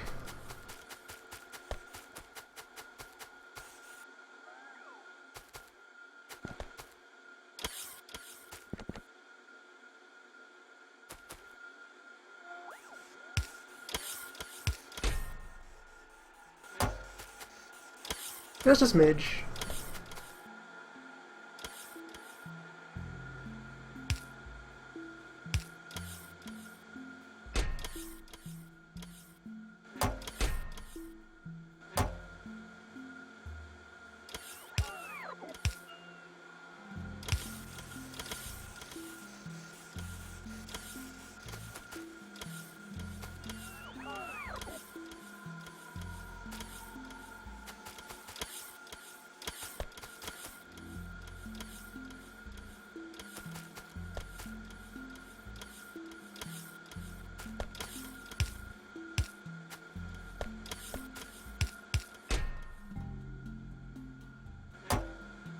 As if I need more copper available anywhere in this factory for the next 10,000 years.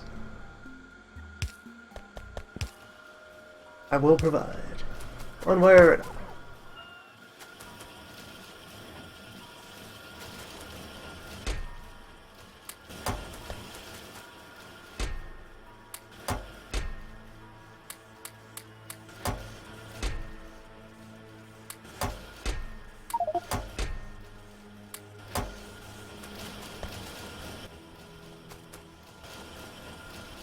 Okay, good. I am unlikely to need more power pool for some time.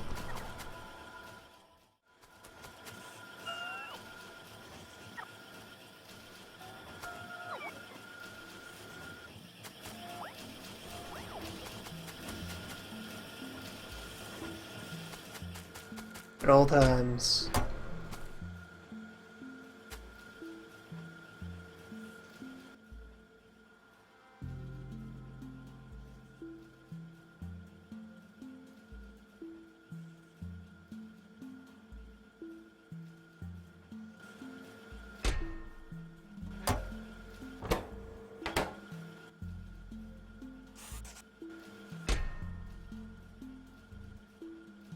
You threw it off, but yeah. 101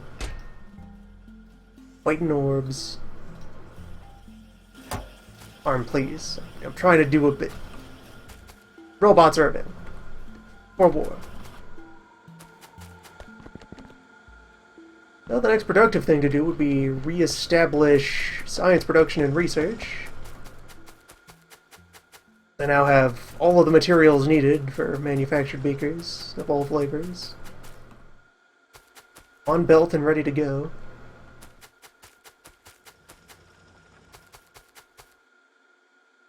So, next time, return of science and war.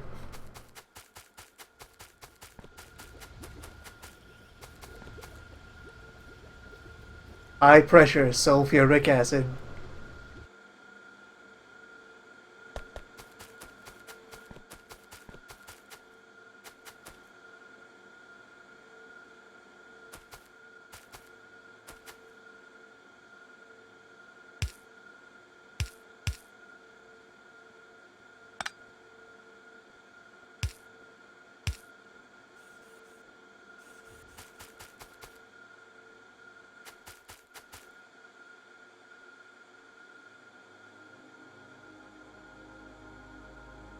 Industry.